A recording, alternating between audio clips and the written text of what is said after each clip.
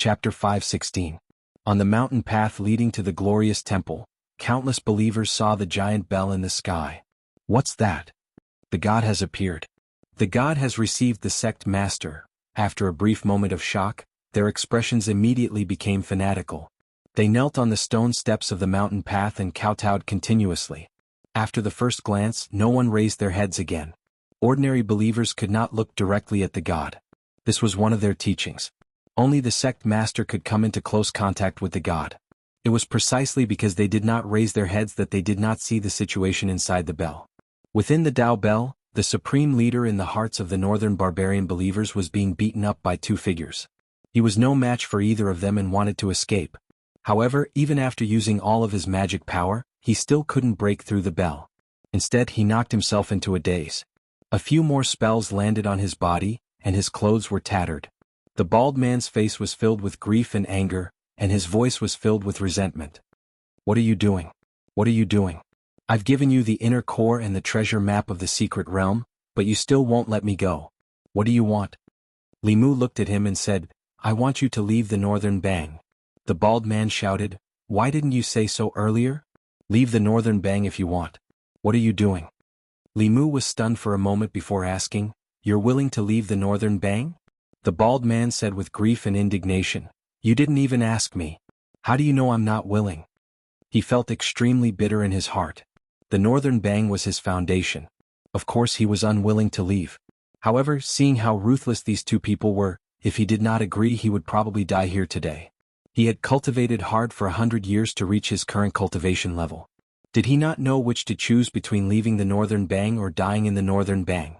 At this moment, Zhou Zhong, who was beside Li Mu, said, "This person's psychokinesis is extremely strong. He must have a great influence here. Instead of chasing him away, why not keep him and provide us with help?" Li Mu glanced at the bald man and said, "This person is too strong. If we keep him, we have to be wary of him. Why don't we just kill him?" The bald man's eyelids twitched violently. He immediately spoke in standard Great Zhou Mandarin, "There are believers of my sect in the entire northern state.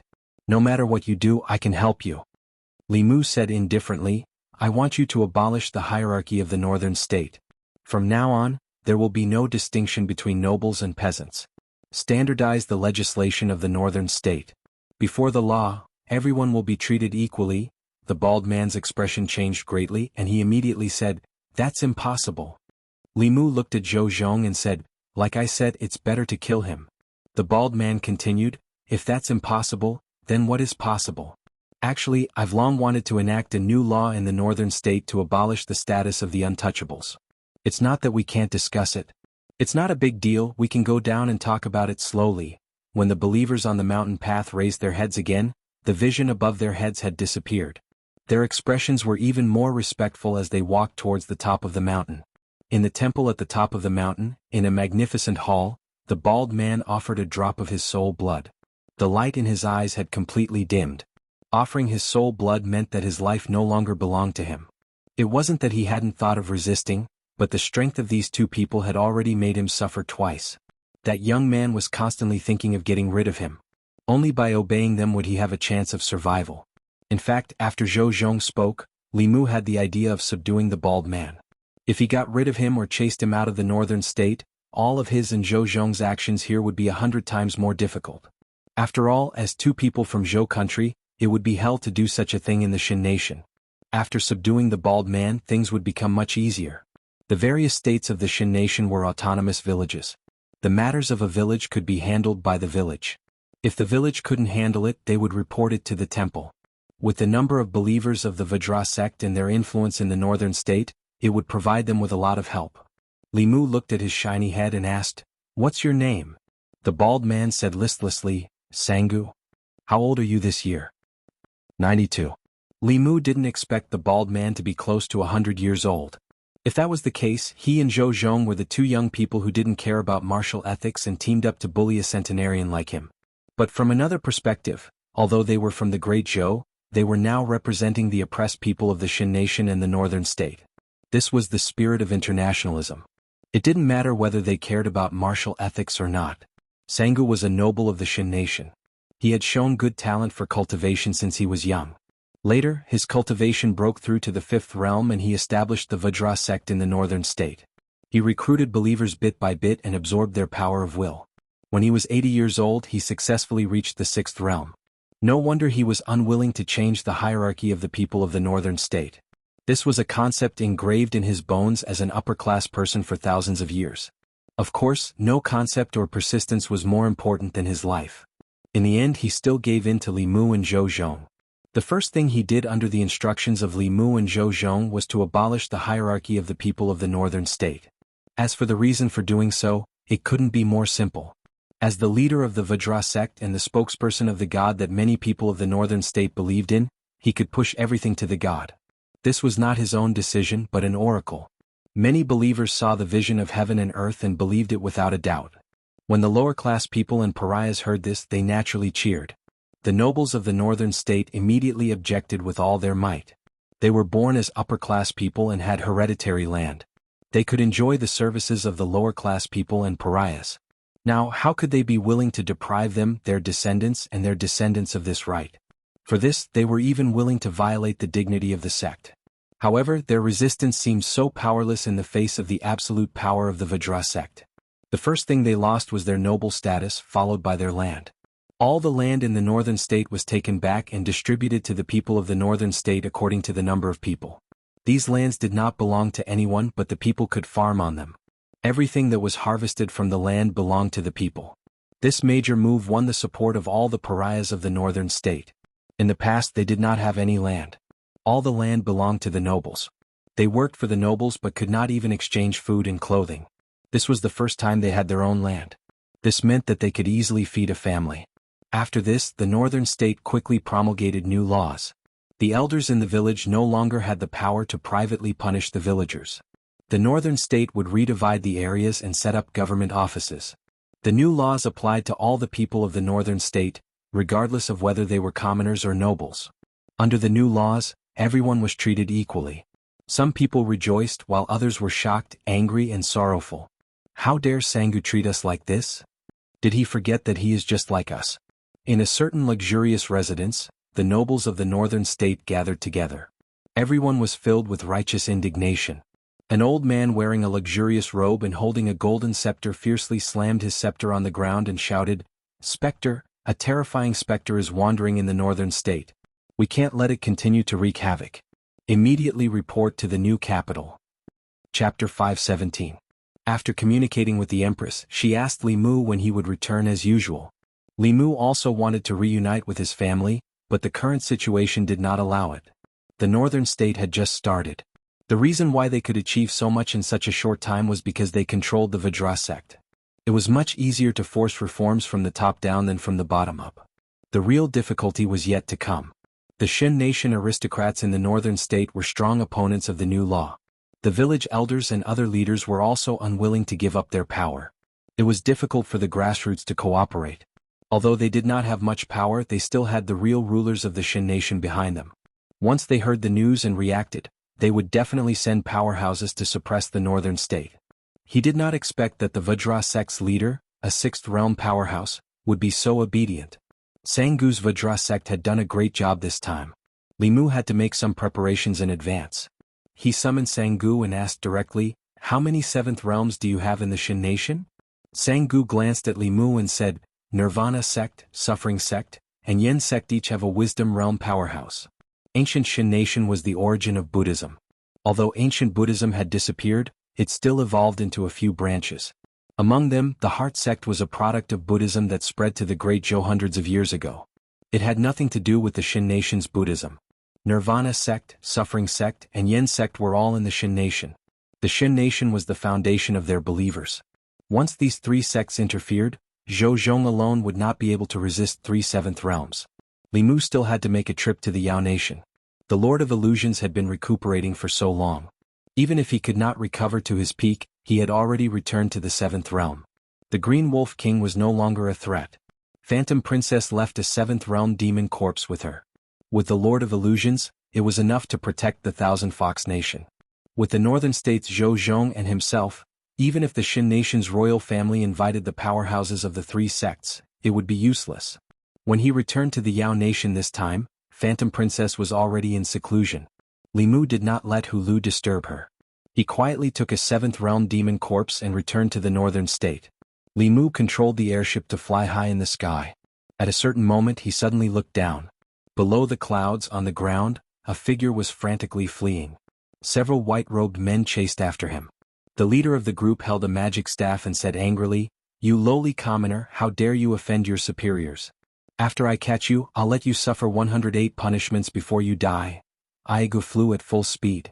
His spiritual power was almost exhausted. He wanted to live a good life with Alicia, but when he and Alicia went to the market to buy groceries, Alicia caught the eye of an aristocrat. After a conflict with the aristocrat, he seriously injured the aristocrat's entourage, angering the family behind the aristocrat, and was chased by several priests of the family. Under the teachings of his benefactor, Aragu had already started cultivating. However, he did not know many spells and was no match for these people. He could only flee helplessly. He hadn't been cultivating for long, so his flying speed was far slower than the flying carpets under their feet. Soon they caught up with him. Bang!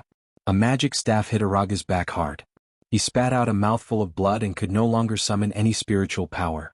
5 white-robed men jumped down from the flying carpets and walked toward him step by step. They mocked, "Lowly commoner, run, keep running." Alicia had already settled Alicia.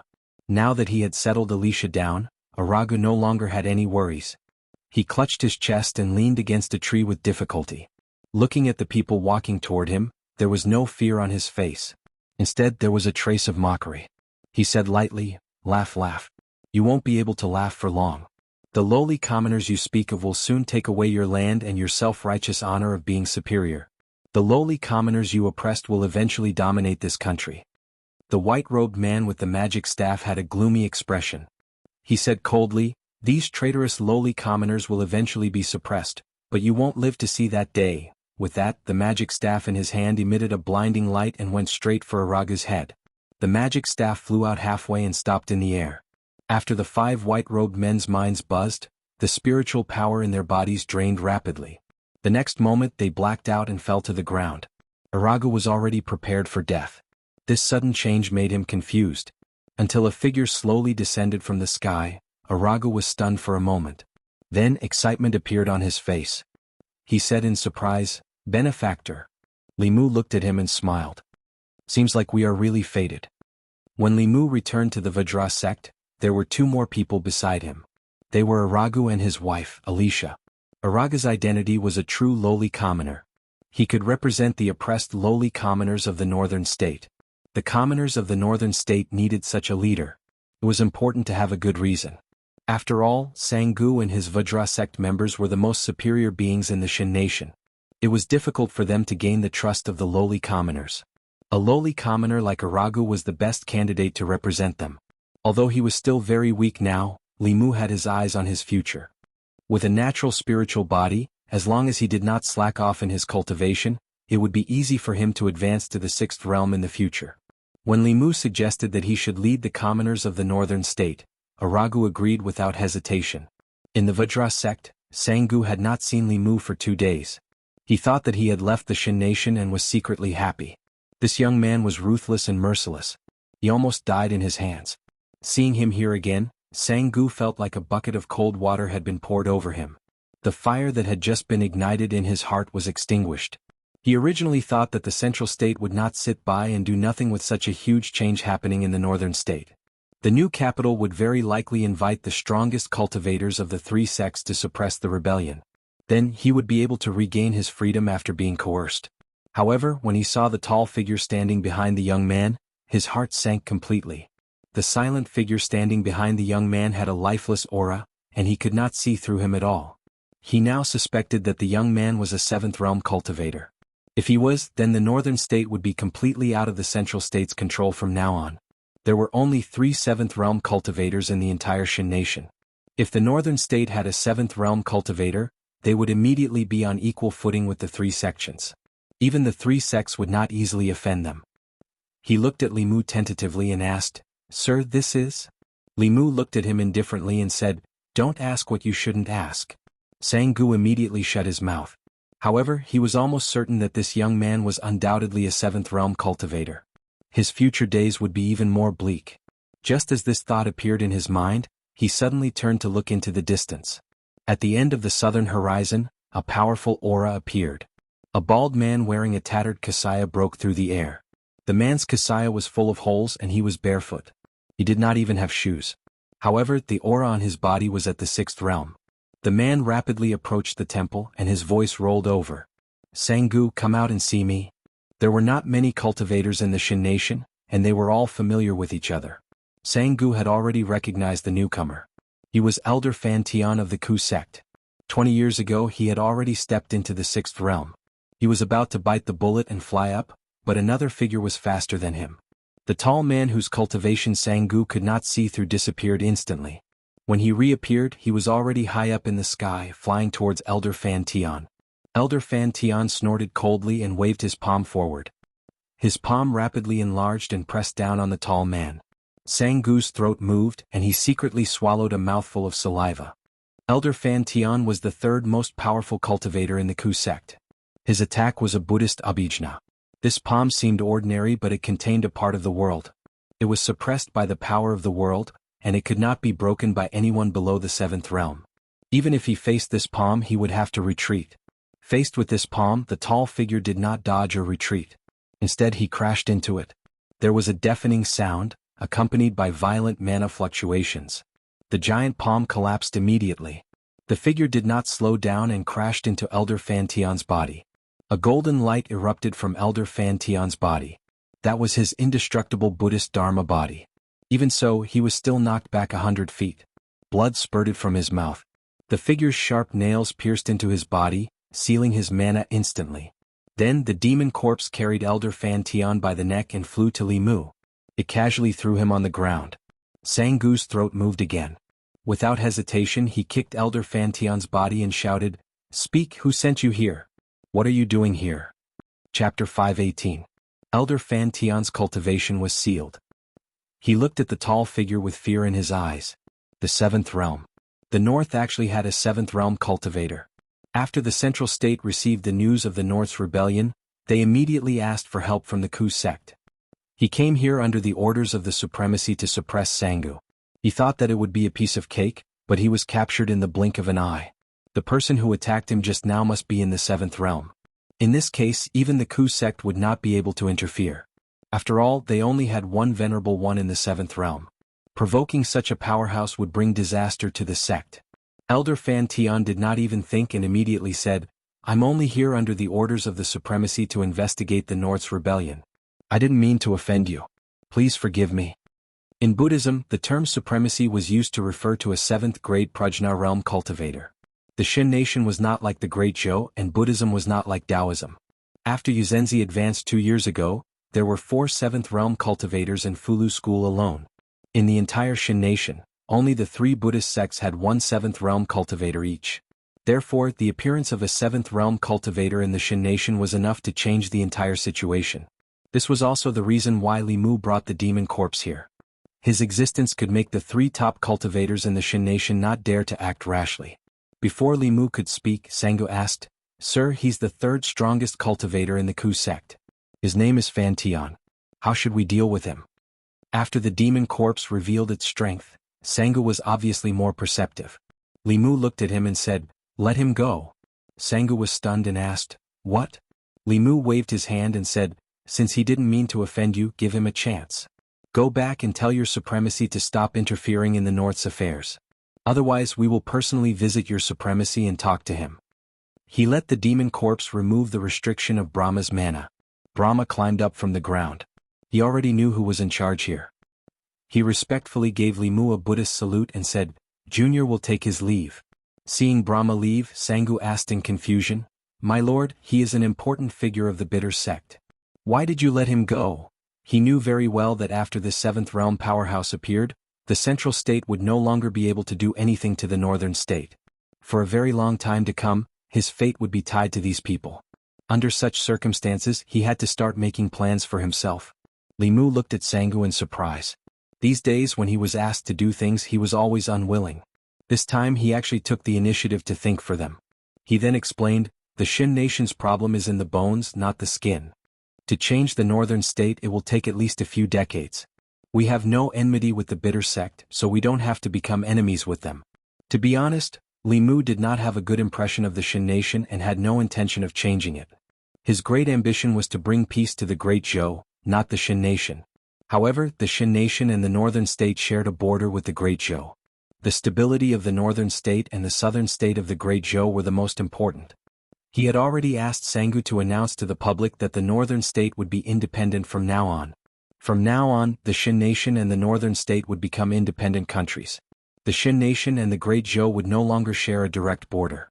The soldiers of the southern army could also live a peaceful and stable life. Since Li Mu had already spoken, Sangu could not say anything else. He inadvertently glanced behind Li Mu and realized that a young man behind him was looking at Li Mu with an extremely respectful gaze. From his clothes and skin color, he should be a lowly citizen of the Shin nation. Sangu's gaze moved away from him and quickly returned back. He was shocked. He stepped in front of Aragu and grabbed his wrist. He muttered, "Such a physique, such a physique." Aragu was shocked. At this moment, Sangu spoke urgently, "I am Sangu. Are you willing to acknowledge me as your master?" Everyone in the northern state knew of Sangu's name. He was the belief of the Vajra sect. However, Aragu, whose thoughts had changed, did not respect him. Instead, he was somewhat repulsed. He knelt in front of Li Mu and said, "I want to acknowledge you as my master." Li Mu did not even think about it. He waved his hand and said, "I don't accept disciples. If you are willing, you can acknowledge Sangu as your master. He is more than capable of teaching you." His benefactor was already a godlike existence in his heart. Although he could not acknowledge him as his master, which disappointed Aragu, he did not dare to ask to become his benefactor's disciple. He knelt in front of Sangu and said, "Greetings, master." Everything he had experienced made him understand that he had to have enough strength to protect himself and his loved ones. Only then could he do what he wanted to do. Sangu looked at Li Mu gratefully. Li Mu turned and walked out of the hall. Sangu did not have much lifespan left. To them, no matter how powerful they were when they were alive, it was inevitable that they would return to dust after their lifespan was exhausted. When there was no hope of breaking through in their later years, many people's greatest wish was to find a disciple to pass on their lifelong knowledge. With Araga's physique, even a 7th-level cultivator would not be able to resist snatching him, let alone a 6th-level cultivator. It was good to have a cultivator like Sangu teach him. It would save him a lot of detours on the path of cultivation. Zhou Zhong walked over from afar and said, "I'm not used to the Vajra sect's people. When you return to Shin, do transfer Wei Peng over." Li Mu nodded and said, "There's no need to return to Shindu. I can do it now." He took out the spirit snail. After dialing, a sweet voice came from the spirit snail. "Daddy, when are you coming back?" "Ling misses you," Li Mu smiled and said, "Ling be good. I'll be back soon. Give the spirit snail to your mother. I have something to tell her." Hearing the sound coming from the other side of the spirit snail, Li Mu said, "Your Majesty, when you're free, give a decree to send Wei Peng, the head of the Ministry of Justice, to Shin country's northern state." After talking to the Empress and chatting for a while, Li Mu put away the spirit snail. However, he noticed that Zhou Zhong was looking at him strangely. Li Mu asked, "What are you looking at?" Zhou Zhong shook his head and said, "Nothing, Your Majesty." Shin country, central state. On a flattened mountaintop, there was a group of magnificent temples that occupied a large area. On the top floor of the tallest pagoda in the group of temples, Brahma put his hands together and said, "Venerable One, this is what happened. If it wasn't for the mercy of that senior, I would have passed away." An old monk sitting cross-legged on a lotus throne with his eyebrows hanging down to his chest slowly opened his eyes and said, "Our foundation isn't in Northern State. Since that's the case, we don't have to care about Northern State anymore." The Ku sect only had one Venerable One and couldn't afford to offend a 7th realm cultivator. There was no need to offend a 7th realm cultivator for the imperial court. Brahma asked, "If that's the case, how do we explain it to the imperial court?" The old monk said, "Tell them the truth." Brahma bowed and said, "As you wish." Shin country, central state, new capital. In the palace hall, the young emperor of Shin country gathered the important officials to discuss the rebellion in northern state. "Your Majesty, don't worry. Elder Brahma has already gone to northern state. I believe the rebellion will be quelled soon. Although I don't know what's wrong with Sangu, he's definitely no match for Elder Brahma. With Elder Fantian here, nothing will happen." While everyone was discussing enthusiastically, an official stumbled in from outside and shouted, "Your Majesty, it's bad. Northern State has sent an urgent message. Northern state has declared independence. Preposterous. The emperor of Shin country was furious. He pulled out the sword that symbolized power from his waist and pointed to the north. He said, "Send troops, we must send troops. Gather the defense forces and send troops to northern state immediately." An official advised, "Your Majesty, please calm down. Elder Brahma hasn't returned yet. Perhaps the rebellion in northern state has been quelled." As soon as he said that, another official hurriedly ran in from outside and said while panting, "Your Majesty, news from the Ku sect. Elder Brahma has returned. The Venerable One has passed down a decree that the Ku sect will no longer interfere in northern states' affairs." An official asked in shock, "Why? Could it be that even Elder Brahma can't quell the rebellion?" "Even if Elder Brahma can't, the Venerable One doesn't have to give such a decree." The Emperor of Shin country was even angrier. He clenched the sword in his hand and said in a deep voice, "Send troops." The official hurriedly said, "Your Majesty, you can't. Elder Brahma said that there's a seventh realm powerhouse behind Sanghu. Even the Ku sect doesn't want to provoke him." The expression on the Shin Emperor's face froze. After he regained his senses, he loosened his grip on the sword and put it away. He used his sleeve to gently wipe the blade and said in a low voice, "It's not good to send troops. It's just one northern state. Our Shin dynasty has more than 20 states. It doesn't matter if there's one more northern state or one less northern state. Don't you think?" Chapter 519. Your Majesty is wise.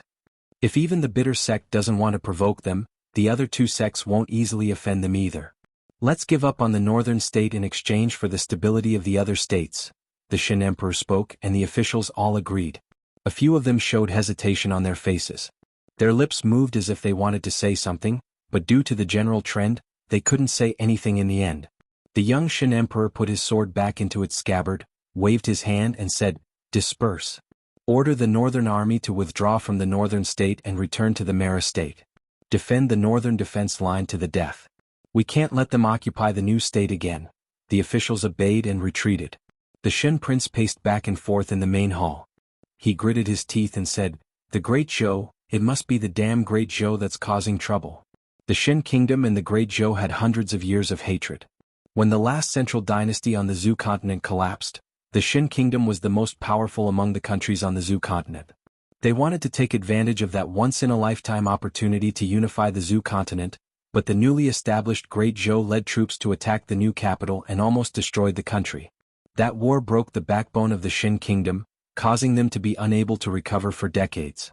This was the eternal pain in the hearts of every Shin kingdom citizen and every Shin royal family member. The dying dream of the previous emperors was to conquer the Great Zhou dynasty and unify the ancestral continent. They originally had this opportunity, but the Shao royal family had already decayed to the extreme in the past few years. The Shin kingdom had secretly prepared for this, and then that woman ascended to the throne. She used 5 years to lead the Great Zhou back to its peak, causing the Shin kingdom's decades of preparation to go up in smoke. The Shin emperor took a deep breath and squeezed out a voice from between his teeth.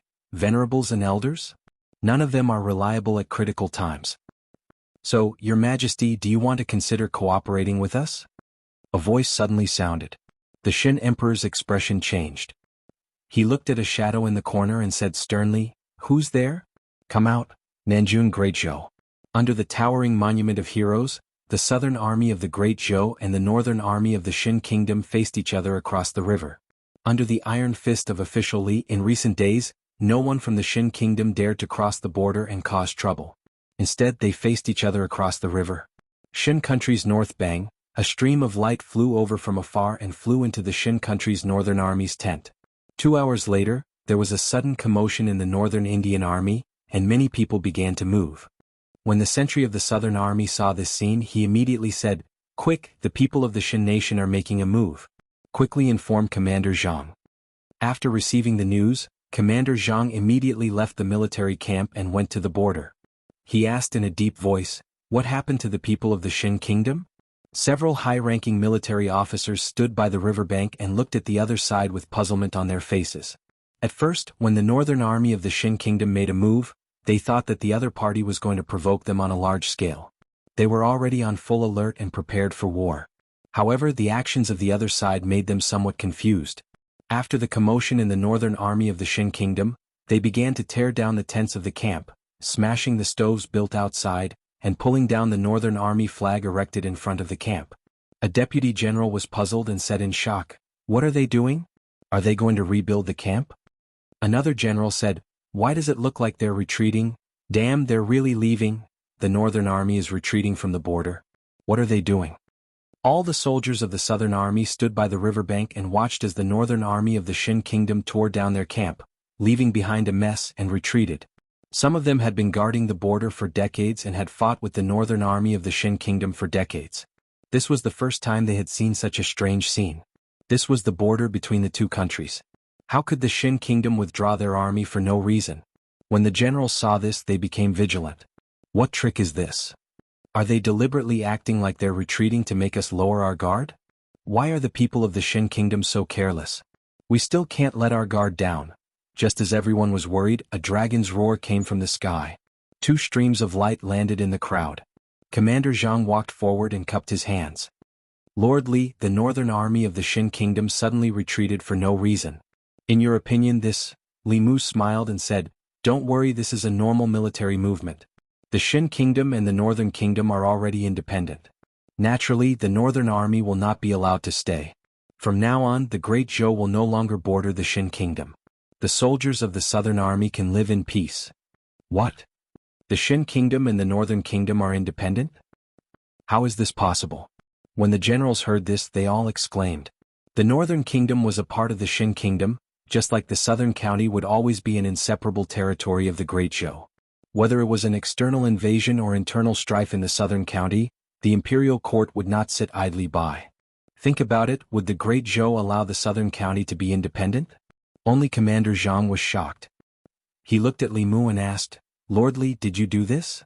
Li Mu waved his hand and said, "I only did a little work. It's not worth mentioning." "All right, I'll have to trouble Commander Zhang to go to the county office and let them tell the public about this matter so that the people of the Southern County can rest assured." Commander Zhang came back to his senses after a long time. He cupped his hands and bowed deeply to Li Mu. He said, "I admire Lord Li from the bottom of my heart. The people of the Shin Kingdom provoked the Great Zhou at the border of the Northern Kingdom.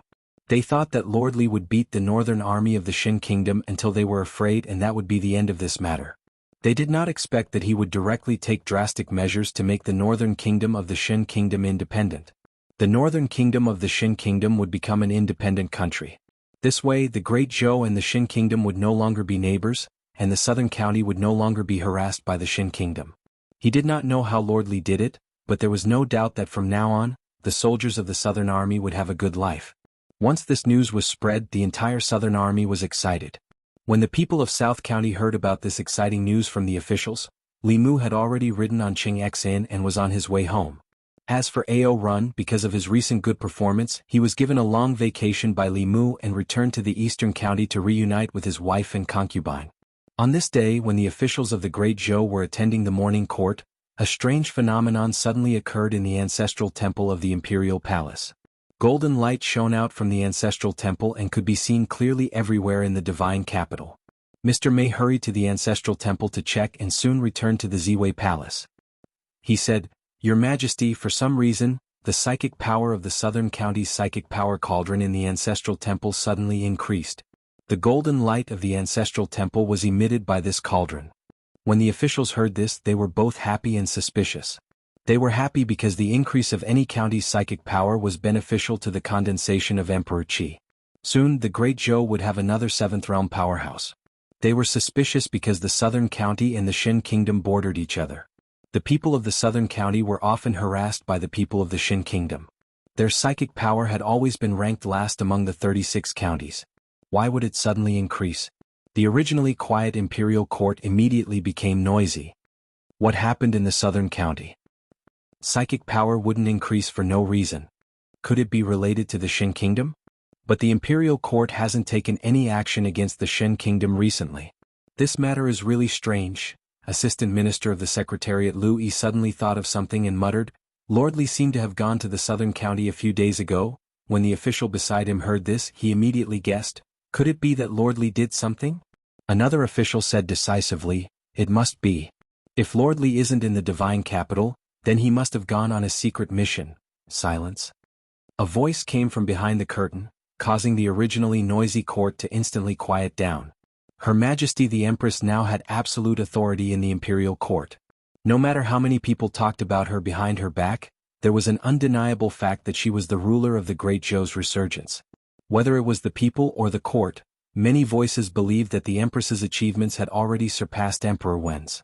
Behind the curtain, Zhou Yi said calmly, "The increase in psychic power in the southern county might be because of the independence of the Shin Kingdom and the northern Bang.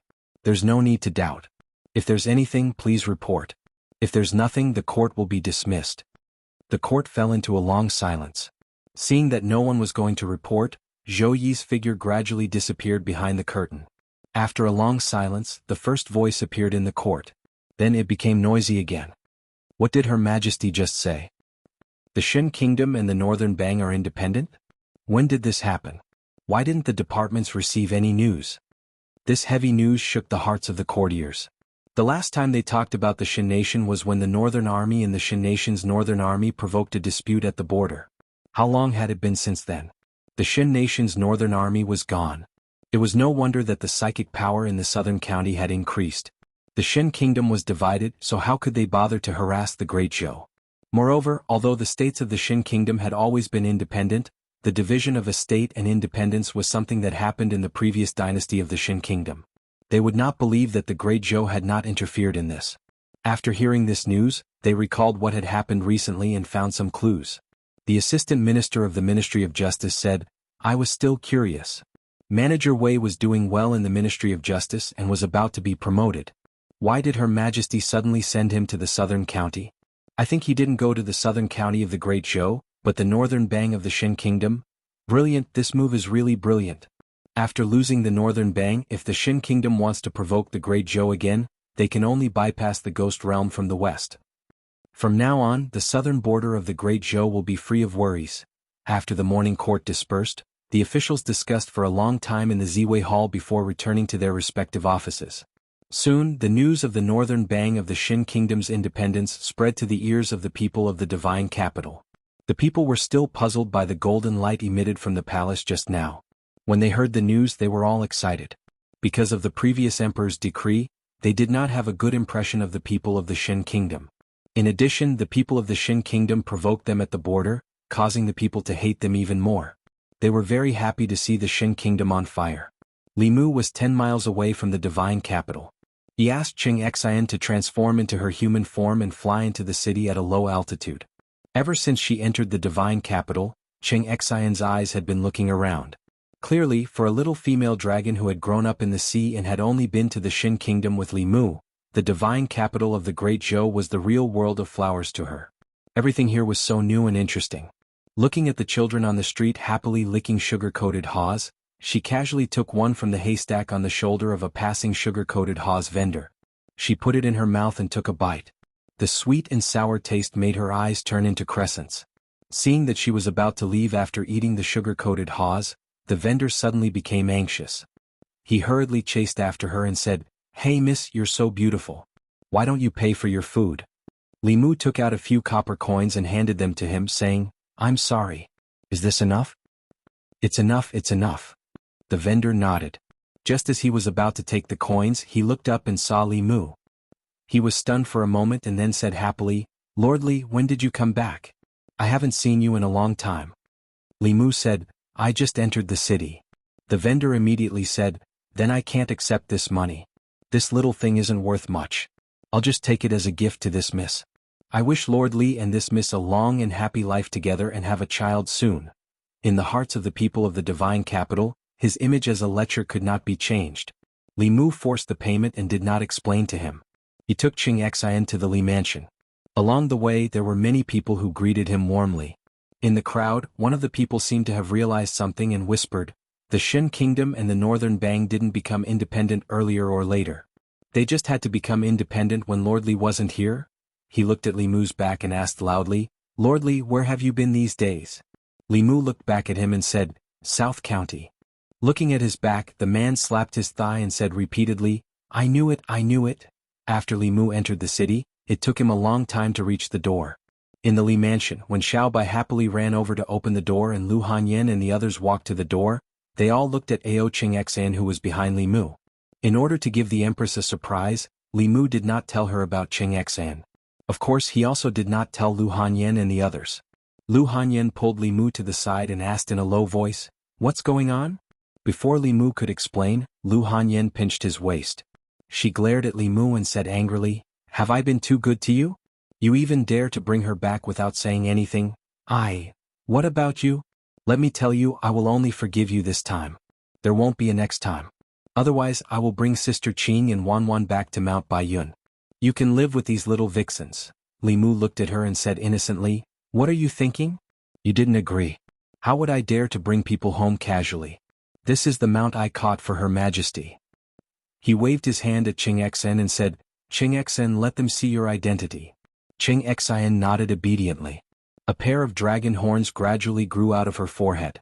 Xiao Bai grabbed Li Mu's arm and subconsciously hid behind him. The pressure of the dragon clan made her, who only had a trace of the heavenly fox bloodline, naturally feel afraid. As the top race on the continent, Lu Hanyan and the others had never seen the dragon clan before. They surrounded Qing Xan and sized her up, making her feel very uncomfortable. However, after secretly glancing at Li Mu, no matter how uncomfortable she was, she could only endure it. There was a fluctuation in the space in the courtyard. The Empress slowly appeared with Zhongling in her arms. "Father?" When Zhongling saw Li Mu, she immediately flew over happily. Li Mu held her in his arms and walked to the Empress's side. He looked at Qing Xen and said, "Your Majesty, this is the mount that I promised you. This dragon has committed a crime in the South County. I punish her to be your mount for 3 years." Ao Qing Xen looked at the woman in front of her and finally knew who her master for the next 3 years would be. Her future master was not only a beautiful young lady, but also a very powerful young lady. She was even more powerful than her father and even her grandfather. In front of such a powerhouse, her pride as a member of the dragon clan quickly dissipated without a trace. Before Li Mu came back, he was worried that Lu Hanyan and Li Qing would be unhappy that he only gave the Empress a mount. Later it turned out that he was thinking too much. If it was just an ordinary gift, they would definitely feel unbalanced in their hearts. However, this was a dragon. Other than the Empress, who else was qualified to find a dragon as a mount? 4 hours later, Li Mu brought the women and the Empress, who had changed her appearance, to walk on the streets of the divine capital. Ao Qing Xan followed behind the Empress step by step, looking like a competent follower.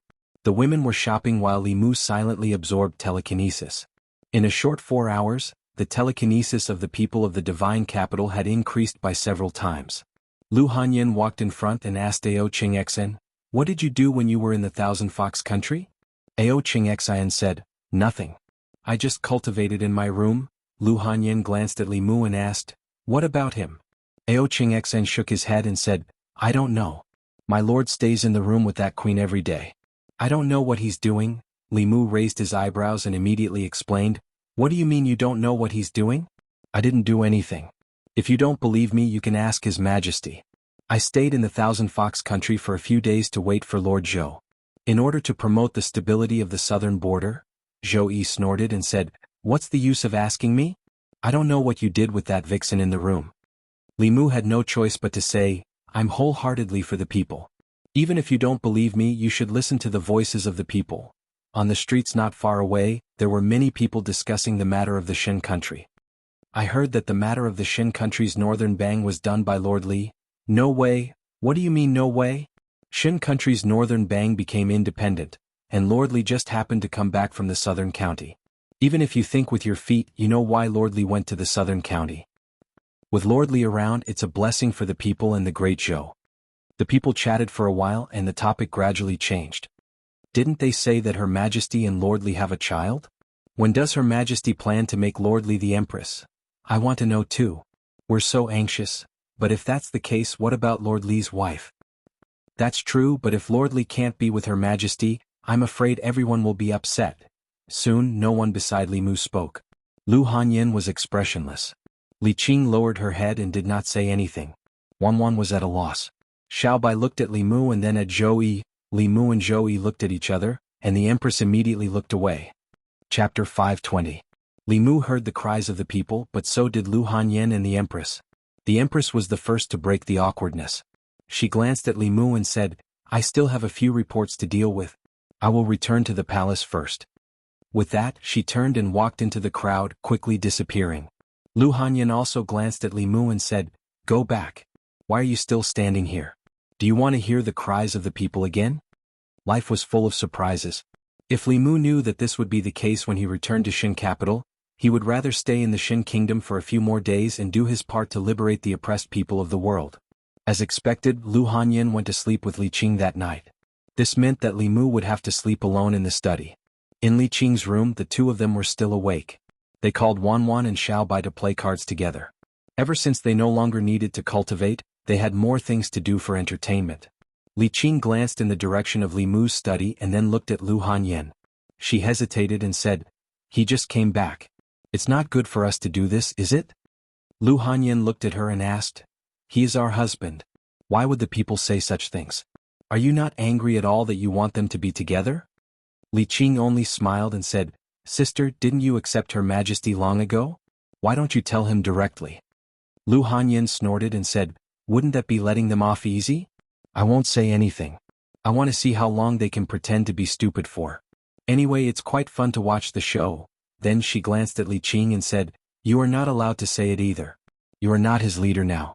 Don't try to protect him every time." Li Qing could only nod. Lu Hanyan then looked at Xiaobai and Wanwan. The two girls immediately promised. Li Mu was lying on the bed in the study. He had a lot on his mind and couldn't fall asleep. Suddenly he heard a creak in his ear.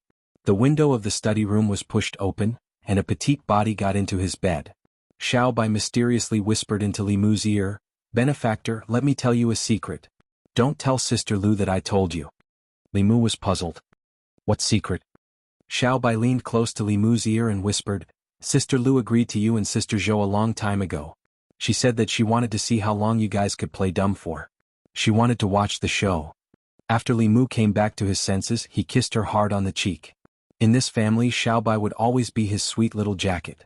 Although Lu Hanyan had expressed such thoughts several times as the first wife of the Li family, if she didn't make it clear, no one would dare to act blindly without thinking.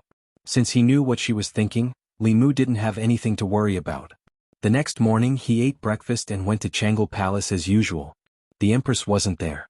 Only Mr. Mei was. Li Mu asked casually, "Where's Her Majesty?" Mr. Mei said, "She's admiring the flowers in the Imperial Garden." "Why are you looking for Her Majesty?" Li Mu sat behind the table stacked with memorials and said, "Nothing. I'm starting to get busy." Mr. Mei left Changle Palace and went to the Imperial Garden.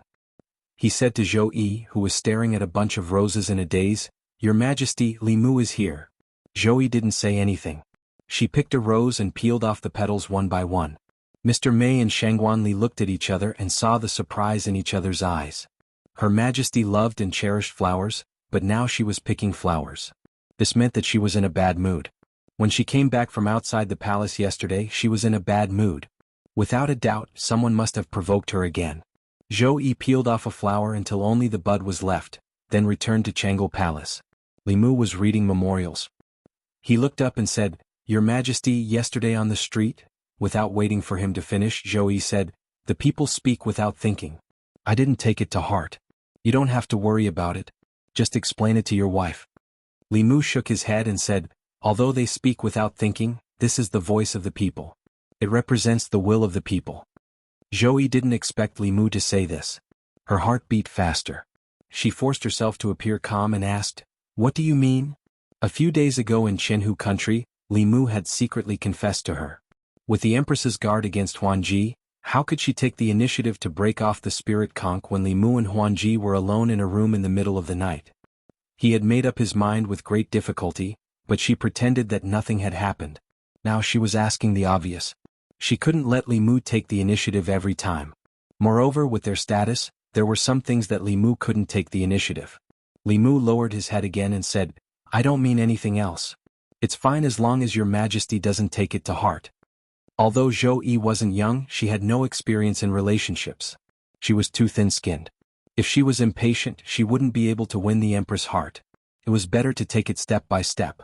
Li Mu read a few more memorials. Then he rubbed the space between his eyebrows and rested on the table. Zhou Yi leaned absent-mindedly on the dragon throne. Her mind was in a mess. She inadvertently glanced at Li Mu. She discovered that he was smiling even as he slept. She didn't know what he was dreaming about. She was a bit angry. Her heart was complicated, but he was sleeping soundly. She looked left and right. Seeing that there was no one around, she secretly made a hand seal. Suddenly, an image appeared before her eyes. This was Li Mu's dream that she had seen through the dream peeping technique. Zhou Yi pursed her lips. I want to see what you're dreaming about. She was very familiar with the place in the image. It was her imperial garden. In the midst of the flowers, Li Mu was holding a woman's hand. They were admiring the flowers. He dared to take another woman to her imperial garden in his dream. Zhou Yi was angry. She was about to disturb Li Mu's beautiful dream. However, when she looked up and saw the woman's face, her body couldn't help but tremble. The woman Li Mu was holding hands with in the imperial garden in his dream was none other than herself. The anger in Zhou Qiong's heart instantly disappeared without a trace. His eyes were filled with joy and anticipation as he stared at the scene in the sky. Even his breathing slowed down. At this time, the sound of footsteps came from outside Chang'e Palace. Mr. Mei and Shangguanli walked in. Zhou Yi immediately dispelled the image and sat up straight. However, her eyes swept over Li Mu from time to time. She was extremely curious about what he was dreaming about. Mr. Mei and Shangguanli walked into Chang'e Palace. The sound of footsteps suddenly woke Li Mu up.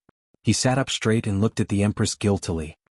He was about to continue reading when Zhou Yi suddenly asked, I saw that you were sleeping soundly. What did you dream about? Li Mu shook his head and said, I didn't dream about anything. Mr. Mei glanced at him and said, Ali and I were standing outside the hall. We saw you smiling. How could you say you didn't dream about anything? Li Mu smiled embarrassedly and said, I dreamed about my wife. Zhou Yi's face turned red for no reason. She quickly returned to normal and said, Chang'e Palace is stuffy. Come with me to the Imperial Garden. Ali Mei Wei, you two stay here and tidy up. Li Mu stood up and said, As you wish. Shangguanli took a few deep breaths as she tidied up the Imperial desk. She asked, Is it stuffy here? And His Majesty just came back from the Imperial Garden? Mr. Mei glanced at her and said, Hurry up and do your work. Why do you have so many questions? In the Imperial Garden, Zhou Yi walked in front. She was in a good mood and had a smile on her face. Li Mu followed behind her with a faint smile on his face. Chapter 521. In the inner mansion department, Shangguanli and Mr. Mei each came out with a box of high-quality incense. Shangguanli was puzzled. That's strange. When did Her Majesty like to use incense? Didn't she hate these things before? She said that this kind of fragrance makes it difficult to concentrate and makes one sleepy. Mr. Mei shrugged and said, It's not just Her Majesty who is strange. Li Mu has already treated Chang'e Palace as his sleeping place. He doesn't read many reports every day and has to lie down and sleep for at least 4 hours. It seems that having too many women at home isn't always a good thing. Chang'e Palace. Several burners of incense were burning. Aoi Sin leaned against a pillar and dozed off. There was a trace of crystal at the corner of her mouth and a happy smile on her face. The fate of being someone's mount was completely different from what she had imagined. She thought that she would be ridden every day in the future, going through wind and rain, waking up early and sleeping late. She didn't expect that the life of a mount would be to live in a large and luxurious palace. She had nothing to do every day except wait for 3 meals in the morning, afternoon, and evening. There were countless delicious dishes here, unlike the Dragon Palace where there were only lobsters and abalones. She had long been tired of eating them. Opposite Aoi Sin, Li Mu lay on the table and continued to weave his dream. With the Empress peeping from outside, he didn't dare to have any adult scenes in his dream, but occasionally holding hands and hugging was still okay. Although his relationship with the Empress hadn't developed further in reality, in the long run, it could always melt the defenses in her heart. On the dragon throne, Zhou Yi was holding a book upside down. The content of the book wasn't words but a dynamic scene. She used the book to cover it so that only she could see it. In the scene, Li Mu was planting vegetables on the grassland beside the lake. In the flower field not far away, another Zhou Yi was holding a pair of scissors and trimming the flowers. Leaning on the dragon throne, Zhou Yi's face was hidden behind the pages of the book. A look of longing appeared on her face. This was the life she longed for. Was this Li Mu's plan for the future? A possibility suddenly appeared in her mind. What would she do if Li Mu told her what he thought? She had never experienced such a thing before. Just thinking about it made her feel a little helpless. These past few days she had fantasized countless times. If there really was such a day they could confess their feelings to each other, how would they get along in the future? Her heart was nervous and expectant. When Li Mu got up from the table and looked at Zhou Yi, she immediately put down the book in her hand and hurriedly stood up. She said, I'm going to the Imperial Garden alone to relax. Don't follow me? Of course, Li Mu knew that if no one wanted to follow them, it meant that he shouldn't. The Empress was really too much. When it came to relationships, she was so hesitant and wishy-washy. She was not straightforward and decisive at all. He had already made it so obvious in his dream, but she still pretended to be confused until the end. He was the Empress. Could it be that he should be the first to speak about this kind of thing? Ao Run had said something that was right. If you liked someone, you should fight for it. Only by fighting for it would you have a chance. The Empress obviously didn't take this advice to heart. However, this kind of thing couldn't be rushed. Li Mu planned to take a few days off and give her the cold shoulder first. He would see if she was anxious when the time came. He wasn't in a hurry to woo the Empress. The matters at home were more troublesome. He had already slept in the study for several days. As the first wife of the Li family, Lu Hanyin was very dissatisfied with the voices of the common people.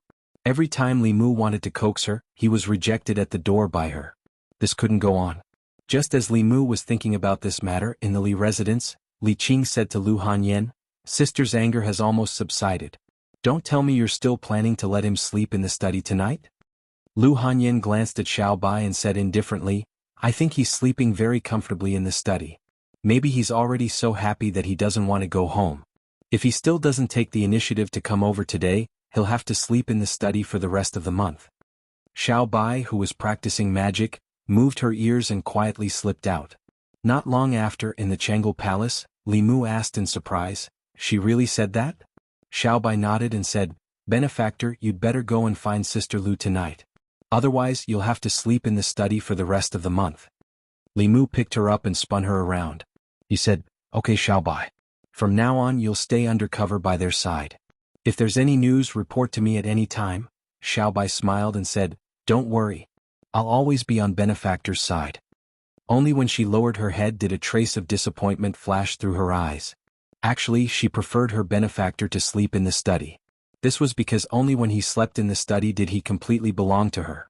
However, she also knew that her benefactor didn't belong to her alone. As long as the other two sisters were happy and her benefactor was happy, she would also be happy. It was nighttime.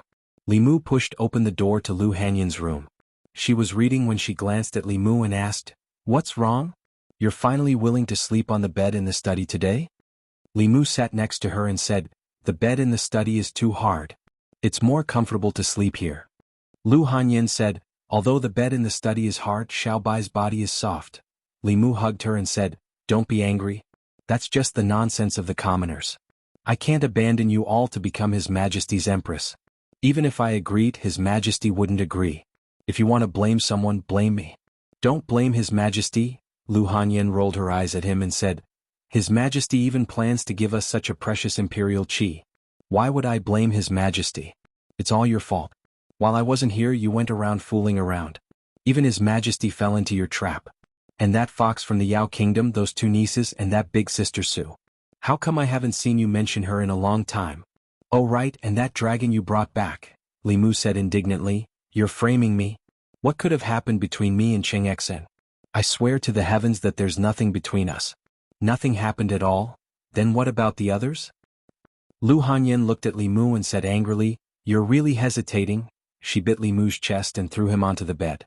Not long after, the candlelight in the room flickered violently and finally went out. The next day, noon. In Chang'e Palace, Zhou Yi sat on the dragon throne and looked outside countless times. Finally, she couldn't help but ask, When Li Mu left yesterday, did he say anything? Mr. Mei said, No, but he hasn't come yet. He probably won't come in the morning. Zhou Yi stood up and planned to go to the Li residence, but she quickly sat down again. Because of what happened on the streets of Chengdu last time, she didn't know how to face Lu Hanyin. After thinking about it, she dismissed the idea of going to the Li residence.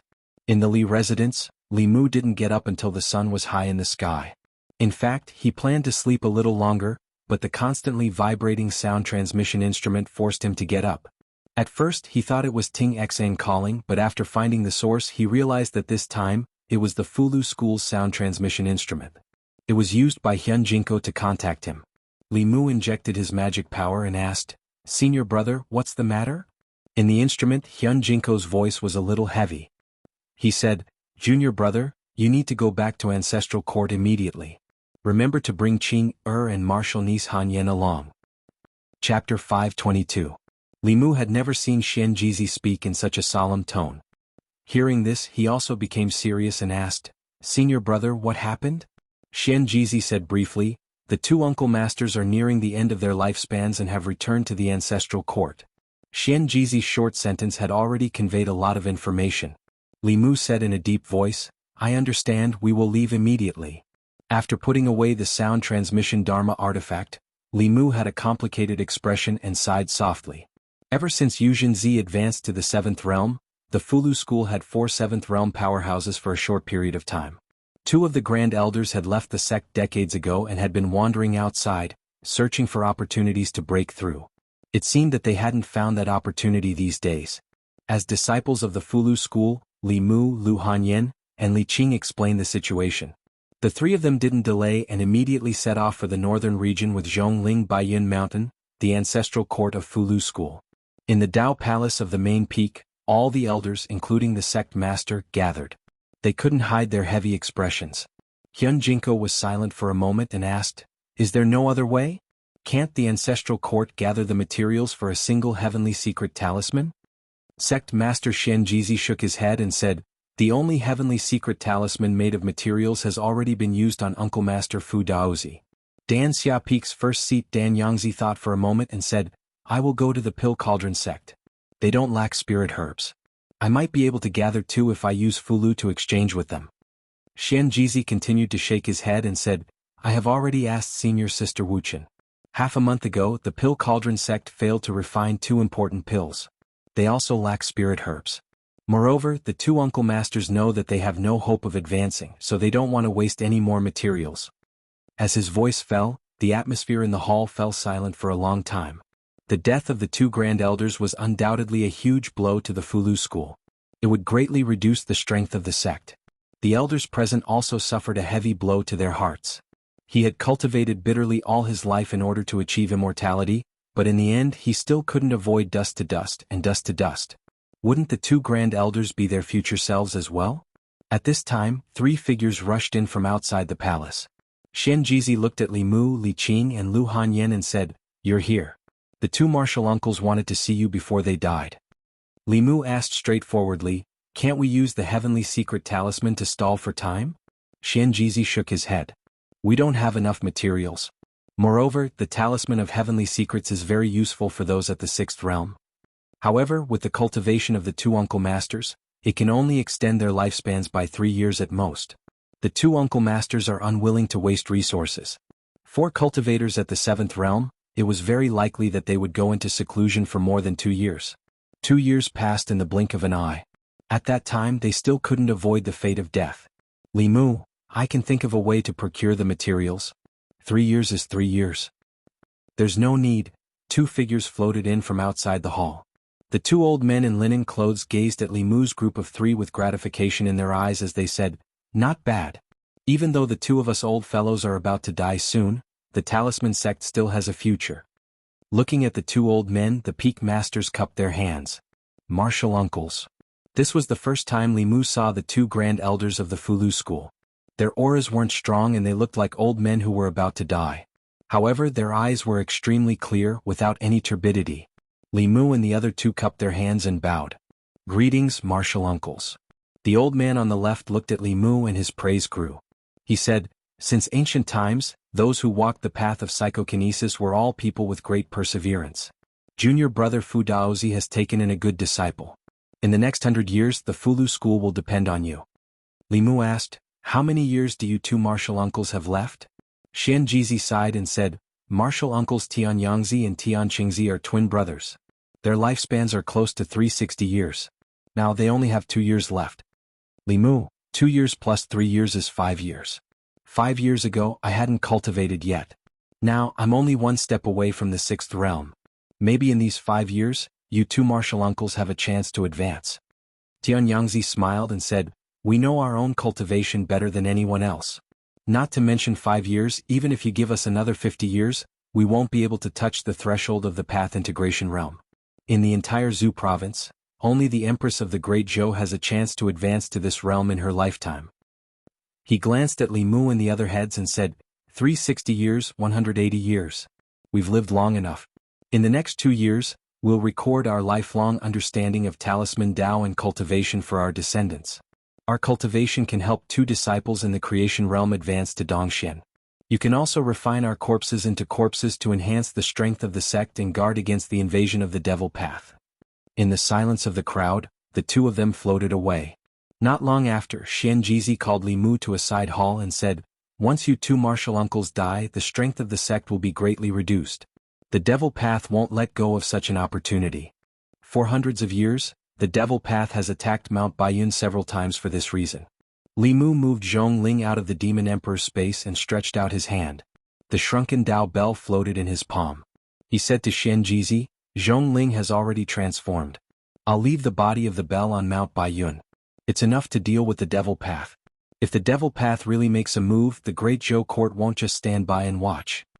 Xianjizi shook his head and said, "Uncle Masters, you still have 2 years left in your lifespan. Keep junior brother Dao Zhong to protect yourself first. Your safety is more important. I summoned you back to the mountain this time for another important matter."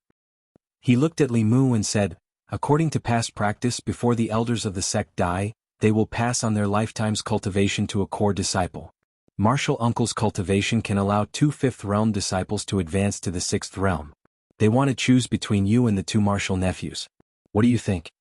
For a large sect, this was a very important inheritance. Before the sect's experts died, they would leave everything to the younger disciples. This was to preserve the sect's strength to the greatest extent and ensure that the inheritance would not be severed. Li Mu didn't answer. He only said, "Let's use the Tianji talisman to extend the lifespan of martial uncles for as long as possible. What if a miracle happens during this period?" Xianjizi sighed and said, "The sect's resources are already not enough to write a saint-level Fulu." Li Mu said, "Senior martial brother, you don't have to worry about the materials. I'll take care of it." Xianjizi asked, "How can you take care of it?" Saint-level Fulu was extremely precious. Even with the entire Fulu school's resources, it was still difficult to gather them. How could he compare to the entire Fulu school by himself? Li Mu took out the spirit snail and inserted his magic power. Before he could speak, the Empress's voice came from the other side. "Where have you been? You haven't come to Changle Palace for 2 days. You didn't even say hello." Li Mu said, "Something urgent happened in the sect. I brought my wife to Mount Baiyun." Zhou asked, "When will you be back?" Li Mu said, "I'm not sure at the moment. There's something I'd like to ask for your Majesty's help with." Zhou said, "What is it? Speak." Li Mu said straightforwardly, "There are 2 grand elders in the sect who are nearing the end of their lifespan. I'd like to refine 2 Tianji talismans." Before he could finish, Zhou said, "The Imperial Court probably only has enough materials for 1 Tianji talisman. I'll have the apricot guard send it to you immediately." Hearing the urgency of the situation, the Empress hung up the spirit snail and prepared the materials Li Mu needed. Beside Li Mu, Xianjizi opened his mouth and said, "That's rude of me. I haven't thanked your Majesty yet." Li Mu waved his hand and said, "We're family. There's no need to thank me." Xianjizi pondered for a while but still couldn't understand what Li Mu meant by family.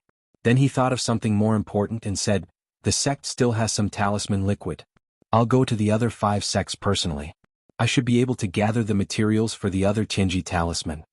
Li Mu shook his head and said, "There's no need. We don't need to ask outsiders for help." He took out another talisman and inserted his magic power. Soon, Phantom Princess's voice came from it. "The sun has risen from the west. You're actually looking for me?" Li Mu said embarrassedly, "I have something I need your help with.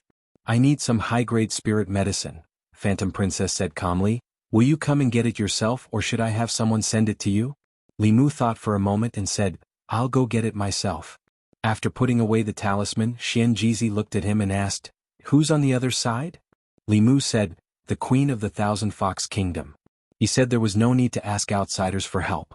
Xianjizi thought for a moment and asked with uncertainty, "The Queen of the Thousand Fox Kingdom is your wife?" Chapter 523. After thinking for a long time, Xianjizi looked at Li Mu and said solemnly, "How about I give up my position earlier? I believe that under your leadership, Lu School will become better and better." Li Mu waved his hand and said, "My cultivation is low and not enough to convince the others. Senior brother, you should be the headmaster for now." As a member of the Lu School, The Lu school had treated him well and had even given him the treasure of the school. Even if he had to spend a lot of precious resources and could only help the two Taishang elders live for another 3 years, Li Mu would not hesitate. Although asking the Empress and Phantom Princess for help was a bit of a freeloader, if the Empress was willing, Li Mu could be hers and there was no need to be so calculative. As for Phantom Princess, Li Mu had helped her so many times, so it would not be too much for her to help Li Mu once, right? The Empress said that after the materials were gathered, she would have Mr. Mei send it over. Li Mu did not think about it earlier and only now realized that he needed the help of a level 7 primordial spirit to write the Lu. If Mr. Mei sent it over, wouldn't he be possessed by Xian Jizi again? If he had a choice, of course he would want the Empress to possess him. So Li Mu took out the spirit snail again and told the Empress that there was no need to trouble Mr. Mei to make another trip. He would go back to Xin Du to write the talisman himself. Before that, he had to go to the Yao Kingdom. Lu Hanyin and Li Qing stayed in the sect for the time being. Although the Empress had already reserved the Emperor's Qi for them, not everyone could be like the Empress, who could rely on the Emperor's Qi to reach level 7 when they were only level 5. Before her, the Shao royal clan had used large amounts of resources to forcefully push the Emperor or the Crown Prince to the 6th realm for safety reasons. Only then would they begin to inherit the Emperor's Qi. The two Grand Supreme Elders' 7th realm cultivations were so majestic that even if only a tenth of their Qi remained, they could still forcefully push the Creation Realm cultivator to the See-Through realm. In the history of Fulu School, quite a few heads had been promoted this way. Although the two Grand Shang elders had the intention of passing on their power to Lu Hanyin and Li Qing, Li Mu still did his best to do what he should do as a disciple of the Fulu School. The North County was not far from the Demon Nation. After a few hours, Li Mu had already appeared in the Thousand Fox Nation. Phantom Princess had already told Fox 6 to prepare the herbs that Li Mu needed. She asked Li Mu, "Is this enough? If it's not enough, you can go to the treasury and pick." "Enough, enough." Li Mu waved his big sleeve, and the pile of spirit herbs disappeared on the spot. He looked at Illusion Princess and said, "Thank you." Huanji rolled her eyes and said, "Why are you being so polite with me?" Li Mu said, "These things are very important to me. It's all thanks to you. Continue with your work. I'll go back first." Before he could fly up, Illusion Princess grabbed his wrist. She frowned and looked at him. She said, "You want to leave after taking things? How can there be someone like you? Also, it's already dark. Can't you stay for a night before leaving?" Li Mu thought about it carefully and realized that it was not very good for him to do this. After taking such precious things, what was the difference between saying thank you and those scumbags who took a girl's body and ran away? He looked at the completely dark sky and said, "Then I'll sleep for a night." It was Li Mu's room in the harem. Phantom Princess had Fox 6 bring in a few dishes. Li Mu had not eaten all day, but just as he picked up his chopsticks, the Empress's spirit snail vibrated again. Li Mu made a shushing gesture to Phantom Princess and then picked up the spirit snail. The Empress asked from the other side, "Have you eaten?" Just this one sentence showed that their relationship was not the same as before. The Empress used to use the spirit snail to summon him, and she would always find some excuse, such as discussing national affairs or giving advice on cultivation. But now she was so direct. With the Empress's personality, what was the difference between "Have you eaten?" and "I miss you"? It seemed that his strategy for the Empress was starting to work. Li Mu smiled and said, "I'm eating." Phantom Princess suddenly felt that her throat was uncomfortable again. She covered her mouth and coughed a few times. Cough, cough. The Empress's voice changed immediately. "Didn't you say that something happened at Fulu School and you secretly went to see that fox spirit again?" Li Mu explained, "Your Majesty misunderstood. I only came to Thousand Fox Country to get some spirit medicine to make the talisman liquid for the talisman of Tianji. Tomorrow morning I will leave for Shindu." Zhou whispered, "I didn't give you enough. You still need to find that fox." Phantom Princess snorted and said, "Unfortunately I don't have anything here, but I have a lot of spirit medicine. If you don't have any more spirit medicine, come find me." Zhou directly asked Li Mu, "When is that fox leaving? I want to talk to you alone." Phantom Princess said unhappily, "You're the one who interrupted our meal. You should be the one leaving." Li Mu was in a dilemma. He had taken both the Empress and Phantom Princess's gifts, so no matter which one he sided with, he would be letting the other down. He put down his chopsticks and said, "I have been running around for 2 days. I want to rest. Phantom Princess, you can go back first." Her Majesty should rest early too. Phantom Princess heard this and could only leave. After she left, Li Mu took out the spirit snail again and whispered, "Your Majesty." She left. Zhou Yi said unhappily, I told you to stop looking for that fox. You didn't listen to me. She doesn't have good intentions towards you, Li Mu said. Your Majesty, don't worry. I will be careful. Without Phantom Princess's interruption, Li Mu and Queen's conversation became more casual. They talked about how they would live in seclusion in the fields and grow vegetables. At this time, Li Mu did not notice that compared to the last time he slept here, there was an extra decorative clam shell at the head of his bed. At the head of Phantom Princess's bed, there was also a clam shell that looked exactly the same. At this moment she was sitting at the bedside and listening to the sound coming from the clam shell. However, the more she listened, the deeper her frown became. Li Mu and Zhou Qiong had actually decided to grow flowers and vegetables together in the future. What was their relationship? Could it be that Zhou Qiong had already obtained the advantage of being in a favorable position and had gotten Li Mu first? The more she thought about it, the angrier she got. When there was no sound coming from the clam shell, she immediately went back to the harem. Li Mu had just finished chatting with the Empress and was about to eat when Phantom Princess pushed the door open again. The Empress probably wouldn't call again tonight. Li Mu looked at her and asked, Do you want to eat together? Phantom Princess sat down across from Li Mu and asked in a low voice, Tell me honestly, what are your thoughts towards Zhou Yi? Li Mu thought for a long time and didn't plan to lie to her. He said, It's the thought of growing feelings over time. Phantom Princess said angrily, How can you face your wife? Li Mu said, My wife has already agreed. What? Phantom Princess was shocked. Lu Hanyan agreed to the matter between you and Zhou Yi. Is she crazy? Li Mu didn't answer and Phantom Princess didn't need him to answer. She looked at Li Mu and asked, You have feelings for Zhou Yi over time. Then what are your feelings for me? You know that the Heavenly Fox clan will repay kindness, but you are still so good to me. You have given me a favor that I can't repay in my lifetime. What am I in your heart? Phantom Princess's expression was serious. Li Mu couldn't beat around the bush like before. The premise of growing feelings over time was to spend time with her.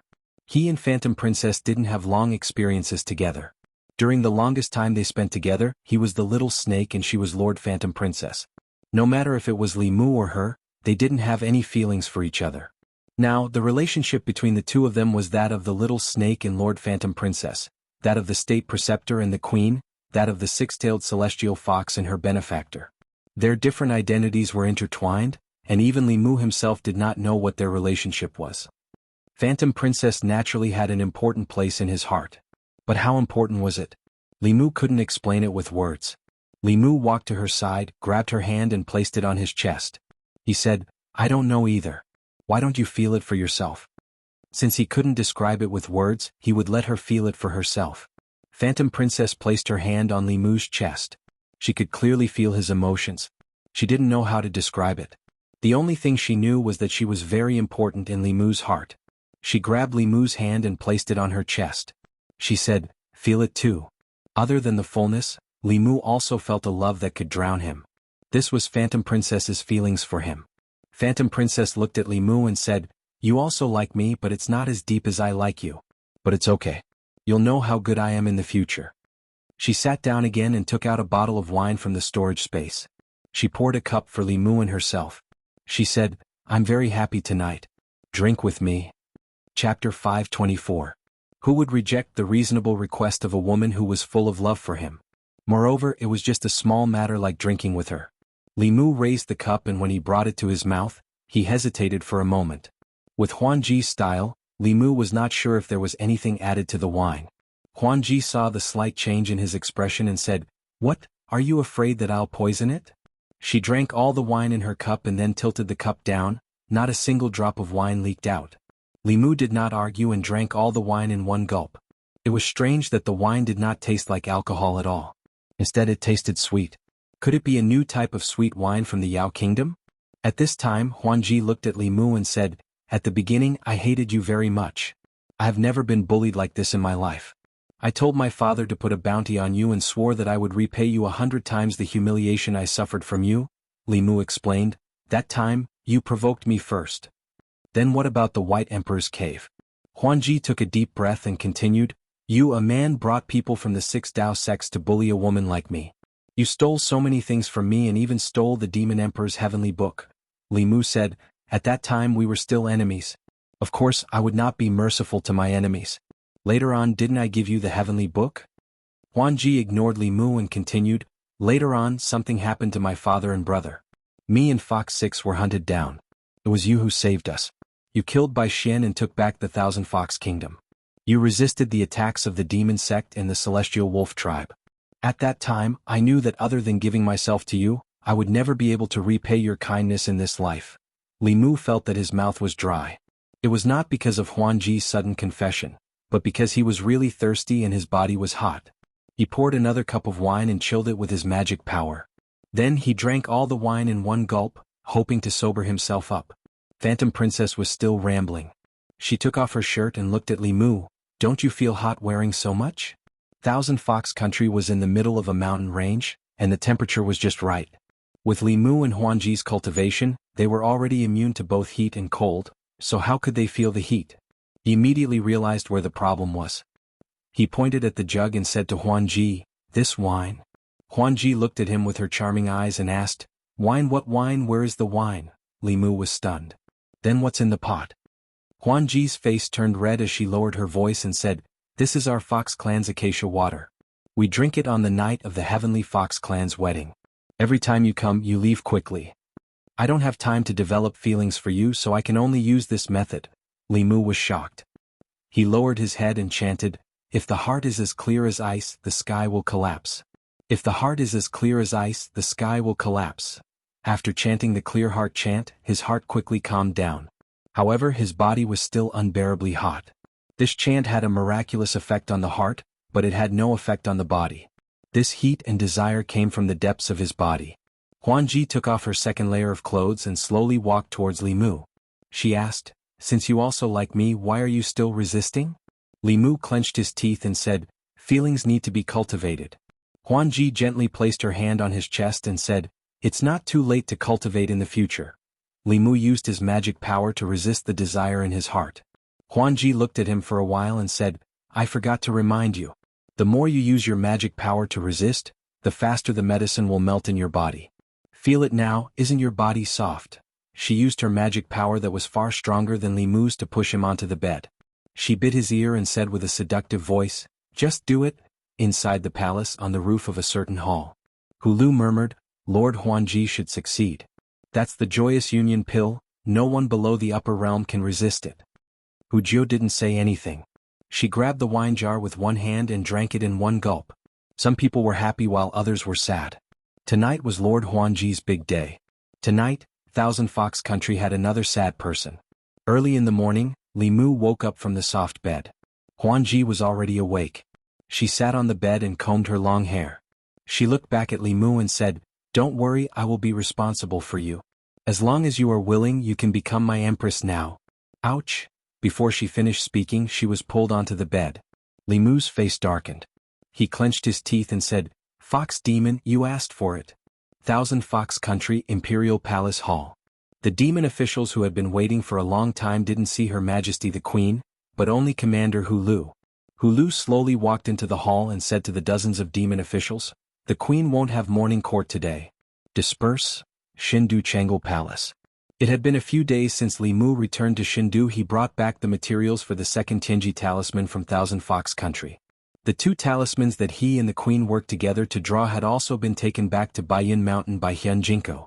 Lu Hanyin and Li Qing hadn't returned yet. Before the two grand elders died, they would pass on their life's knowledge and comprehension to the inner disciples. Other than Li Mu, all the core disciples of Fulu School had been summoned back to the mountain. Li Mu sat below the Empress in his exclusive seat. He had already been reading a memorial for almost an hour. It wasn't that he had encountered a difficult decision, but he still couldn't accept that Huan Ji had forced him to lose his virginity. The Queen had warned him many times to be careful of Huan Ji, but Li Mu didn't take it to heart. It was too late to say anything now. He hadn't made any substantial progress with the Queen, but he had already done it with Huan Ji. Li Mu hadn't told Lu Hanyin and Li Qing about this yet, because it was embarrassing. The biggest problem now wasn't Lu Hanyin and Li Qing. If the Queen knew about this, the consequences would be unimaginable. She and Huan Ji were like fire and water. She would definitely think that Li Mu had betrayed her. Li Mu secretly glanced at the Queen and lowered his head to continue reading the memorial. Zhou Yi also glanced at Li Mu and asked, "How did your cultivation level increase again? Were you Li Mu immediately stood up and said, "I didn't betray your majesty. The Grand Elder of Fulu School imparted his power to me." Zhou Yi finished speaking and looked at Li Mu again. "What did you say you betrayed?" Li Mu slowly sat down and lowered his head. "Nothing." Zhou Yi frowned and said, "I've already noticed.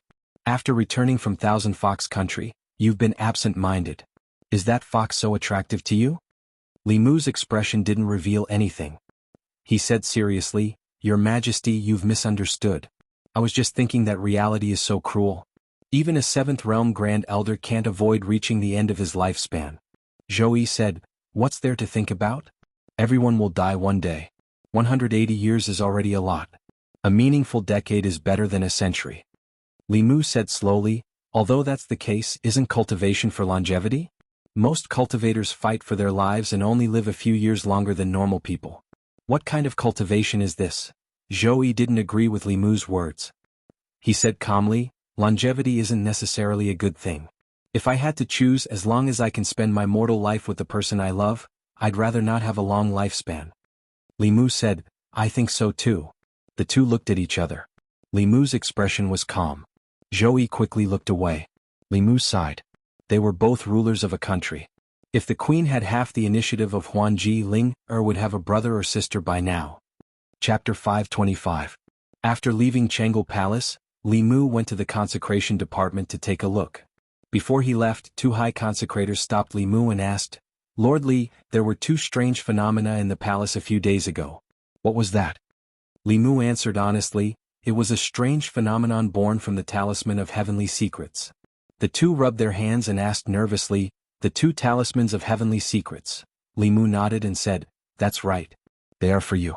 Do a good job here. When the time comes, the two talismans of heavenly secrets will be in your hands."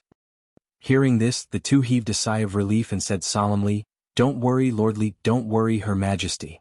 We will do our best and love our job." There were still a few years before the two high consecrators' talismans of heavenly secrets were handed over. The Great Zhou was vast and rich in resources. A few years was enough for the imperial court to gather a few more materials, so there was no need to worry. For these high-level cultivators, the biggest enemy was their lifespan. Fu Daozi and Sanggu were in a hurry to take in disciples because they wanted to pass down their mantle and resolve their regrets before their lifespan ran out. After cultivating to the 7th realm, one's lifespan was only 180 years. Li Mu also felt that it was too short. However, the Empress was right. It was much more meaningful to spend the rest of one's life with one's loved one than to cultivate bitterly for a few years and then come out of seclusion. Lu Hanyin and Li Qing were not here. There were only Wanwan, Xiaobai, and a few maids at home. Li Mu usually did not have much time to accompany them alone. Today he took the initiative to take them out for a stroll. He owed Xiaobai the most. As his spy, Xiaobai was so sensible that Li Mu's heart ached. She often suffered grievances herself and delivered important information for him. In the end, Li Mu still had another fox by his side. Xiaobai still did not know. On the streets of Xindu, Li Mu was being held by the girls. Xiaobai and Wanwan were chatting along the way. Suddenly, Li Mu noticed that Wanwan stopped in her tracks and stopped talking.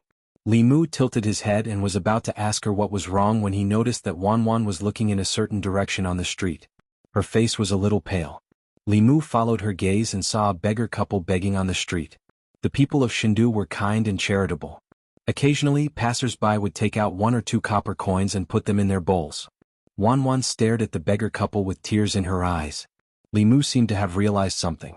He silently took Wanwan's hand and held it tightly. The beggar couple begged for dozens of copper coins and walked into a secluded alley. The beggar couple was clearly very familiar with this alley. After more than 10 turns, they finally came to a dilapidated courtyard. The walls of the courtyard were mottled and half collapsed. The courtyard was also overgrown with weeds. Clearly no one had lived here for a long time. Only some homeless beggars in Xindu would use this place as a temporary residence. The two walked in through the collapsed wall. In the courtyard, a skinny young man in tattered clothes took the bowls from their hands. He poured the copper coins into his clothes and curled his lips. He said, "They say that the people of Xindu are generous, but this is all there is to it. It took us so long to get this much." The woman said, "It's already quite a lot to get this in 2 hours. Don't gamble with it." The young man waved his hand and said, I know. I'll go out for a while. You can go to another place."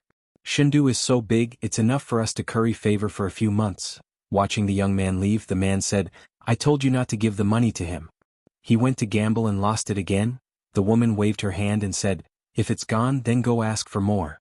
The people here are so generous, we're not afraid of not getting enough. We only have one son and we'll need him to send us off in the future. The man sighed and didn't say anything else. At this time, the woman said with some regret, we shouldn't have lost that useless thing. If we had kept him until now, he would have been able to be sold for a high price, at least 100 taels. The man waved his hand and said, let's not talk about this. While it's still early, we can still get some more money today. The two walked out of the abandoned courtyard and walked back to the main street. At the entrance of the courtyard, 3 figures that they couldn't see stood there. Wanwan's face was pale and her eyes were empty. More than 10 years ago she was abandoned once. More than 10 years later she was reunited with her biological parents. More than 10 years later, the wound in her heart that had almost healed was torn open again. Li Mu and Lu Hanyan had always doted on Wanwan like a child and never let her come into contact with cruel things. Li Mu couldn't imagine how much pain her biological parents had caused her. He took a deep breath and pulled Wanwan into his arms. He said, don't forget, you still have me in Mississippi. Xiao Bai also hugged her from behind and said, me too, me too. We'll always be by your side. On a street somewhere in Shindu. Everyone, please do a good deed. Give us a copper coin to eat. Do a good deed, do a good deed. A beggar couple was begging on the street. Beggars were rare on the streets of Shindu. There were opportunities everywhere. As long as they worked hard, they wouldn't have to beg on the street. Although the people felt that they were reaping without sowing, there would still be people who would be sympathetic and reward them with some money. The couple stood on the street and were whispering. The people on this street weren't as generous as the people on the previous street. 3 figures stopped in front of them. Standing in the middle was a man, and on either side of him was a beautiful young lady. The 3 of them were dressed luxuriously, and their auras were extraordinary. Such people were either rich or noble, and the 2 of them subconsciously bowed. The girl with an oval face on the right took out a banknote from her sleeve and put it in their bowl. Her gaze lingered on the beggar couple's faces for a long time. Then she turned and left, never looking back. The 2 of them didn't dare to look at the girl from the beginning to the end. Their eyes were fixed on the banknote of 100 taels in the bowl. Their throats moved and they swallowed hard. Did I see wrongly? This is 100 taels. Although they heard that the people of Shindu were generous, they didn't expect that someone would be so generous as to give 100 taels to beggars. After coming back to her senses, the woman grabbed the banknote and hid it in her sleeve. Then, the 2 of them knelt down in front of the 3 figures who were already far away. They said joyfully, thank you, young master. Thank you, young miss. After the 3 of them walked past them, they didn't turn back to look at them. Not long after Li Mu, Wanwan, and Xiao Bai returned home, Mr. Mei came to invite them to the palace. The empress wanted them to eat in the palace today. Wanwan had always been very enthusiastic about eating in the palace. However, today she only took the plate of vegetables in front of her. She only ate a few mouthfuls of the rice that she usually ate with 3 bowls. Only Ao Qingshin ate happily. Seeing that Wanwan didn't eat much, he took the initiative to take her bowl and said, you don't like rice? I'll help you eat. The empress obviously also noticed Wanwan's abnormality. After eating, she asked Li Mu to stay in Changel Palace and asked, what's wrong with Wanwan? Did you bully her? Li Mu shook his head and said, Wanwan met her parents in Shindu today. Zhou Yi asked doubtfully, shouldn't she be happy about this? Li Mu told her what happened today. Zhou Yi suddenly stood up and said angrily, how can there be such parents in this world? Li Mu looked at her. The empress's parents weren't much better than Wanwan's parents. The empress, who felt sorry for Wanwan, went to comfort her. Before she left, she told Li Mu to let Ao Qingshin go. She usually stayed in Shindu and didn't go out. There was no use in keeping this dragon in the palace. There was indeed no use in keeping him. The only use was that after he entered the palace, the empress never left behind 3 meals a day. Li Mu looked at the little female dragon who was still sitting at the table and said, you can go back to the South Sea. Ao Qingshin raised his head. His mouth was still stuffed with food and he looked at Li Mu with a doubtful gaze. Li Mu said, Her Majesty has pardoned your crime. You can go back. Ao Qingshin swallowed the bulging food in his mouth and then said, I can't go back. Our dragon race's promise is worth 1,000 gold. We said 3 years and it's 3 years. Not a day less. Chapter 526. Li Mu didn't want to leave so he didn't force her. He only warned her, You can eat whatever you want from now on, but don't steal Wanwan's food. Otherwise I'll send you to the border to guard South Lake. You can eat the fish and prawns in the lake. Seeing her nod, Li Mu turned and left. Wanwan stayed in the palace for the time being. Xiao Bai thought of ways to make her happy. Li Mu left the palace and came to the consecration department. Two great consecrators came out to welcome him personally and asked, "Lord Li, do you have any orders?" Li Mu waved his sleeves and an image appeared in the air. There were 3 figures in the image. Li Mu looked at them and said, "Send someone to Peace Square. Find these 3 beggars and send them out of the divine capital. I don't want to see them in the divine capital for the rest of my life." 15 minutes later. High up in the sky of the central region, a beggar couple and their son curled up in the corner of the flying boat. They were shocked and shivering. Great Consecrator Qin stood at the bow of the boat with a calm expression. Lord Li said he didn't want to see them in the divine capital for the rest of his life. Naturally, he would send them as far away as possible. He looked back at the 3 of them and said, "The 3 of you remember, don't step into the central region for the rest of your life. Otherwise," he didn't finish his sentence. The 3 people at the end of the boat also repeatedly kowtowed and promised. Everything that happened today was too inconceivable for them. They were already scared out of their wits and didn't even dare to ask a single question. Great Consecrator Qin didn't know what happened. He looked at the 3 of them and calculated with his fingers. He could only calculate that the 3 of them had missed a great opportunity. This opportunity was most likely related to Lord Li. If they could form a good relationship with Lord Li, even if these 3 beggars didn't have great power for the rest of their lives, they could still be very rich. Unfortunately, they didn't know what they had done to cause Lord Li to hate them so much, so they missed this opportunity. Divine Capital.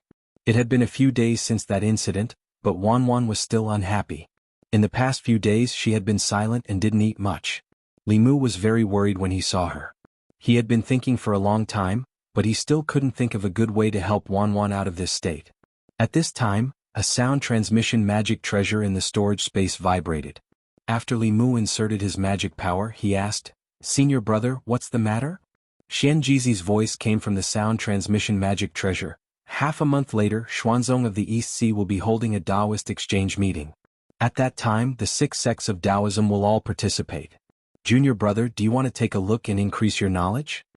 Li Mu was still worried about Wanwan. He was about to refuse when he suddenly thought of something and said, "Okay then." Although he had already ordered people to chase that family out of Fairy's capital so that Wanwan wouldn't be reminded of sad memories, the current Fairy's capital was a sad place for her. It was hard for her to be happy if she stayed here for a long time. He might as well take this opportunity to take them out for a walk. It would also be a good chance for Wanwan to relax. After that, Li Mu learned about the details of this exchange meeting from Xian Jizi. The Taoist exchange meeting was organized by the number 1 sect of Taoism, Xuanzong. It was held once every 5 years. At the beginning, the purpose was for Taoism cultivators to exchange their cultivation experiences and explore the mysteries of cultivation. As the leaders of Taoism, the 6 sects of Taoism would also have the powerhouses of their sects give lectures during the exchange meeting. They would selflessly contribute knowledge of weapon forging, alchemy, talisman writing, and so on. Of course, no one would reveal their cultivation experiences. The core secrets of the 6 sects were also tightly guarded and never leaked. Although it was called an exchange meeting, it was actually not very helpful for cultivation. This was for high-level cultivators. 4 low-level cultivators who had just entered the path of cultivation, especially those who didn't belong to any sects and were exploring alone, this kind of exchange meeting was a golden opportunity that could only be encountered by chance. The basic knowledge that the big sects disdained was also precious to them. The real reason why the 6 sects participated in the exchange meeting was not because they could exchange their cultivation experiences, but because they could exchange resources and take what they needed. The Fulu school didn't lack Fulu, but it lacked alchemy pills and magic treasures. It was the same for the other sections. In the process of trading with each other, they could also improve their relationship. In the Changel Palace, Li Mu explained the situation to the Empress. Ao Qingxin had been listening for a long time. He stood up and volunteered, "Take me with you. You can ride on me.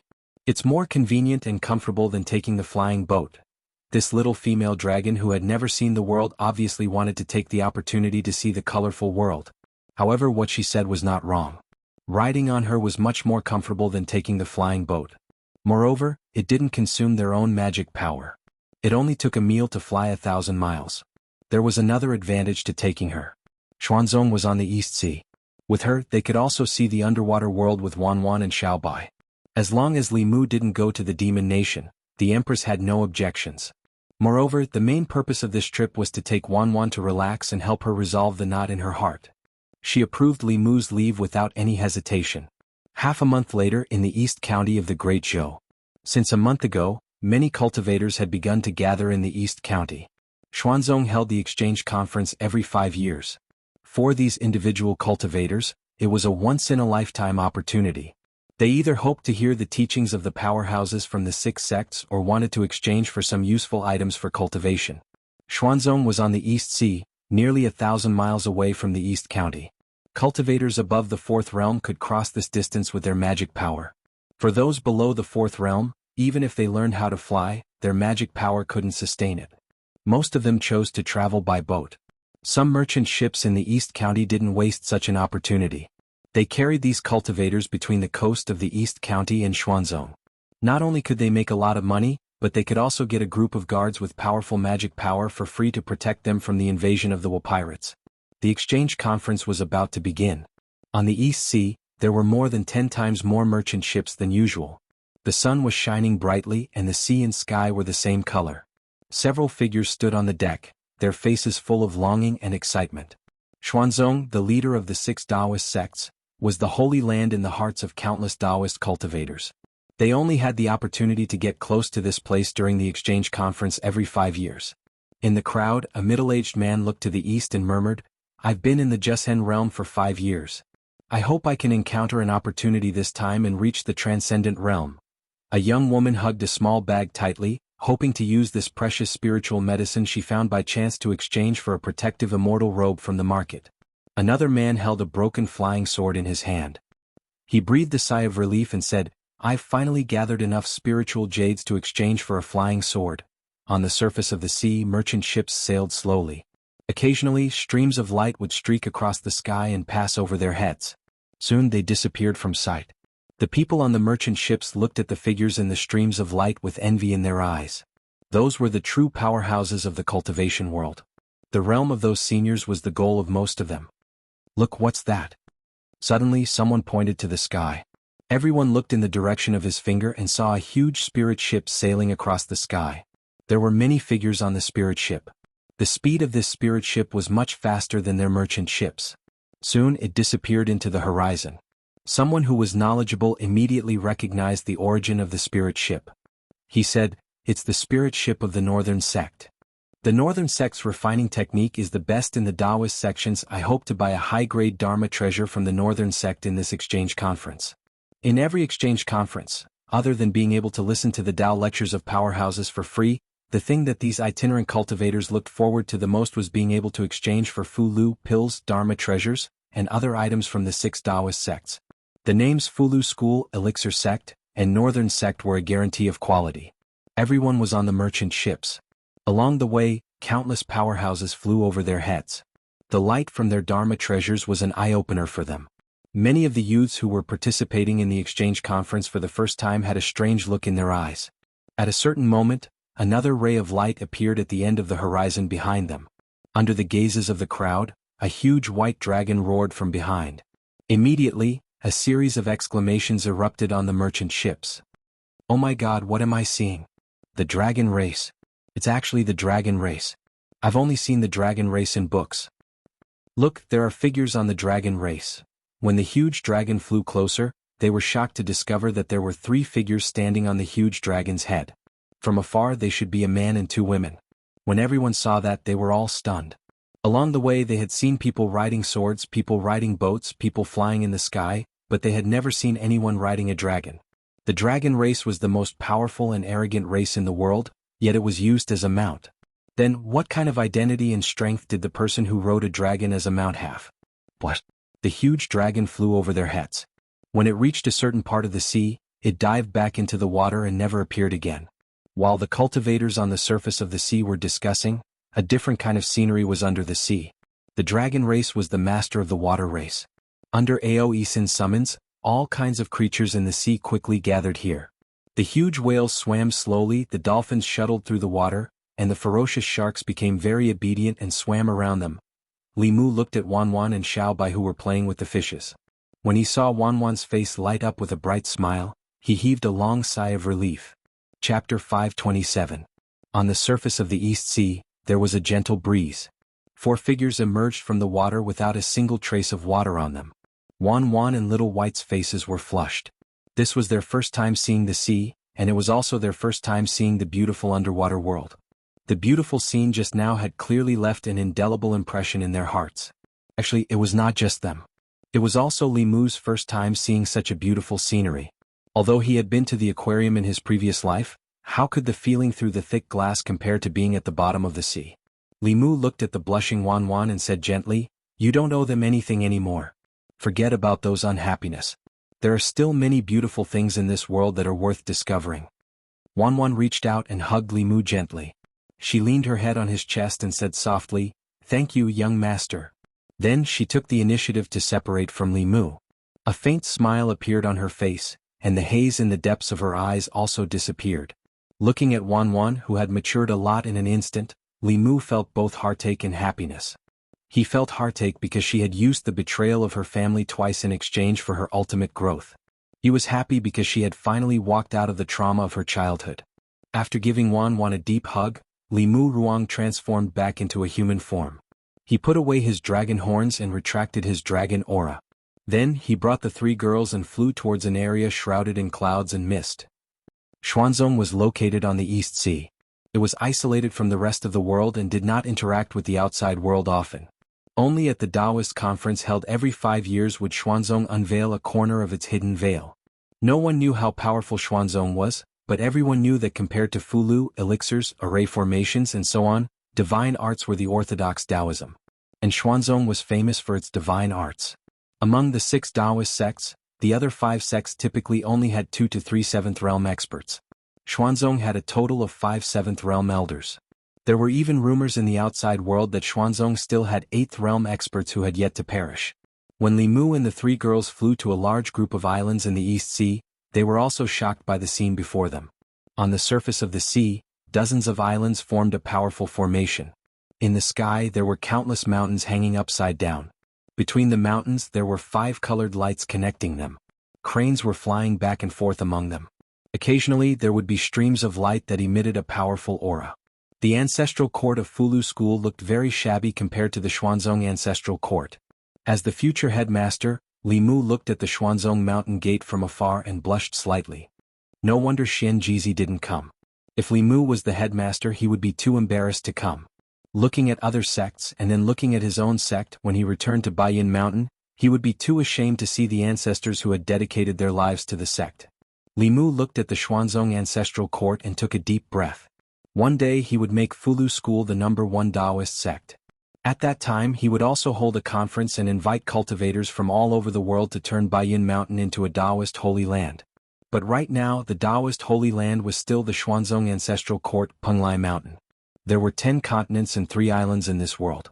Everyone knew the locations of the 10 continents, but the locations of the 3 islands weren't fixed.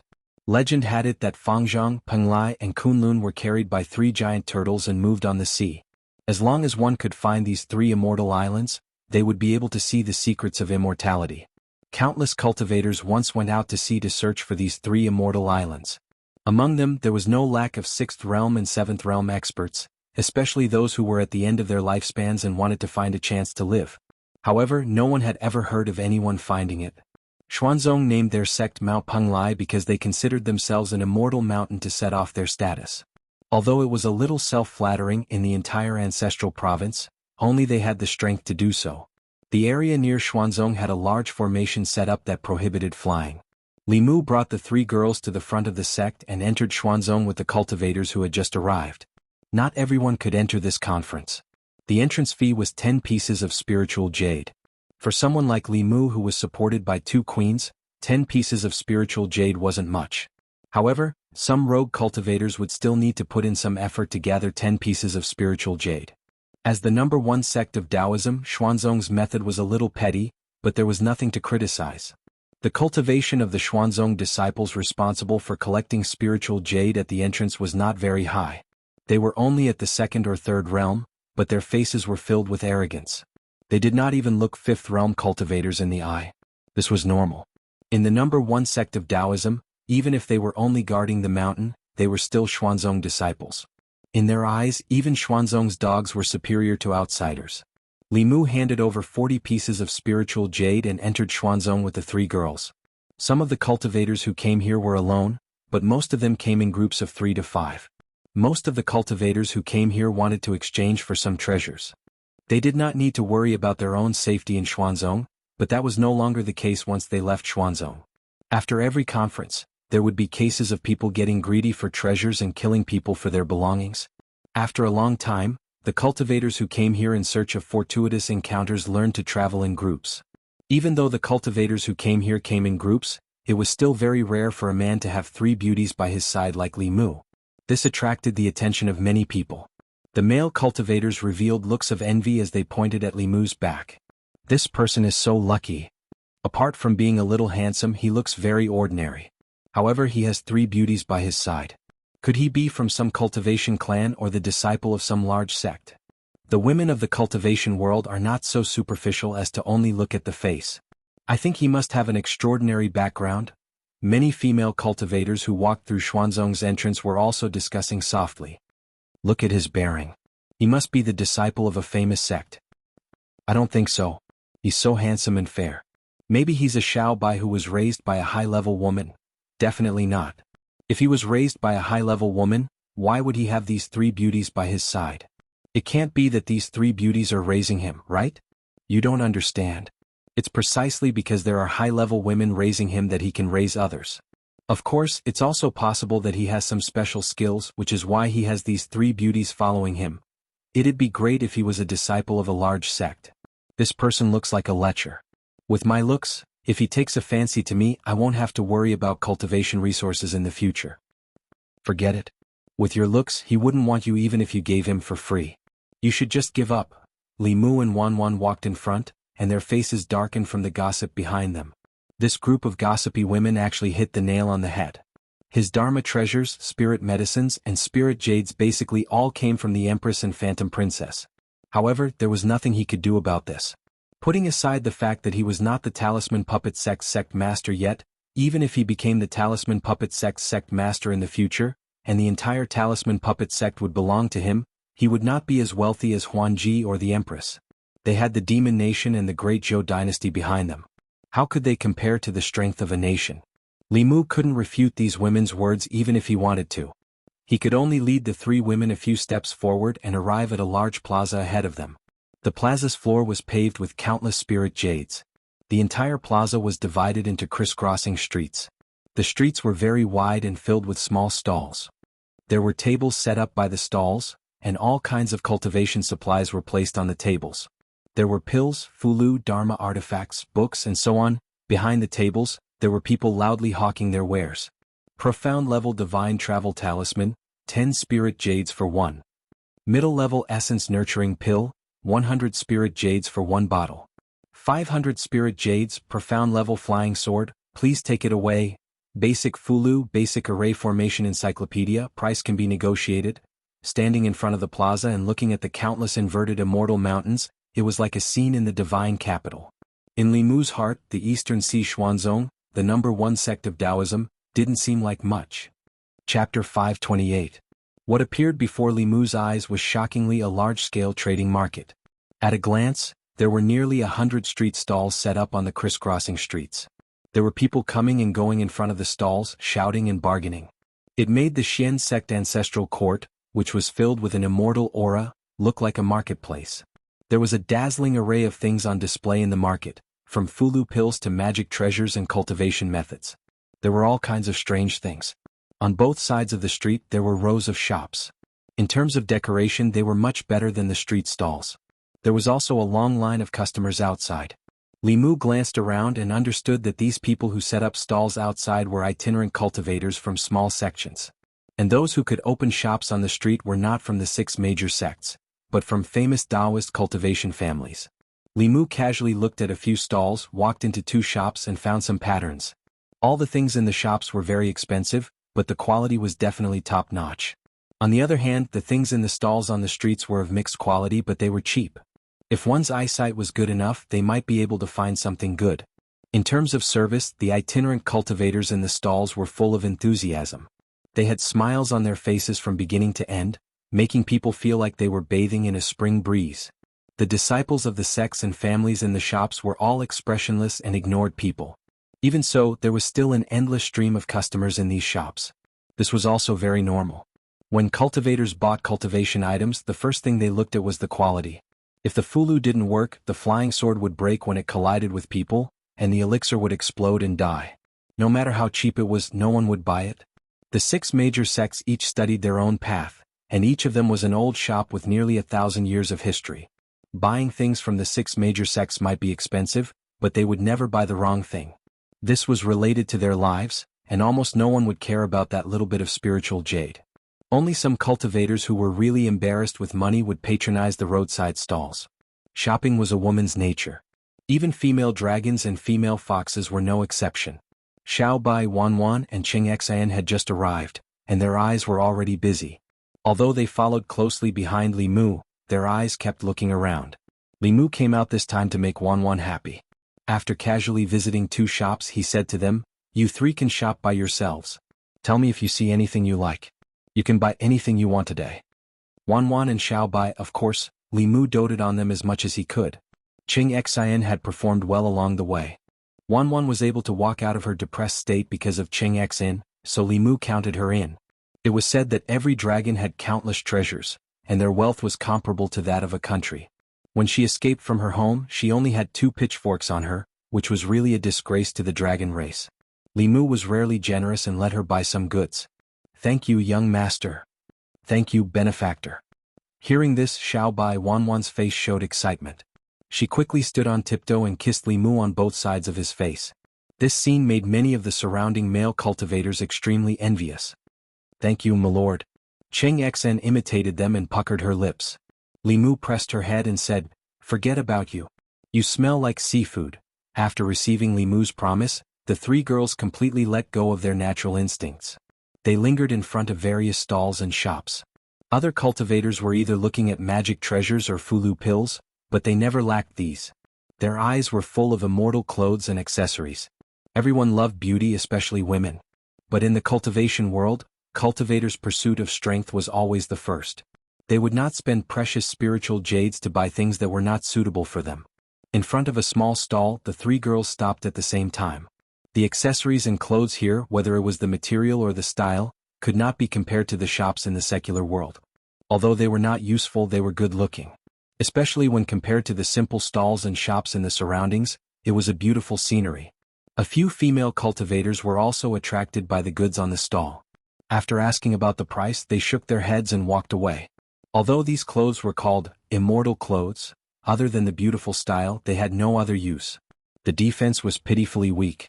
Who would spend 100 spiritual jades to buy these flashy but useless things? The owner of the stall was a young man. He was short and ugly. At this moment he was sitting on a stone bench with a frown. He had already set up a stall for half a day, but he could not sell a single piece of clothing or jewelry. He knew very well why the goods could not be sold. Although these things were beautiful, they were not practical for cultivators. Female cultivators among the loose cultivators liked them but could not afford them. Female cultivators in aristocratic families and sects did not lack spiritual jades. They would not condescend to buy clothes at a roadside stall. If they wanted to go, they would go to the shops of the big sections. Although the things there were not beautiful, they were practical. He could not compare. Unfortunately, when he went to those sects to ask for cooperation and wanted to put the immortal clothes in their shops to sell, even if he gave them 40% of the profits, he was mercilessly rejected. Seeing 3 more beautiful female cultivators in front of the stall, the depressed expression on the young man's face disappeared in a second.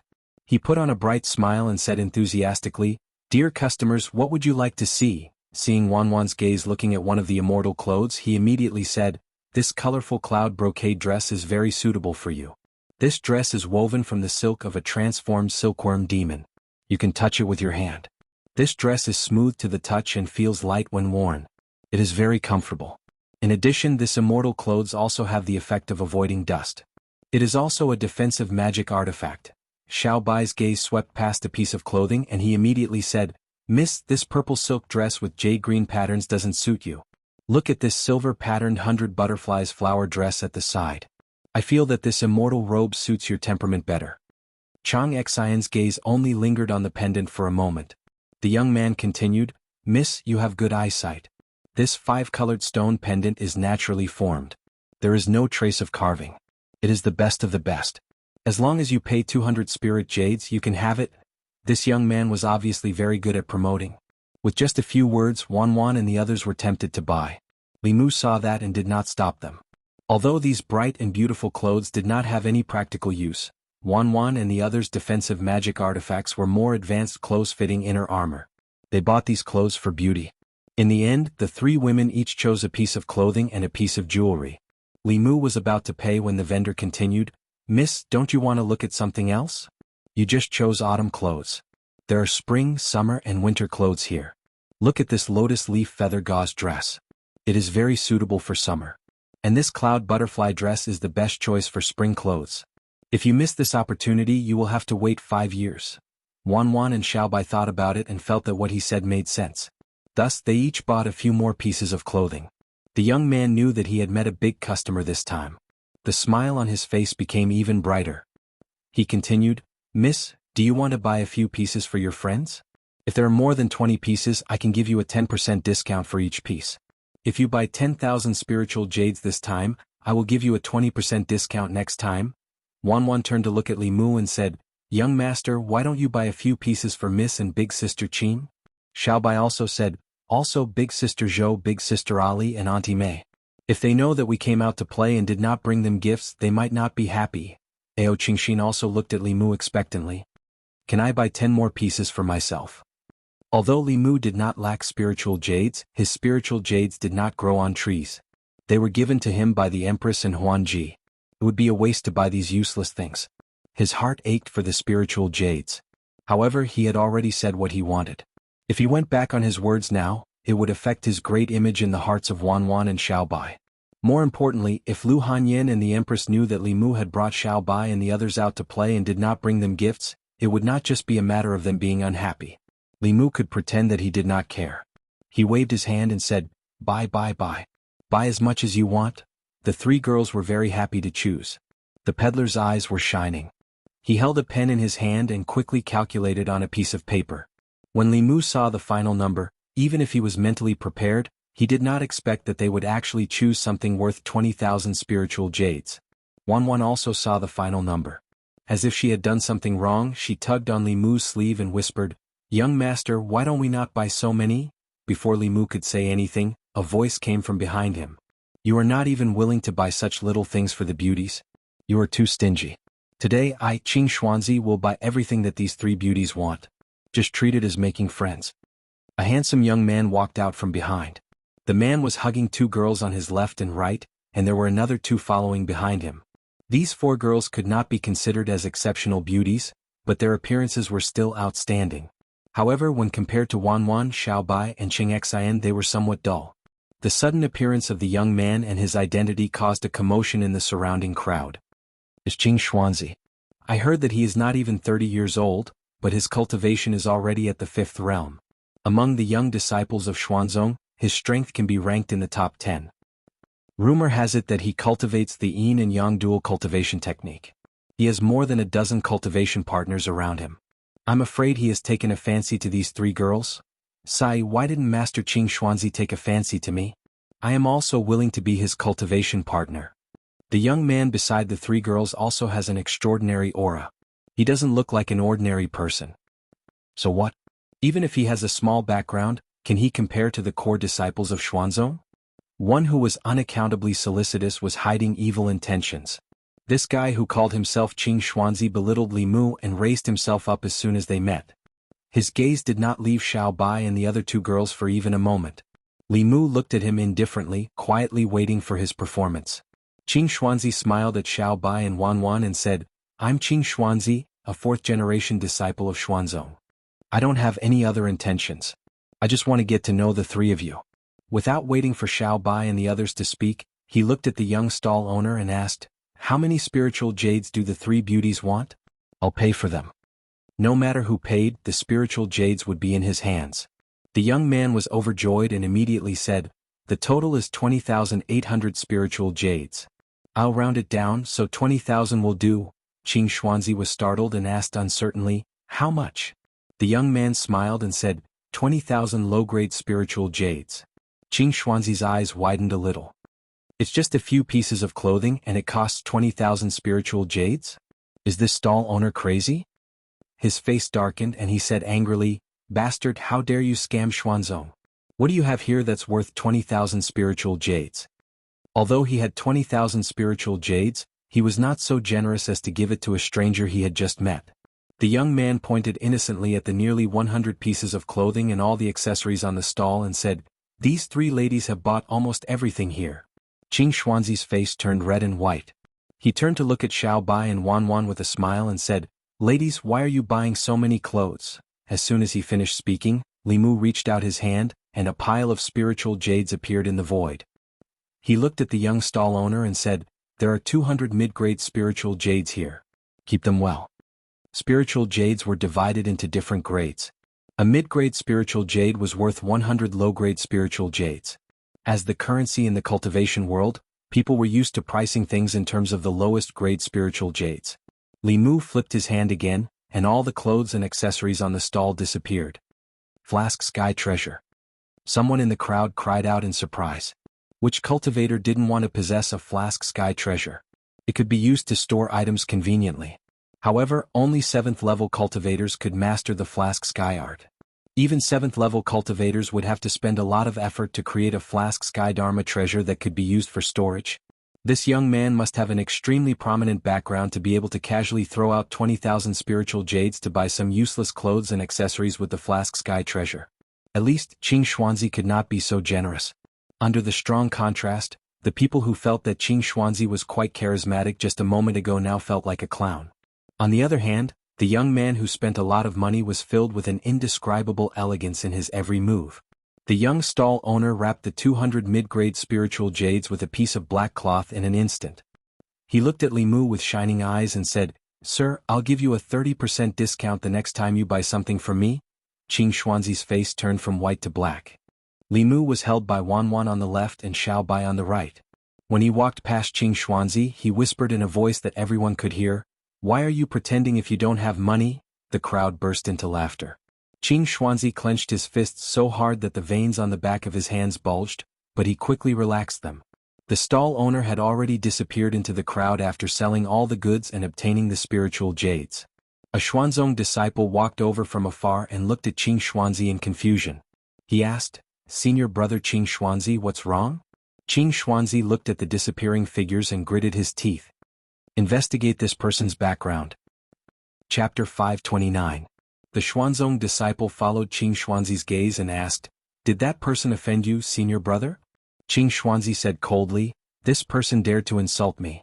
I can't take this lying down. The Xuanzong disciple looked at Qing Xuanzi and shook his head. Since this person insulted you, senior brother, just return the favor. Why do you need to investigate his background?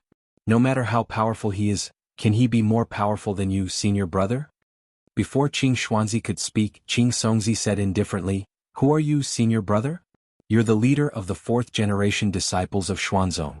No matter what his background is, whether he's a disciple of the 5 sects, a disciple of an aristocratic family, or a royal family of a country, can he be more powerful than you, senior brother? Qing Xuanzi looked at his junior brother with a glint in his eyes. Qing Songzi was right. He was one of the 10 core disciples of Xuanzong. As the head of the 6 Taoist sects, Xuanzong was above the secular imperial power. The core disciples of the other 5 sects couldn't be compared to him in terms of status. As for those aristocratic families and the secular imperial family, they couldn't be compared to Xuanzong. What did he have to be afraid of? As if he thought of something, he looked at Qing Songzi and said indifferently, Junior brother, you seem to want me to have a conflict with this person. Qing Songzi shrugged and said helplessly, what are you thinking, senior brother? I just think that you're too cautious and you're embarrassing Xuanzong. If you're worried that this person has a powerful background and you don't dare to provoke him, I'll help you find someone to investigate him. But it might take some time, so please be patient, senior brother. Qing Xuanzi waved his hand and said coldly, no need to investigate. Why would I be afraid of a nobody? Seeing Qing Xuanzi leave, Qing Songzi raised his hands and sneered in his heart, idiot who only thinks with his lower body. He's just relying on a good master. What right does he have to be one of the 10 core disciples? Let's see if you can afford to offend someone who can ride a dragon. As Li Mu led Wan and the others to continue strolling around the market, the number of gazes on him increased. Some discussions and speculations about his identity also began to increase. Some people said that he was a disciple of a cultivation clan, some said that he was a prince of some royal family, and some said that he was a core disciple of one of the 5 sections. Although his seniority in the Fulu school was high, he did not show his face often. As for the other sects, other than a few elders and heads, basically no one had seen him before. Li Mu wandered around for a while with the intention of finding a few treasures. Soon he was disappointed to find that although there were many strange things here, most of them were useless. However, he saw some materials that could be used to write heavenly secret talismans. Li Mu walked in front of a small stall selling elixirs, casually picked a few stalks and asked, "How much are these?" The stall owner calculated and said, 500 spiritual jades. You can take all of them. Li Mu picked up a white stick that was about half an arm's length. It looked like jade and stone, but it was not stone. He placed it in the pile of elixirs and said, "Many of these elixirs are not old enough. 500 spiritual jades is too expensive. I'm too lazy to bargain with you. Including this, I'll give you 500 spiritual jades." In fact, the stall owner did not know what the white object was. It was something he accidentally dug out from the ground 2 years ago. It was abnormally hard and did not have much spiritual chi. It had been left here for a long time and no one wanted it. After thinking about it, he waved his hand and said, "I'll give it to you." He saw clearly that this person had just thrown out 20,000 spiritual jades, so his price was indeed a little high. These elixirs were worth at most 400 spiritual jades. Seeing that the other party did not bargain, he did not lose anything by giving him something worthless. Li Mu picked up the white object and put it away first. It was actually a spiritual bone. On the surface, it did not have much spiritual chi, but after it was ground into powder, it was a material for writing high-level Fulu. Judging from the appearance, the owner of this bone was at least at the 6th Dongxian, if not the 7th realm transcendence. Li Mu was about to put away these elixirs when a voice suddenly came from the side. "I'll take these elixirs for 600 spiritual jades." Li Mu turned to look at Qing Xuanzi, who was expressionless. The stall owner naturally wanted to sell more spiritual jades, but he had already promised someone. If it were someone else, he might still reluctantly sell to the young man who made the first bid. However, this was Qing Xuanzi, Xuanzong's core disciple. He could not afford to offend him in Xuanzong's territory. He was in a dilemma. Li Mu saw the stall owner's dilemma and said with a smile, "In that case, let him have this elixir." The stall owner breathed a sigh of relief and quickly said, "Thank you, young master. I'll give it to you as an apology." Li Mu did not even look at Qing Xuanzi and continued to pick up treasures. One moment he had his eyes on a flying sword, the next moment he had his eyes on a bottle of medicinal pills, and the next moment he had his eyes on a cultivation technique. However, every time he wanted to buy it, Qing Xuanzi would step in and buy it at a price that was 100 spirit jades higher than his. Li Mu would always give in. Wan gritted her teeth and said, "This person is too hateful. He always steals what we want." Li Mu smiled and said, "It's okay. The highest bidder gets it. This is the rule. As long as he has enough spiritual jades, he can buy everything here." Many people in the market had already seen that Qing Xuanzi and the unidentified young man were fighting. Every time the young man would snatch the items that the young man wanted. At first, they thought that the two of them would have a conflict because of this. However, the young man seemed to be very magnanimous. After being robbed by Qing Xuanzi several times, he was not angry at all. After watching for a while, everyone saw the clues. It was not that the young man was magnanimous. He was clearly toying with Qing Xuanzi. He deliberately pretended to be interested in those items. His goal was to waste Qing Xuanzi's spiritual jades. Qing Xuanzi was a core disciple of Xuanzong. Although his cultivation was high, he obviously did not know the ways of the world. He thought that he had benefited, but in fact he had been played like a monkey. Qing Xuanzi followed behind Li Mu and gradually realized that something was wrong. Seeing the expressions of the people around him and the whispers in the distance, his face became even gloomier. When he saw Li Mu pick up another flying sword and was about to pay the stall owner with spiritual jades, he did not make a move, which was rare. Seeing that Qing Xuanzi did not make a move, Li Mu put away the spiritual jades that he had already taken out and said to the stall owner apologetically, "I'm sorry, I suddenly don't want them." When Qing Xuanzi saw this, how could he not know that he had been toyed with? His face was livid and he wanted to draw his sword and fight this person. However, he also knew that he was not in the right now. Once he made a move, even if he won, he would be talked about. He took a deep breath and forcefully suppressed his anger. Seeing that Qing Xuanzi did not fall for it, Li Mu walked to a small stall. The stall owner was a middle-aged man with a cultivation at the third realm. His hair was messy and his beard was unshaven. He looked rather sloppy. Li Mu pointed at an item on the stone table in front of him and asked, "How much is this?" The stall owner was fiddling with a pile of items on the stone table.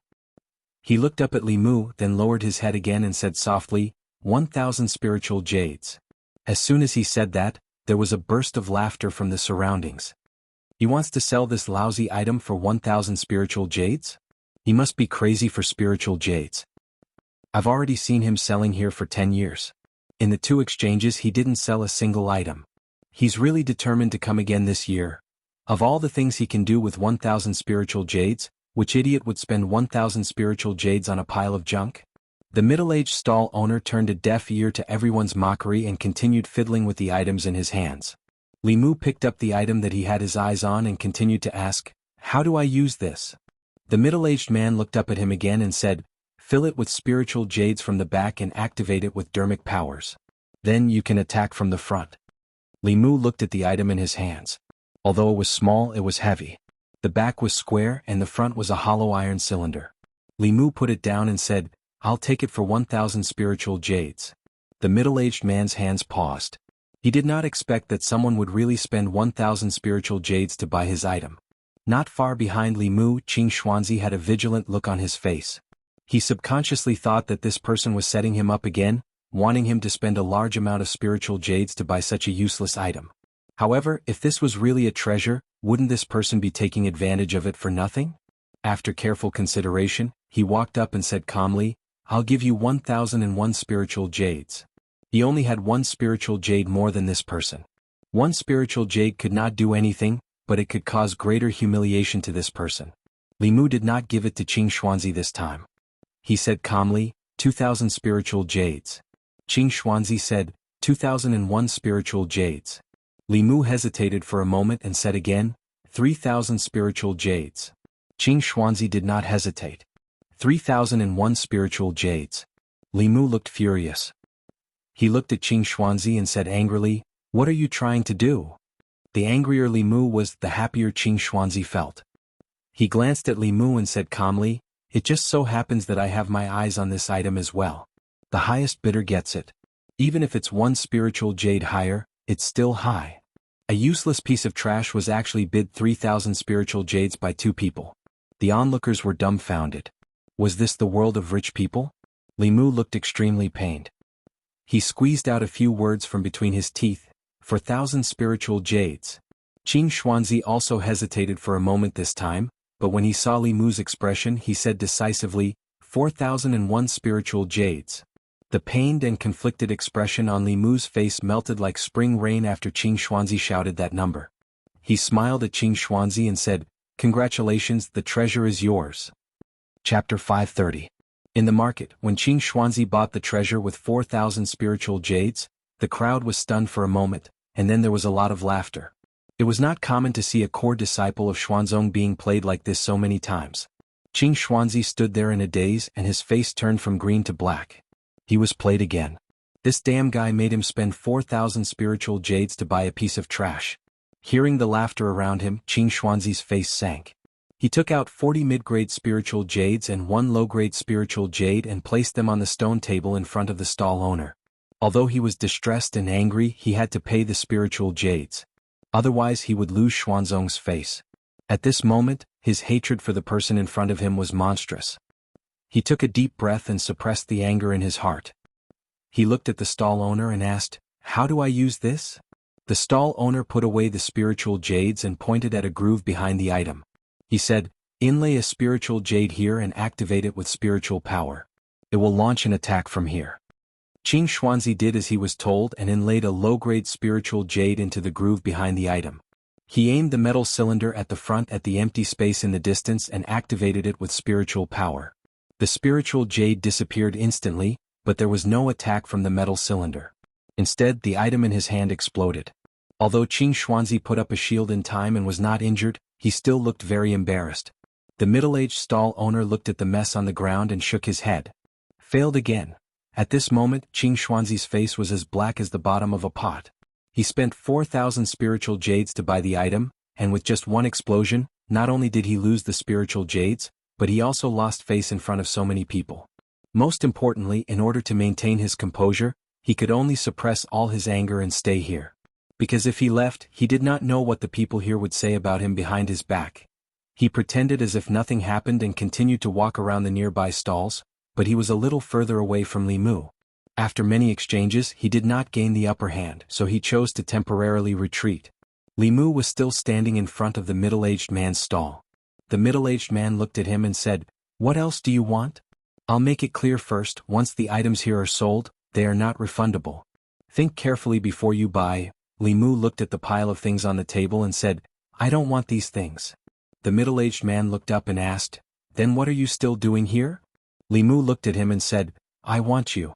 The middle-aged man was stunned for a moment. He shrank back and asked, "What do you mean?" Li Mu picked up an item that was very similar to the one Qing Xuanzi had just bought and asked the middle-aged man, "This item wasn't originally this big, right?" The middle-aged man's dispirited eyes suddenly lit up. "You know these things too?" Li Mu shook his head and said, "I don't understand.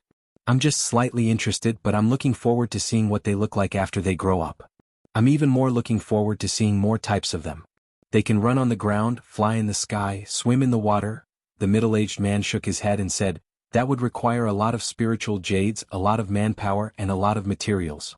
Li Mu smiled and said, "I lack everything, but I don't lack people, spirit jades, or materials." The middle-aged man breathed quickly and said, "If you can provide me with these things, I'll give you my life." Li Mu shook his head and said, "I don't want your life. If you need these things, come to the Department of Worship in the divine capital of Great Zhou and find me. My name is Li Mu." The middle-aged man was silent for a moment. He looked up and said, "You can call me Mo Li." Li Mu raised his eyebrows. "The successor of the Mahist?" The middle-aged man lowered his head and said with a complicated tone, "I didn't expect that there would still be people who remember the Mahist." Not long after, Li Mu walked in the market. Wan held Li Mu's arm and asked in confusion, "Young master, what did you mean by what you said to that person?"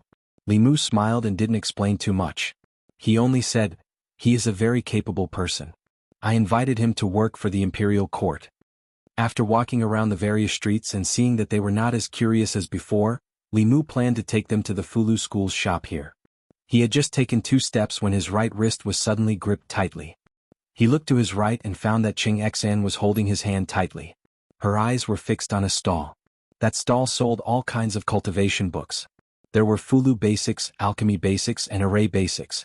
Qing Xian's gaze was fixed on one of the books. It was a thin book, but there were only a few crooked glyphs on the book. Li Mu didn't recognize a single word.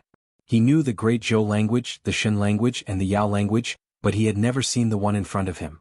Qing Xan didn't say anything, but she had already conveyed her intentions to Li Mu. Li Mu walked toward the stall, but a figure beat him to it. Qing Xuanzi walked to the stall and picked up the thin book. He asked the stall owner, "How much is this book?" The stall owner bought this strange book from the secular world with a few taels of silver. He didn't recognize the words on it. Seeing that the other party was a disciple of Xuanzong, he wanted to curry favor with him. He smiled and said, "If you want it, 100 spiritual jades will do." Qing Xuanzi didn't recognize the words either. He just felt that the book was strange and wanted to buy it to ask his master. He had just taken out the spiritual jades when a voice came from behind him. "I'll pay 1,000 spiritual jades." Qing Xuanzi looked back and saw Li Mu. Anger appeared on his face. He gritted his teeth and said, "I'll pay 2,000. Li Mu's expression didn't change. 3,000.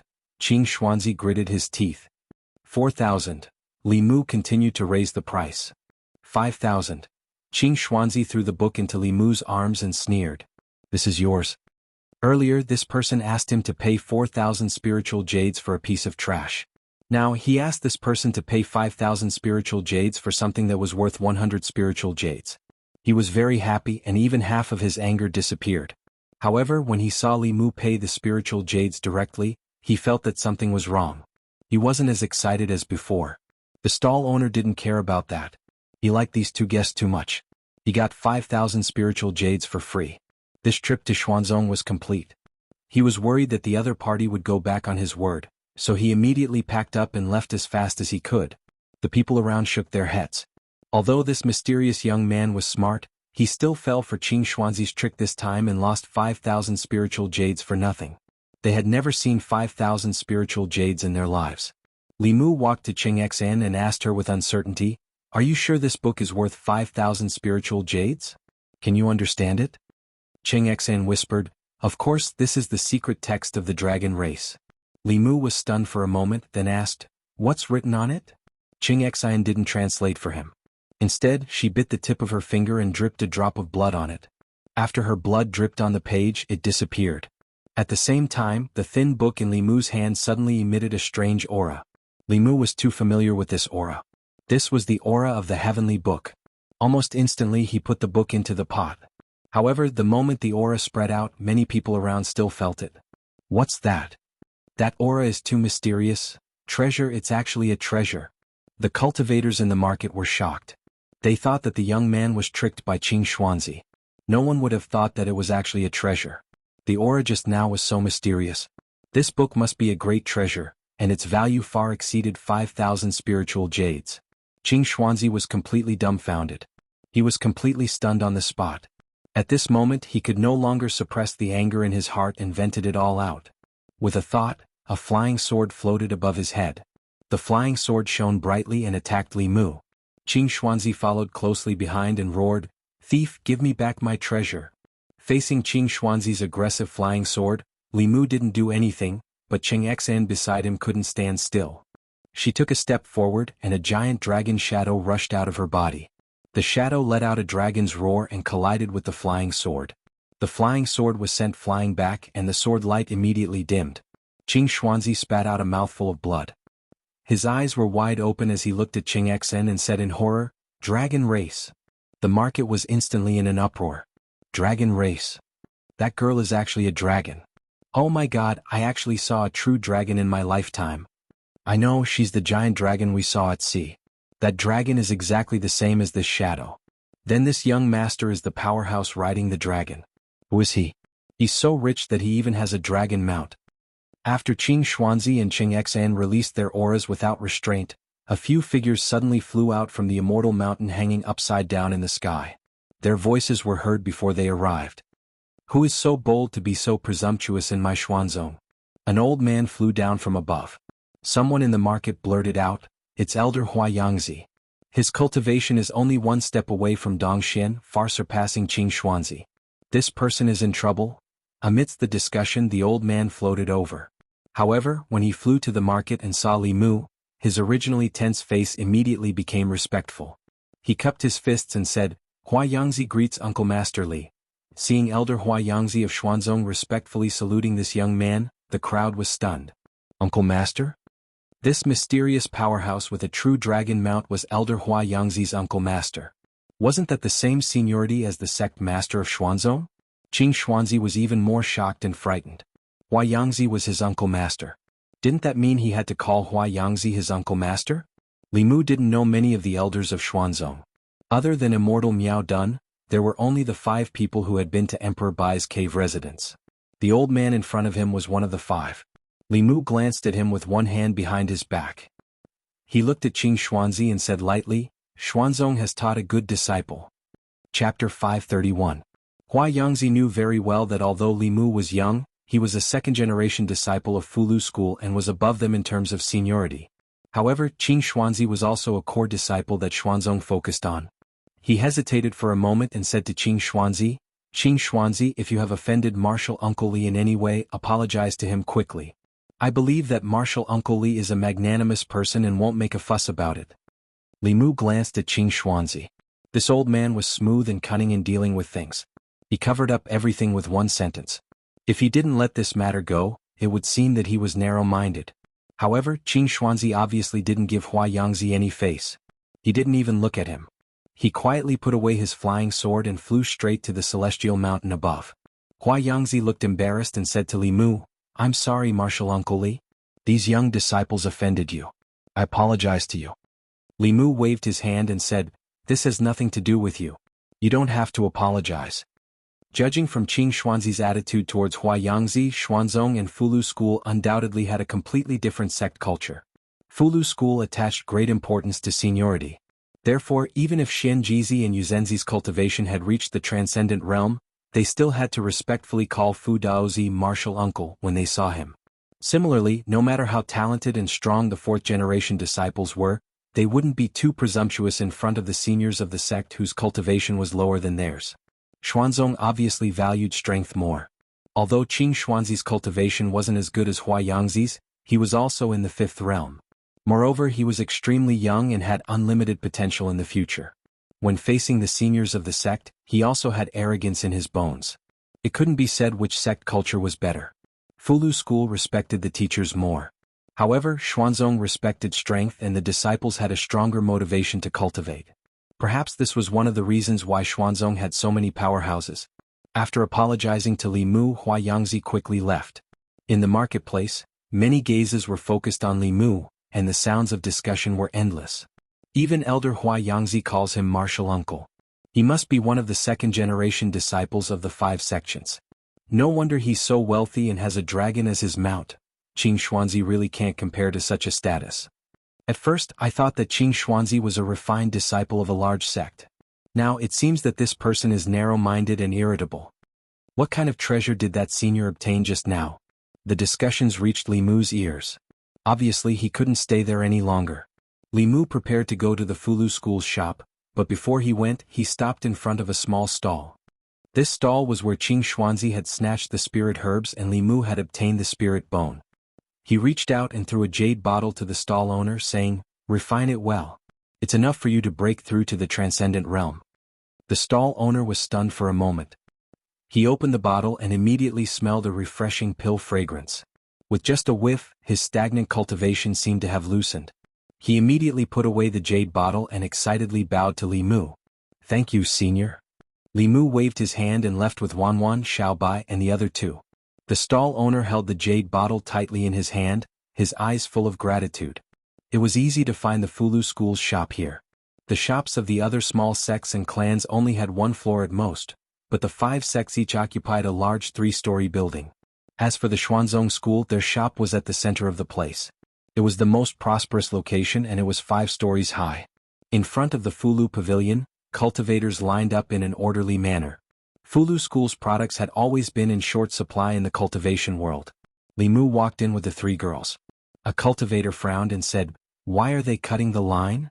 A Fulu school disciple looked up and immediately came forward, saying respectfully, "Greetings, Uncle Master." Inside the shop, several Fulu school disciples also quickly came forward and greeted respectfully. "Greetings, Uncle Master." "Greetings, Uncle Master." Seeing this, the people lining up outside the shop immediately stopped talking. However, they couldn't help but be curious. This young man actually had such a high seniority in the Fulu school. Li Mu waved his hand to the disciples and said, "Go about your business. I'm just here to take a look." An elder led Li Mu and the others to the 3rd floor. After offering them some fragrant tea, he respectfully retreated. Li Mu let Wanwan and Xiaobai rest here. He grabbed Qing Xian's hand and with a thought, the 2 of them appeared in the Demon Emperor's cave. A thin book with strange runes written on it floated in front of him. There was a page in the book. It was different from the other pages. It exuded a strange aura. It was of the same origin as all the pages of the heavenly tomes that Li Mu had seen before. He reached out his hand and the page automatically flew out and floated in his palm. Qing Xian picked up the book and flipped through it. She said in shock, "This really is the Dragon King's relic." The Dragon Clan's language was widely acknowledged to be difficult to learn. They often used a single character to contain a huge amount of information. Sometimes they used many characters to express a simple meaning. Li Mu didn't understand the Dragon Clan's language. He asked Qing Xian, "Who is the Dragon King?" Qing Xian said, 8,000 years ago, he was a supreme master of the Dragon Clan. He once united the Dragon Clan of the 4 seas. He was the recognized king of the Dragon Clan. 8,000 years ago, a master of the Dragon Clan. Without a doubt, the Dragon King that Qing Xian mentioned was one of the supreme masters that stood at the peak of the continent. Li Mu became curious about the relic he left behind. He asked Qing Xian, "What's written on it?" Qing Xian looked at the content on the page, and her face gradually turned red. Li Mu was speechless. "Why are you blushing? Hurry up and read it." What does this line mean? Qing Xan lowered her head and whispered, the taste of the Snake Clan's women is not bad. Their long legs are too clingy. She also said that she would call her sister over tomorrow. I'm looking forward to tomorrow, Li Mu cursed in his mind. This can't be that dragon's diary, right? He didn't hear the secret information he wanted to hear. Li Mu continued to point to the next page. What does this line mean? Qing Xian's face turned even redder. The Fox clan is really amazing in bed. It's a pity that her brother is a nine-tailed celestial fox. It's not worth it to fight with him. I won't look for her in the future. The book said that dragons were lustful by nature. Sure enough, this old perverted dragon actually wrote a book about love. But whether he should say it or not, the Snake Clan's legs were really clingy, and the Fox Clan was really amazing in bed. Li Mu coughed lightly and pulled his thoughts back to reality. What's next? Qing Xan continued to read with a red face. I tricked a Xian ghost these past few days. She said that her physical body had already developed intelligence. I don't know if the two of them together. Stop. You don't have to read any more. No matter how thick-skinned Li Mu was, he couldn't force a pure little female dragon to read such indecent things to him. That was too sinful. He looked at Qing Xian and directly asked, apart from these things, is there anything else that's useful? Qing Xian continued to flip through the pages. Only when she flipped to the last page did she say, Lord Dragon King said that he discovered a great secret hidden in the Dragon Clan's heavenly book. Li Mu continued to ask, and then? Qing Xian shook her head. And then there's nothing else. This broken chapter dragon made Li Mu's heart itch. However, he didn't say anything. Li Mu could see for himself. The page in his hand should be the Dragon Clan's heavenly book. However, for some reason the Dragon King didn't pass it down. Instead, he hid it in this dating diary. Li Mu scanned this heavenly book with his spiritual sense. However, this time he didn't enter that strange world like he usually did. A strong rebound force came from the page. Li Mu grunted and took a few steps back. He swallowed a mouthful of blood that came back up. He was slightly injured just by trying to comprehend this page. This page of the heavenly book was obviously sealed by someone. As one of the most ancient races, the Dragon Clan had many strange and unpredictable supernatural powers. Li Mu thought for a while and handed the page to Qing Xan. Try to touch this page with your spiritual sense. Qing Xan closed her eyes and opened them quickly. She shook her head and said, my spiritual sense can't enter. It was the same heavenly book. Li Mu was hit by a rebound force when he tried to comprehend it. Although Qing Xan didn't comprehend anything, she wasn't injured either. Perhaps it had something to do with her identity as a dragon. However, why couldn't she comprehend this page even with her identity as a dragon? Why did the Dragon Clan from 8,000 years ago cut off the Dragon Clan's inheritance? Li Mu couldn't speculate about this point. He could only put away this heavenly book first. No matter what, he had made a big profit this time. The heavenly book was a priceless treasure. Not to mention 5,000 spiritual jades, even 5 million spiritual jades or 50 million spiritual jades couldn't buy it. It was just that Qing Xian acted too hastily just now. She might have attracted the attention of some people with ulterior motives. Li Mu looked at her and reminded her, next time you encounter such things, you must keep a low profile and make a fortune secretly. The fewer people who notice, the better. Qing Xan nodded and said, I know. Li Mu took the book from her hand and said casually, oh right, teach me the dragon language when you have time. Qing Xan looked at the book in his hand and gave him a meaningful look. Li Mu immediately explained, don't think too much. I'm not interested in the romantic history of your Dragon King. I just want to learn something new. We humans have an old saying, there's no end to learning. Once I learn the dragon language, I'll be able to discover this kind of treasure the next time I encounter it. Chapter 532. After leaving the Fey Emperor's cave, Li Mu took stock of his gains. Although he had lost a lot of spirit jades, his gains were also huge. Not to mention the heavenly book, even if Li Mu couldn't comprehend it, it would still be a priceless treasure. As for the Mahist successor, it was an even bigger surprise. Even when the 100 schools of thought were flourishing, the Mahist was not unknown. Although the cultivation of the Mahist members was not high, their mechanical techniques were too powerful. Even the top forces of that time had to avoid them. Unfortunately, mechanical techniques required large amounts of precious materials and spirit jades. Not to mention small forces, even ordinary countries could not afford them. Over time, the Mahist disappeared in the long river of history. Great Zhou was strong, and with the Mahist, it was like adding wings to a tiger. Li Mu was looking forward to what surprises this person would bring him. In addition, the clothes and accessories that he spent a large amount of spiritual jades on might not be worth it to others, but Li Mu bought them purely because he wanted the women around him to look good in them. He also felt that they were pleasing to the eye, so the spiritual jades he spent were not in vain. Of course, although it was not in vain, he still felt heartache. The spirit jades he had, other than his own meager salary, the Empress's reward, and the Phantom Princess's forced gift to him, were all used up. He couldn't just ask them for more. Li Mu also had a man's dignity. If they took the initiative to give it to him, then so be it. If they didn't give it to him, then Li Mu wouldn't take the initiative to ask for it. As a man, earning his own money gave him a sense of security. Leaving the 3 girls to rest on the 3rd floor, Li Mu walked down the stairs alone. Fulu Pavilion had a total of 3 floors. The 3rd floor was not open to the public. The 1st floor was for goods, and the 2nd floor was used to entertain important customers.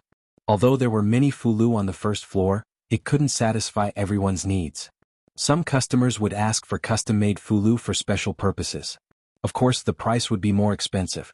When Li Mu walked to the 2nd floor, a Fulu school elder was receiving a middle-aged man in luxurious clothes. The middle-aged man was wearing a long robe that concealed his aura. The robe was filled with spiritual qi, and it was obvious that it was not an ordinary item. Judging from the style, it should be a product of the North sect. In the world of cultivators, those who were able to afford the ritual implements of the Northern clan were generally people with a certain amount of wealth.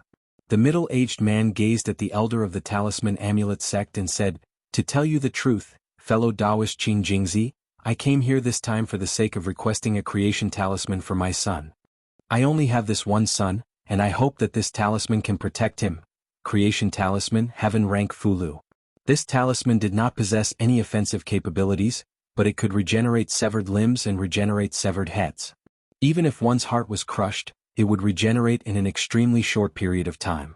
Having a creation talisman was equivalent to having an extra life. Currently, in the world of cultivators, only the Fulu school was known to be able to draw a creation talisman. Qin Jingzi revealed a difficult expression. He looked at the middle-aged man and said, "Fellow Taoist Shin, you also know that the creation talisman is a heaven rank Fulu. Even in my Fulu school, only the headmaster and a few heads can draw a heaven rank Fulu. Moreover, the failure rate of a heaven rank Fulu is extremely high. Even the headmaster cannot guarantee that he will succeed." The middle-aged man said, "I am very clear about this point, or else I would not have come here. I have inquired about the rules of your school.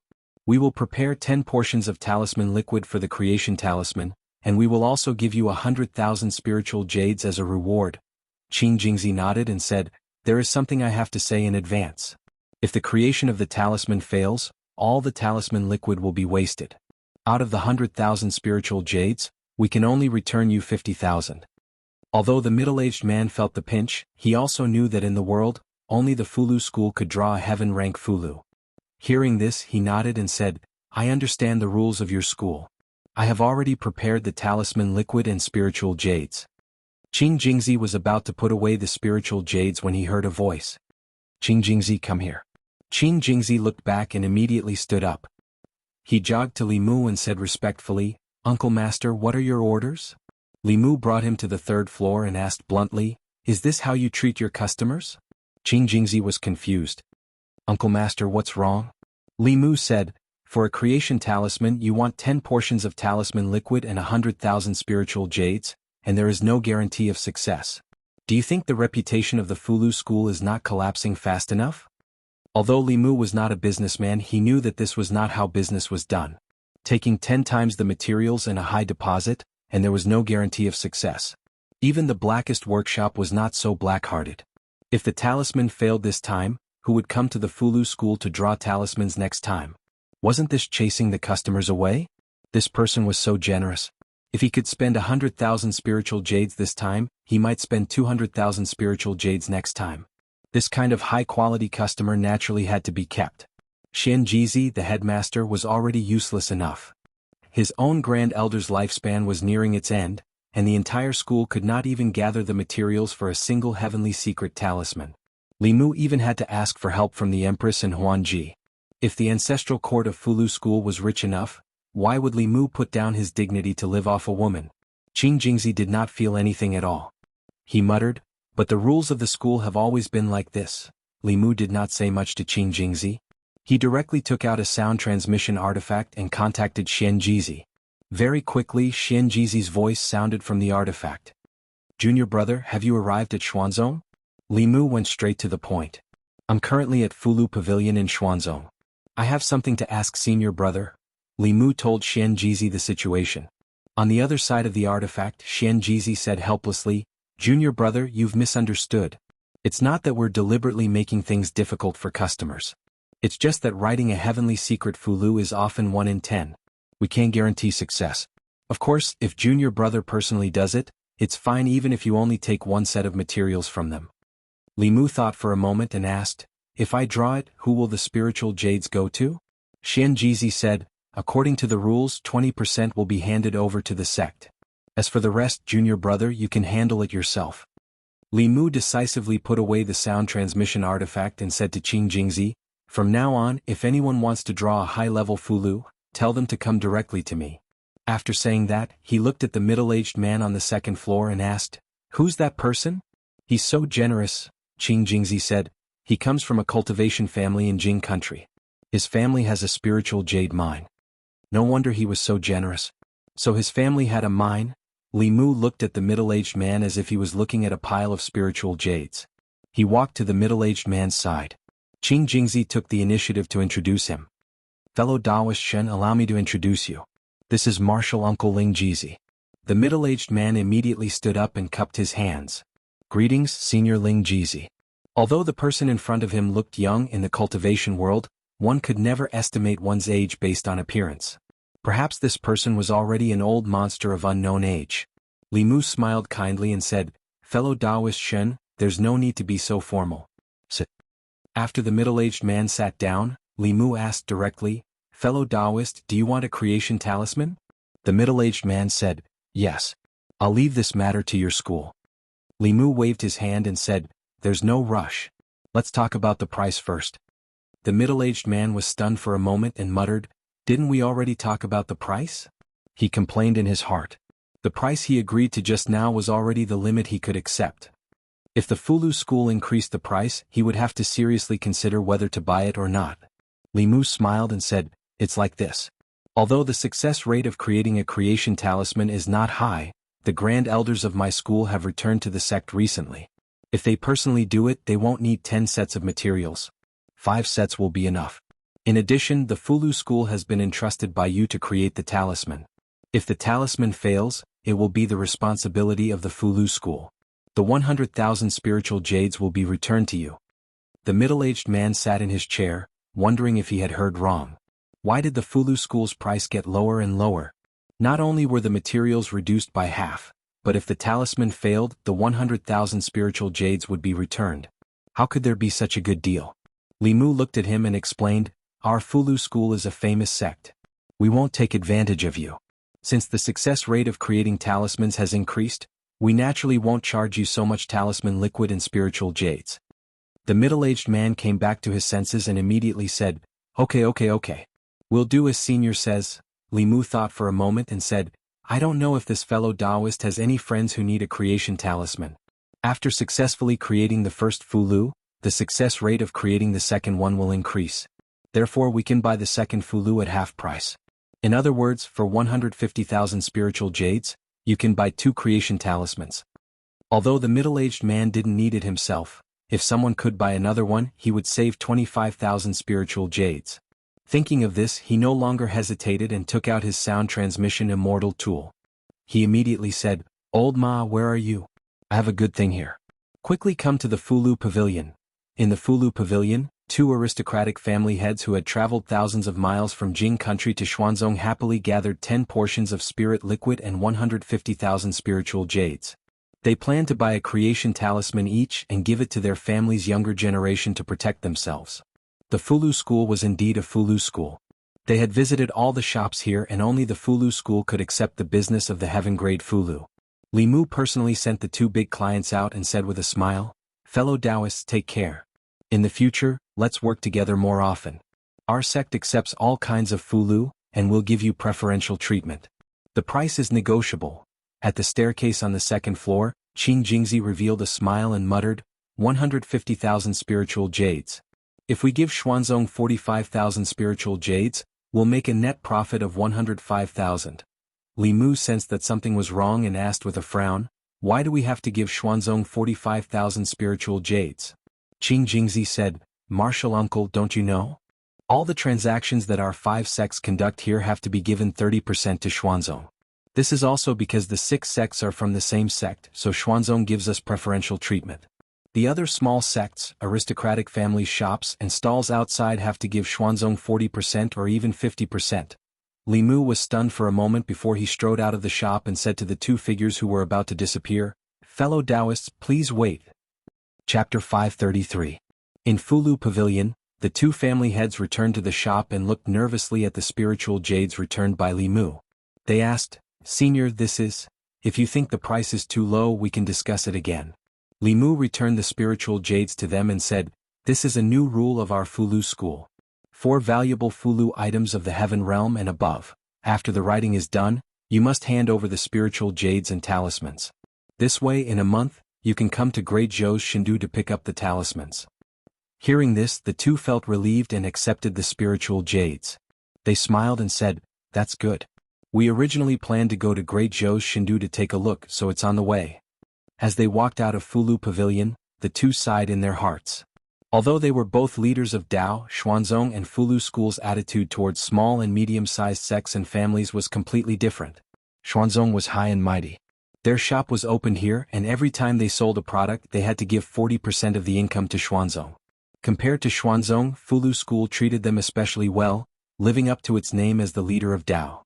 After sending the 2 off again, Li Mu finally understood how Xuanzong's magnificent mountain gate and the spiritual jade plaza outside were built. Including the other 5 sects of Tao, the large and small sects of Zhu province, the cultivation families and countless rogue cultivators were all contributing to Xuanzong's construction. While most of the countries in Zhu province were still in a feudal society, Xuanzong had already taken a step into capitalism. He was the one who wasted his breath, and the one who was tired of writing talismans. In the end, he was actually working for Xuanzong. Li Mu felt a nameless anger rise in his heart. He angrily asked, does our Fulu school not have a mountain gate of our own? Why do we have to do business in someone else's place? Qing Jingzi said, this is sect master's idea. He said that White Cloud Mountain is a sacred land of the Tao sect and shouldn't do such unscrupulous things. Li Mu waved his sleeves and snapped, don't mention him to me. Shenjizi, that prodigal son of a bitch. How many spiritual jades has he earned for others over the years, yet he can't even gather the materials for the heavenly secret talisman. How does he still have the face to be the sect leader? Qing Jingzi silently lowered his head. He couldn't interrupt when his uncle master was scolding the sect master, and he didn't dare to interrupt. Li Mu scolded Shenjizi and calmed down very quickly. It was understandable that Xuanzong would provide the platform and take a cut from the transaction. However, they were too black-hearted. 50,000 spirit jades were gone for no reason. Li Mu's heart was bleeding. He was both angry and distressed. When he walked to the first floor and saw the situation inside, he was even angrier. Although there were many customers lining up outside, there weren't many Fulu school disciples in charge of serving customers. There weren't enough people in the shop to begin with. The few disciples who were acting as temporary clerks were still gathered together and chatting happily. They ignored the customers and ignored them. A few customers came in and walked around. When they realized that there was no one to serve them, they turned around and went to other shops. Other than Fulu school, there were also people who were good at Fulu from various sects, as well as some mid-level cultivation clans. The mid-level and low-level Fulu they produced were also of good quality. People who wanted to buy Fulu might not only choose Fulu school. Most of these disciples usually cultivated in their sections. How would they know the ways of commercial service? It was unknown how many customers went to other shops because of their arrogant and rude attitude. Li Mu inadvertently glanced around and saw a familiar figure in the shop on the first floor. It was the stall owner who Li Mu had bought a large amount of clothes and accessories from. He was currently bargaining with a disciple in the shop. He looked at a Fulu and pestered the disciple, saying, "Give me a discount. 1,000 spirit jades is really too expensive. How about I buy 2 pieces and you give me a 20% discount?" The Fulu school disciple was unmoved. He said indifferently, "The Fulu's price is set by the elders. We don't accept any bargaining. If you want to buy, then buy. If you don't want to buy, then go elsewhere. There are plenty of Fulu on this street. The young man looked at the fulu floating on the counter and hesitated for a long time. In the end he decided to give up. Just as he was about to walk out of the shop, a voice came from behind him. Wait. The young man turned around and saw the young man who had thrown out 20,000 spirit jades standing behind him. After being stunned for a moment, his expression suddenly changed. He said, "Don't tell me you're going back on your word. Once a product is sold, it can't be returned unless there is a problem with the quality?" Li Mu waved his hand and said, "Don't worry, I'm not here to ask for a refund. Come with me." With that, he turned around and went up to the second floor. The young man hesitated for a moment, but could only follow. When they reached the second floor, Li Mu sat down and said to the young man, "Sit." The young man immediately shook his head and said, "Senior, if you have something to say, I'll just stand and listen." Li Mu looked at him and asked, "What's your name?" The young man honestly replied, "I'm Ma Feng." Ma as in handsome horse, Feng as in wind. Although this person's cultivation wasn't high, he had a good business mind. Especially his mouth, it was simply like a lotus flower. If the disciples of the Fulu school were half as good as him, the Fulu in the shop would have been sold out long ago. Li Mu poured himself a cup of tea and said indifferently, "Ma Feng, that's a good name. Who is your master and which sect are you from?" Ma Feng still didn't know why this expert from the Fulu school was looking for him. He didn't dare to hide anything and continued, "Senior, I don't have a master, nor do I belong to any sect. The reason I embarked on the path of cultivation was because I found an introductory book on Qi cultivation at an old bookstall when I was young. I pondered on it blindly and unintentionally walked on this path." Li Mu looked at him and suddenly asked, "Are you willing to enter my Fulu school?" Ma Feng was stunned. As a rogue cultivator, he had no sect, no background, and no one to guide him in cultivation. His biggest dream was to enter a sect, but his aptitude wasn't good. Even small sects weren't willing to accept him. Entering one of the 6 Taoist sects was something he didn't even dare to dream of. After coming back to his senses, he immediately knelt down and said loudly, "This disciple is willing." Li Mu nodded and said, "Very good. From now on, you are a disciple of the 4th generation of the Fulu school." Ma Feng immediately took off a bag from his back and placed it in front of Li Mu. He said, "These are the spiritual jades that Martial Granduncle used to buy the immortal clothes and accessories. This disciple will return them to you." He had seen what happened in the market and guessed Li Mu's identity. He immediately changed the way he addressed him. Li Mu waved his hand and said, "These belong to you. Keep them for yourself." Ma Feng put the bag back on his back and said respectfully, "Thank you, Martial Granduncle." Li Mu said, "Get up and talk. I have some things to ask you." Ma Feng stood up from the ground and said, "Please ask, Martial Granduncle. This disciple will tell you everything he knows." Li Mu said, "If you were to manage the Fulu Pavilion, what would you do?" Ma Feng was stunned again. "Let me manage the Fulu Pavilion?" Li Mu nodded and said, "You can speak your mind boldly." Ma Feng had a thoughtful look on his face. He was not talented, short and ugly. Even though small sects didn't accept him. There must be a reason why this senior was willing to let him join one of the 6 Taoist sections. This was his chance. If he grasped it, his future cultivation path would be smooth. If he didn't, he might just be an insignificant rogue cultivator for the rest of his life.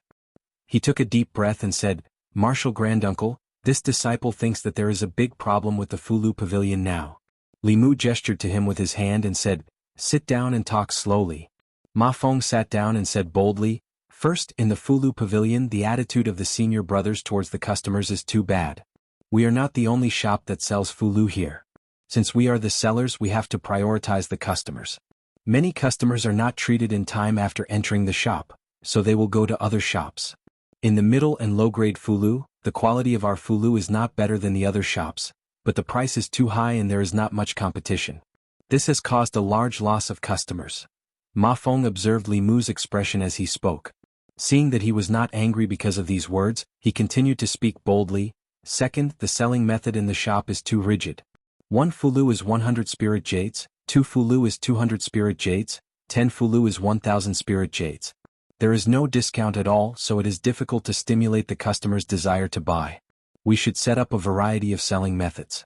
For example, in the shop, if you spend 500 spirit jades, 50 spirit jades, 1000 spirit jades, 150 spirit jades. If you buy 2 earth-grade Fulu, you will get 1 earth-grade Fulu for free." Li Mu nodded and said, "Well said, continue." Although he understood these things with his identity, it was not suitable for him to get involved in these trivial matters. He needed a capable assistant, and the young man in front of him was obviously the best candidate. His appearance was not impressive, but he was extremely business-minded. After receiving Li Mu's affirmation, Ma Feng became bolder and said, "The exchange in Xuanzong is only held once every 5 years, and it takes a large amount of our spirit jades. Why don't we set up shops in the sect or even in the various prefectures of the Great Zhou, or in the various countries of the Zhou province? With the reputation of our Fulu school, business will definitely be 10 or 100 times better than it is now. At this exchange, loose cultivators and cultivation clans from all over the world will gather here. This is a great opportunity for us. We must let the Fulu Pavilion leave a good impression in their hearts." As Ma Feng spoke, he was no longer limited to the Fulu Pavilion, but looked at the entire Zhou province. He planned a path of continuous development for the Fulu school. 2 hours later he was still talking non-stop.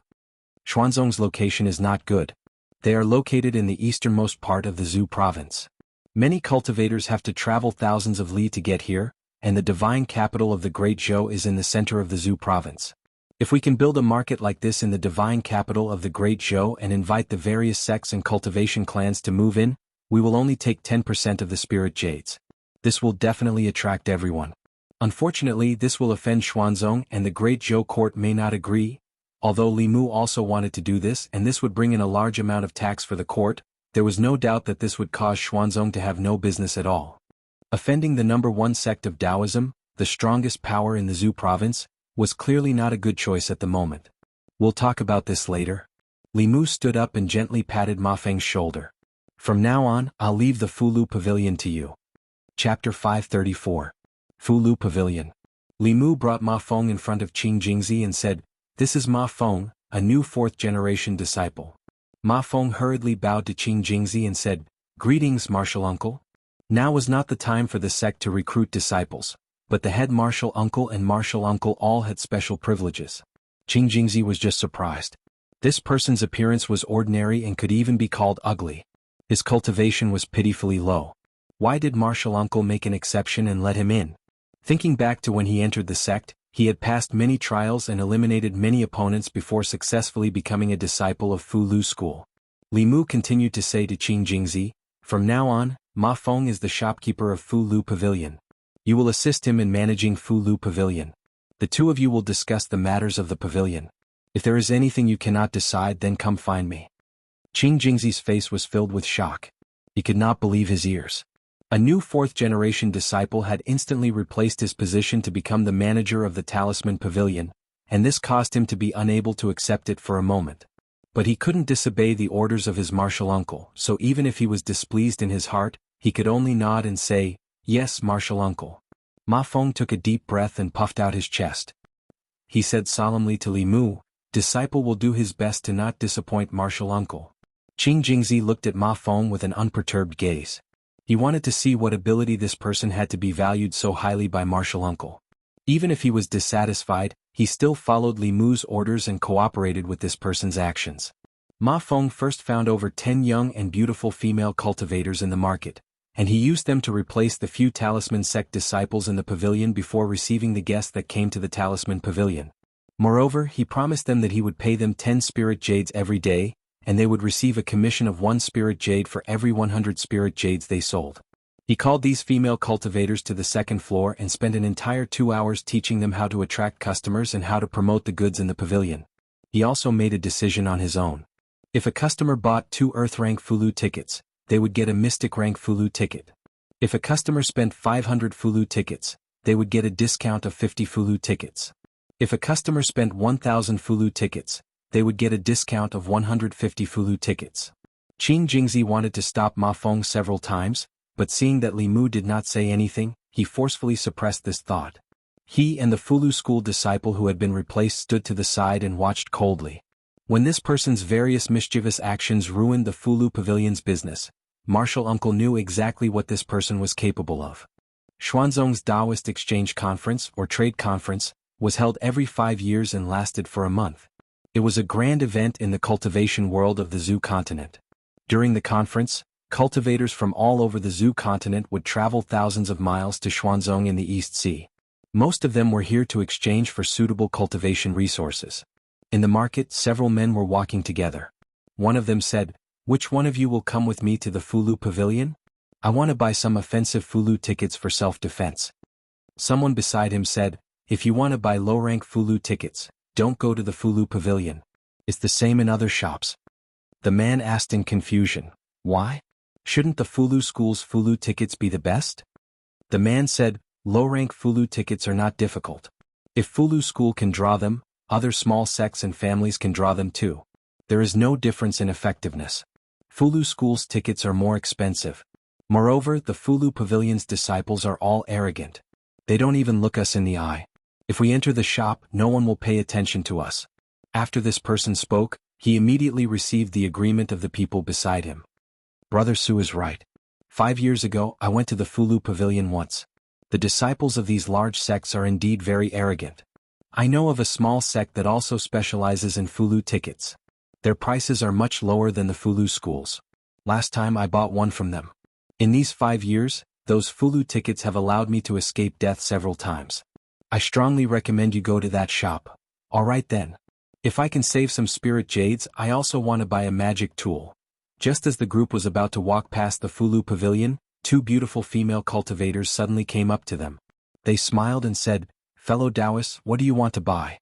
Our Fulu Pavilion has an event today. If you spend 500 spirit jades in the pavilion, you can return 50 spirit jades. If you spend 1,000 spirit jades, you can return 150 spirit jades. The smiles on the faces of the 2 female cultivators were extremely gentle and beautiful. The business of the Fulu Pavilion was closely related to their remuneration.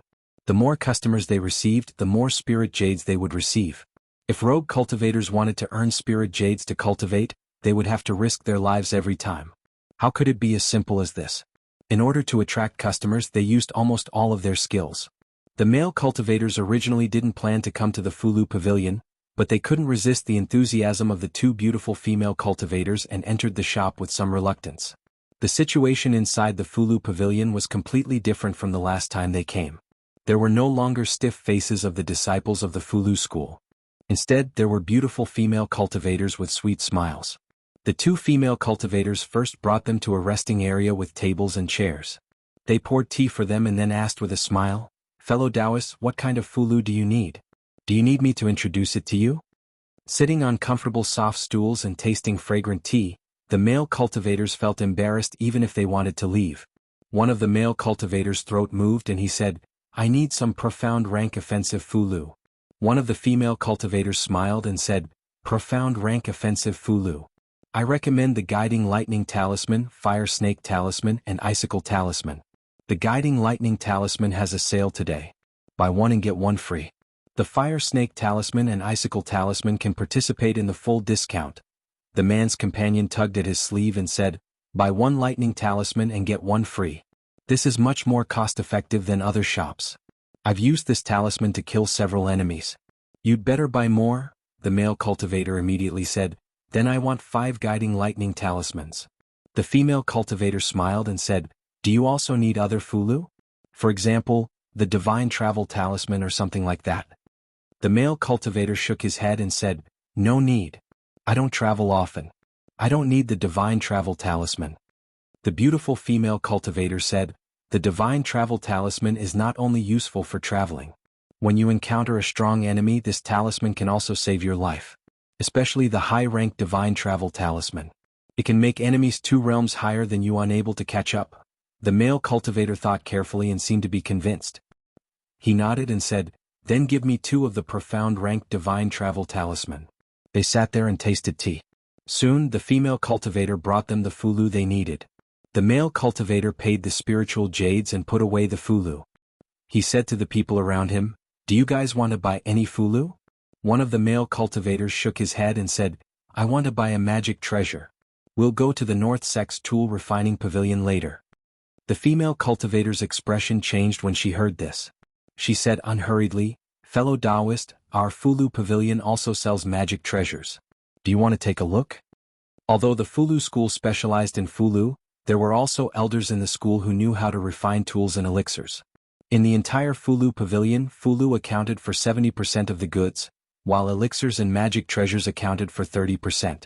The male cultivator said politely, no need. The female cultivator did not give up. She smiled at him and said, "To be honest, if you want to buy Earth rank and Heaven rank magic treasures, I certainly recommend you to go to the North sect. After all, the North sect is a great tool refining sect. The quality of their high-rank magic treasures is unmatched by any other sect.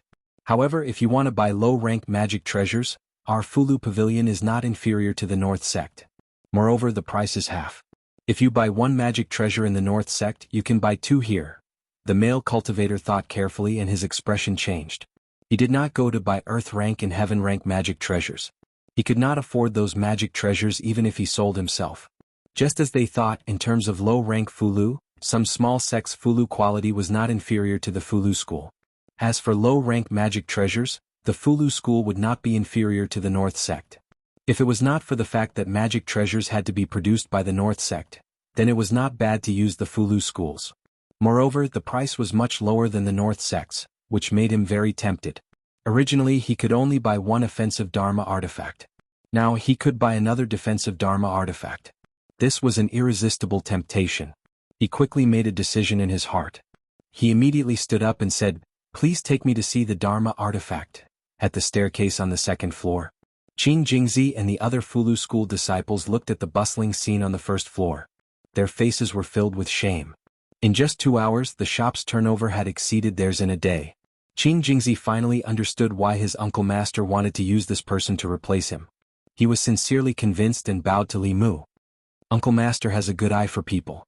I admire you from the bottom of my heart." Li Mu waved his hand and said, "You guys go down too. See if there's anything you need help with. Don't just stand here."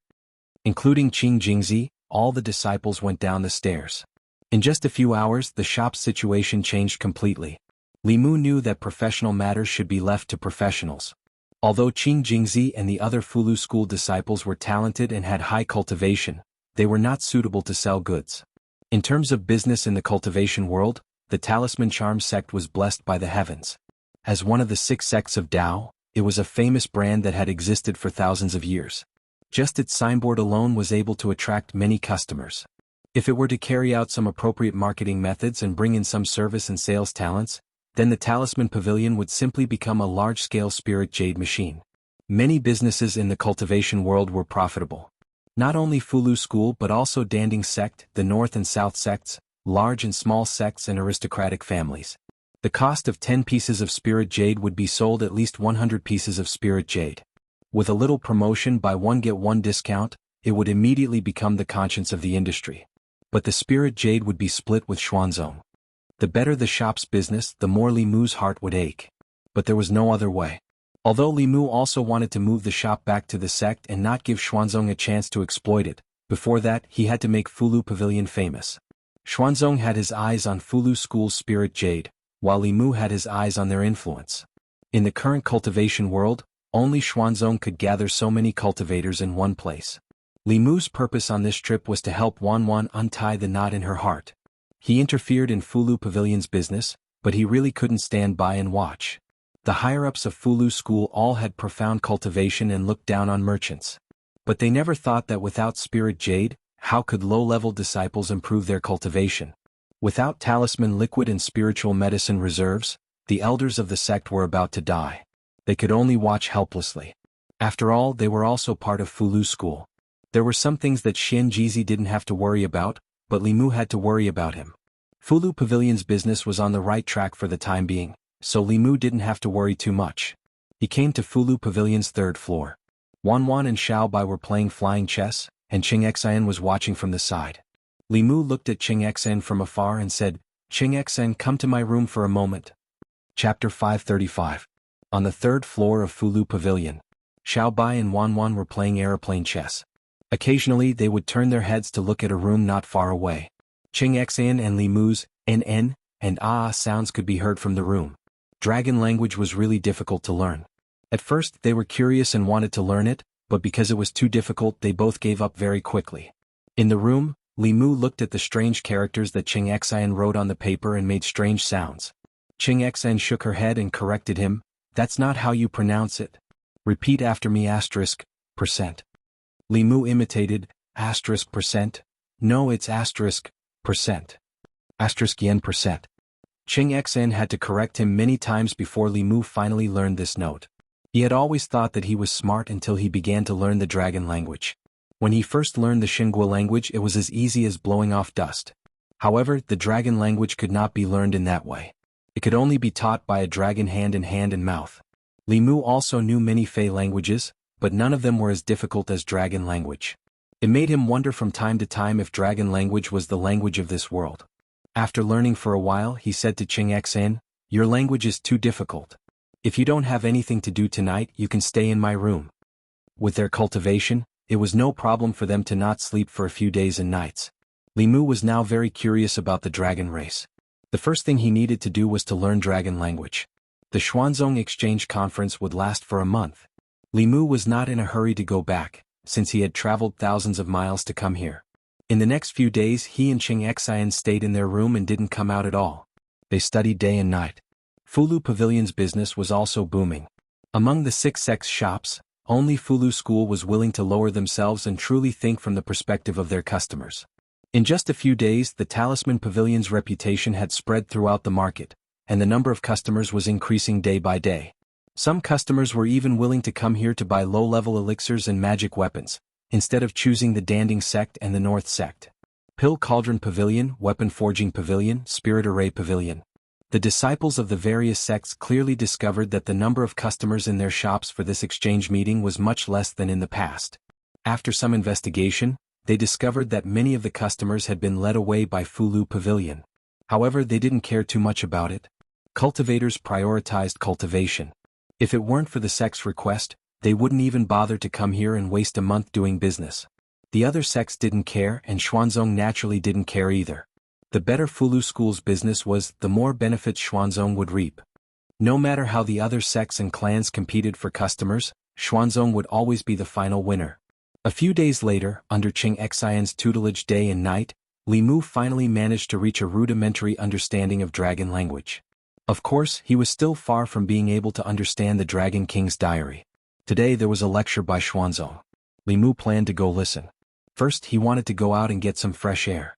Second, he had received Xuanzong's invitation to participate in the lecture. For this exchange meeting, Li Mu was the only second-generation disciple of Fulu School. He still had to give face to Xuanzong. There weren't many people in Fulu Pavilion today. There weren't even many customers in the market. On the neighboring island, a large training hall was packed with people. Today, Xuanzong's experts would be lecturing here. They would also answer some questions about cultivation.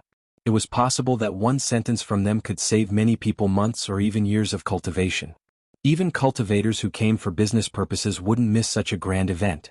At the front of the training hall, there were several seats. Those seats were reserved for the seniors of the 6 sects of Taoism. Generally speaking, those who could sit there were second-generation disciples of the 6 sects of Taoism, Dongshuan's experts. Except for the young man sitting on the left. A few days ago, he spent a lot of money in the market and severely embarrassed Qing Xuanzi. Later, people began to inquire about his identity. They learned that he was the disciple of Fu Daozi, the supreme elder of Fulu School. Although his cultivation wasn't as high as Dong Xian, he was a true second-generation disciple of Fulu School. He was in the same generation as the chief and chief of the 6 sects. Below these seats, there were about a dozen seats, which belonged to some well-known cultivation clans and mid-level sects in Zhuzhou, as well as some Xuanzong disciples. As for the others, they could only sit cross-legged on the ground and listen. That's Master Shen of Jing country. The Shen family started with a spiritual jade mine. His family strength is no weaker than a mid-level sect. I heard that he bought a talisman of creation from Fulu School. A heaven-grade Fulu costs at least 100,000 spiritual jades, and he has to prepare 10 sets of talisman liquid. The Shen family is really rich. The 6 sects have to be the richest. Fulu School sells a Fulu for 100,000 spiritual jades, and he has to prepare his own materials. This is simply robbing spiritual jades. You can't say that. Who doesn't know that the success rate of a heaven-grade Fulu is extremely low? 10 sets of materials may not be enough to make one. Moreover, I heard that the rules of Fulu Pavilion have changed. The Fulu Pavilion doesn't accept spiritual jades before it's completed.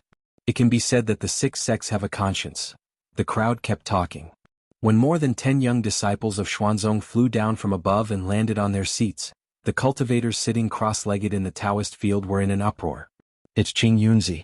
He's only in his 30s, but his cultivation has already reached Dong Xian. He's Xuanzong? No, he's the first among the fourth-generation disciples of the six sects of Taoism.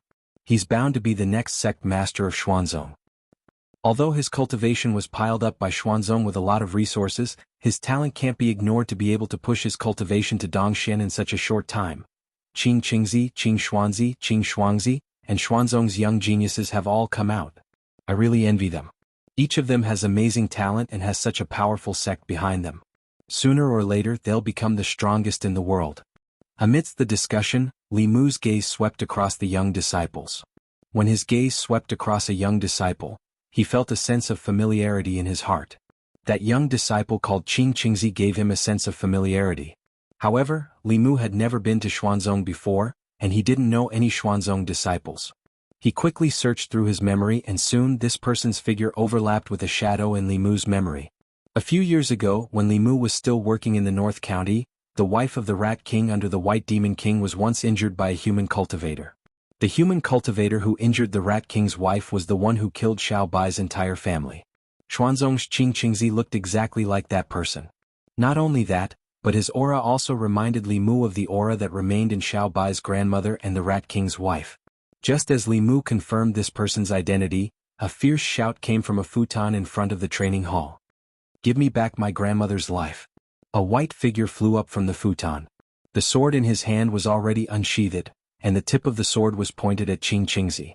This sudden change immediately attracted the attention of countless people in front of the training hall. The cultivators in the training ground were extremely shocked. There was actually someone who dared to assassinate a disciple of the Shen sect right in front of the elders of the Shen sect. This kind of suicidal behavior could be considered crazy.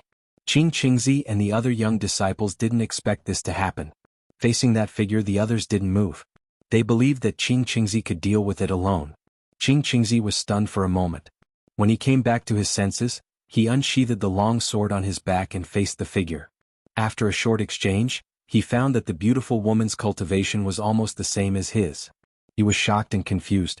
When did he provoke such a strong cultivator? Facing such an opponent, Qing Qingzi didn't dare to underestimate her. He immediately used several of his most powerful spells. However, facing his spells, the woman only cared about attacking and didn't defend at all.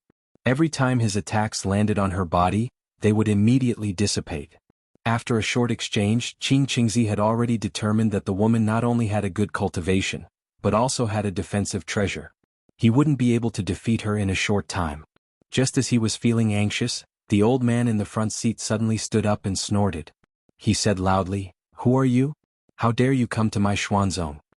As soon as he finished speaking, a transparent giant hand appeared in the void and grabbed at the woman. Under the pressure of the giant hand, the cultivators with low cultivation suddenly felt like Mount Tai was pressing down on them. They found it difficult to breathe. Even the strong cultivators in the creation realm found it difficult to breathe. They were shocked by the power of Dongxian. Under the pressure of the giant hand, Xiao Bai couldn't move. She could only watch as the hand grabbed at her. In the next moment, a figure that wasn't very big but made her feel at ease stood in front of her. Li Mu floated in the void in front of Xiao Bai. He didn't do anything. The aura in his body swept out and the giant hand collapsed. After a moment of silence, there was another uproar. "Isn't that the senior from Fulu School? Why is he helping this assassin? Didn't you notice that this female assassin is the beauty who has been following this senior around? What's wrong with Qing Qingzi? He seems to have a death feud with this beauty. This is going to be interesting." The conflict between Fulu School and Xuanzong. As the crowd discussed in low voices, someone suddenly realized something and said in surprise, "The one who attacked just now was Senior Miao Yuanzi from Xuanzong. He has advanced to Dongxian many years ago. This senior from Fulu School is only at the 5th realm, but he blocked Senior Miao Yuanzi's angry attack so easily. It's unbelievable." Only then did the crowd realize this. They all looked at the figure floating in the void with shocked eyes. Among the disciples of Xuanzong, Qing Xuanzi's face was pale.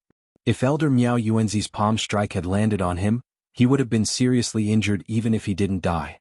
However, it was easily resolved by this person. Thinking of the conflict between him and this person, Qing Xuanzi suddenly felt a wave of fear.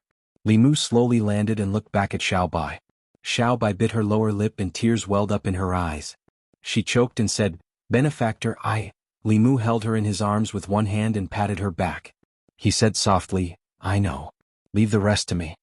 Wanwan and Ching Xan also left the crowd and quickly stood beside Xiao Bai. Li Mu waved his hand and a golden light shot out. Qing Qingzi suddenly felt his waist tighten, and he couldn't circulate his spiritual power. Then he was dragged to Li Mu by a huge force. At the front of the training hall, Miao Yuanzi looked at Li Mu with a gloomy face and asked, "What is the meaning of this?" Li Mu shook his wrist and the bound Qing Qingzi knelt on the ground. He looked at Miao Yuanzi with a gloomy face and said, "You connived with your disciples to bring disaster to the great Zhou and kill my sister's family. What right do you have to ask me?" The two looked at each other and the atmosphere was extremely tense. Beside Miao Yuanzi, a female cultivator stood up and said, "Senior brother Miao Yuanzi, junior brother Ling Jizi, let's sit down and talk. There may be some misunderstanding. The 6 sects are one family. Let's not hurt each other." The people of the Danding sect stood up. Miao Yuanzi's face didn't soften. Instead, he looked at Li Mu and said, "Junior sister Jades, and you all saw it. Today it was Fulu School who provoked you first. It wasn't my Xuanzong that was rude." Jade Sun walked in front of Li Mu and said, "Junior brother Ling Jizi, let this disciple go first. If there's anything we can talk about it slowly. After all, this was Xuanzong and Li Mu wasn't an unreasonable person." He took back the immortal binding lock. Miao Yuanzi waved his sleeve, rolled up Qing Qingzi and flew up to the Dao Palace. Li Mu followed with Xiao Bai and Wanwan. Seeing this, Jade Sun and the elders of the other 4 sects looked at each other and shook their heads helplessly. They also flew up. Even with the Xuanzong elders presiding, the training hall still became chaotic. What's going on? Xuanzong is a righteous sect. How could a disciple of Xuanzong do something like killing people? There must be some kind of misunderstanding. I also think it's a misunderstanding. The disciples of Xuanzong who stayed behind also sighed. Qing Songzi shook his head and sighed. "I've already advised senior brother Qing Qingzi not to be too eager for quick success, but he just wouldn't listen.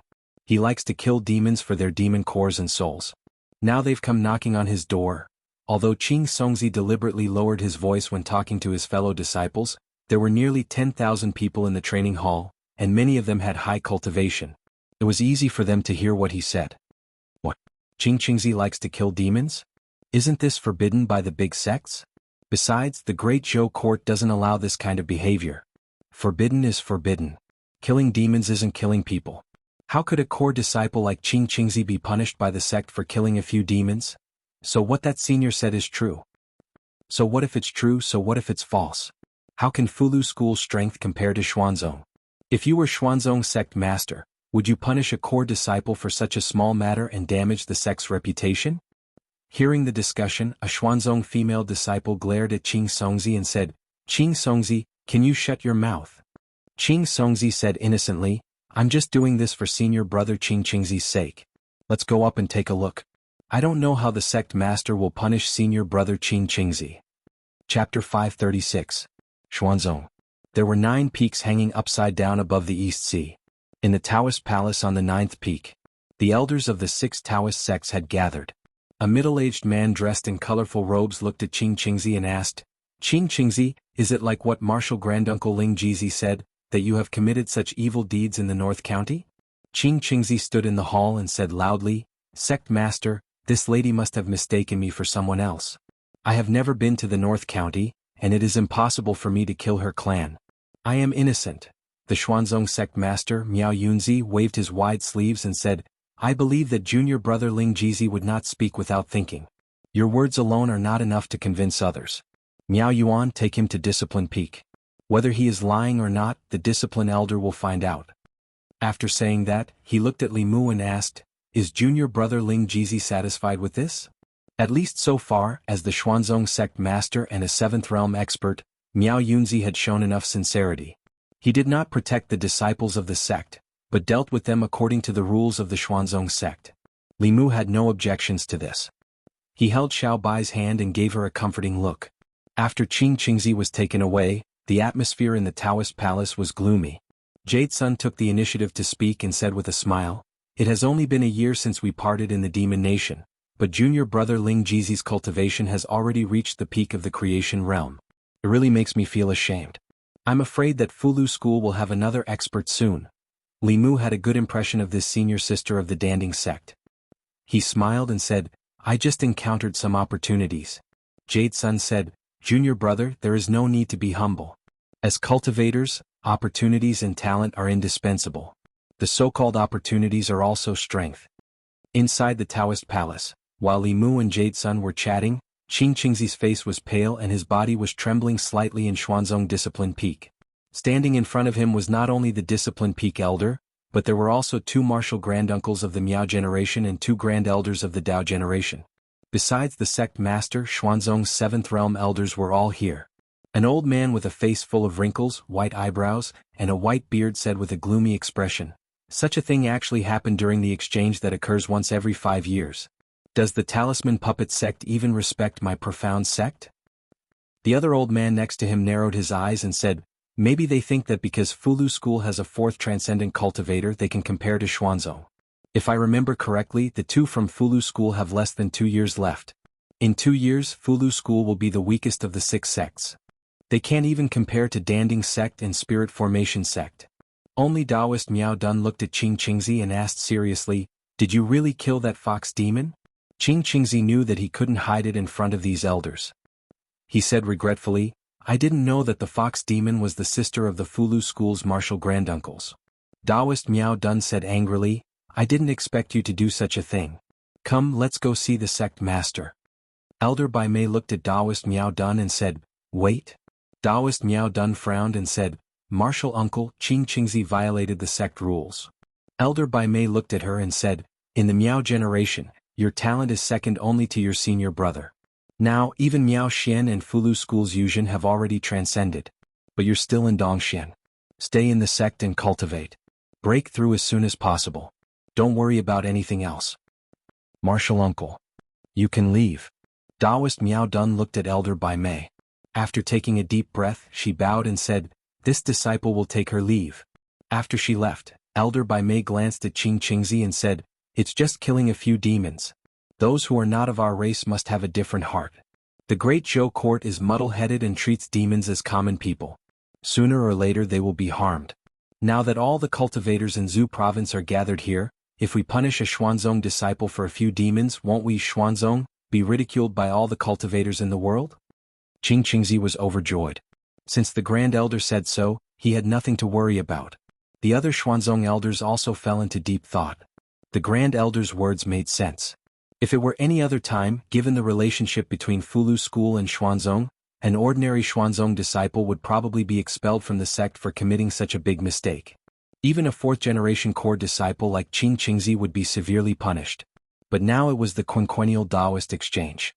All the Taoist cultivators in Zhu province were gathered in Xuanzong. If this matter were to spread, it would damage Xuanzong's reputation. As the top sect of Taoism, Xuanzong's reputation was much more important than a 4th-generation disciple. Elder Bai Mei looked coldly at Qing Qingzi and said, "From now on, you are not allowed to leave the sect until you reach Dongxian." Qing Qingzi had just reached the 5th realm. Although he could enjoy a lot of resources in the sect, he did not know how long it would take for him to reach the 6th realm.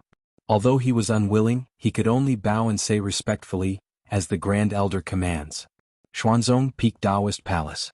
Li Mu was still talking with Jade Sun when Miao Yuanzi flew in alone. Miao Yunzi asked, "What's the result?" Miao Yuanzi cupped his fists and said, "Sect Master Senior Brother, just now at Discipline Peak, Grand Elder personally performed a soul search on Qing Qingzi. This matter is indeed not his doing. There should be a misunderstanding."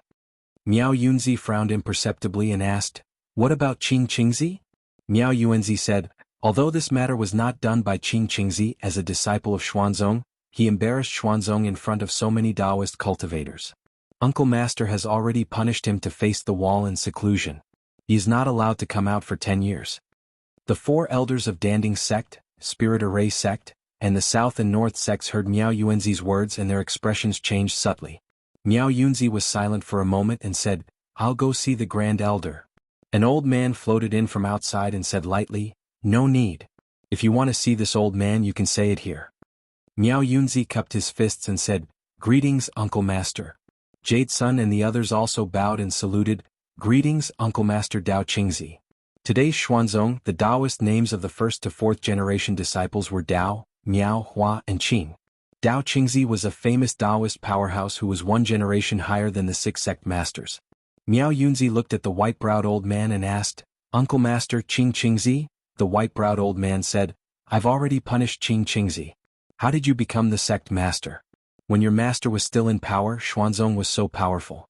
In your generation you were framed, and you didn't even protect your own disciple.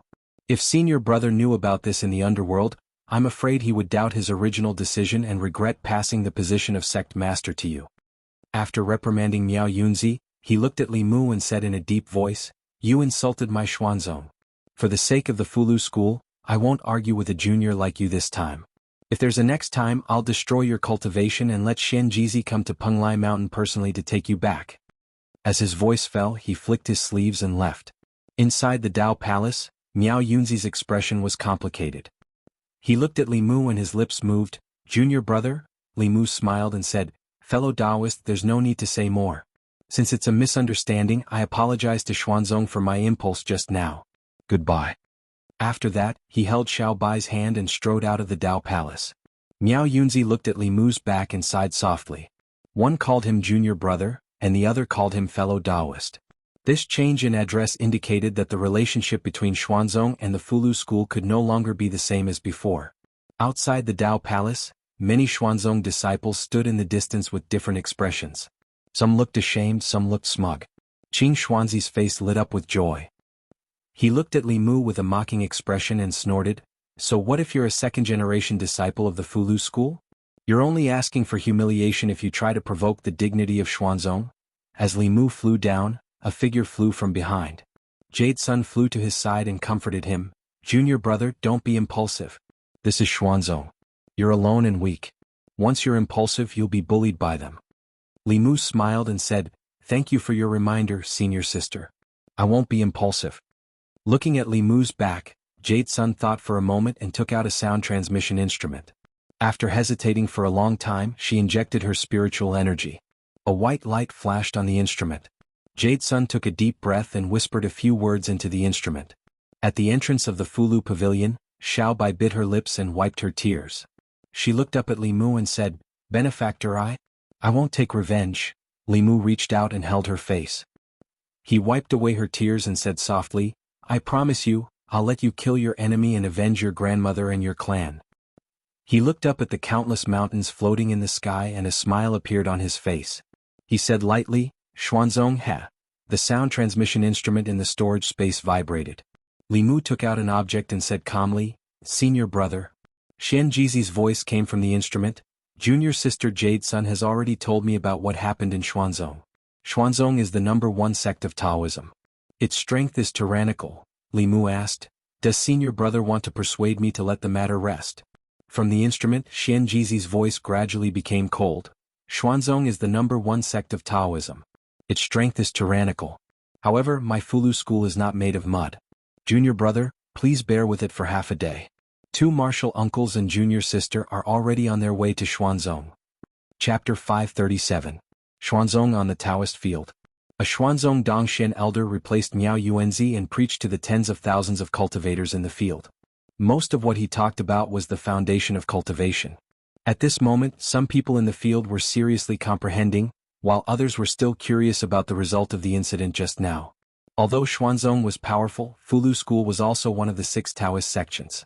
They wondered if Xuanzong would disregard the brotherhood of the sect for an inner disciple. Soon, Qing Yunzi, Qing Songzi, Qing Xuanzi, and several other 4th-generation disciples returned to the field from the Taoist palace above. Then a stream of light flashed and Miao Yuanzi floated in the air. He looked at the crowd and said lightly, "What happened just now was a misunderstanding. Now that it has been clarified, there is no need to think too much." Although Miao Yuanzi said so, there were more than 10,000 people in the field and there was no lack of clever people. How could they not know the deeper meaning of his words? If it was really a misunderstanding, the senior from Fulu school would have appeared with him at this moment, but he was alone at this moment. It seemed that Xuanzong chose to protect the disciples of his sect for the sake of face, and did not care about the feelings of Fulu school at all. Even if they felt that this was not a good move, Xuanzong undoubtedly had the strength to do so. In the world of cultivation, strength was everything. Without strength there was no right to reason. This was the sorrow of weak forces, but they did not expect that the powerful Fulu school would have such a day. As the #1 Taoist sect, Xuanzong had strength above all in the world of cultivation. Everything included the other 5 sections. In the field, no one blamed Xuanzong, and few people sympathized with Fulu school, because this was the rule of the world of cultivation. At this time in the market, the cultivators who did not go to listen to the preaching were almost crazy. The Fulu Pavilion had just released the news that they would sell Fulu books below the heaven rank for free. They did not need spiritual jades, and as long as they provided materials for writing talismans, the Fulu Pavilion would write talismans for them for free. The yellow rank Fulu Pavilion provided 1 portion of talisman fluid, 2 portions of profound rank and 4 portions of earth rank. The Fulu school would then write corresponding talismans for them.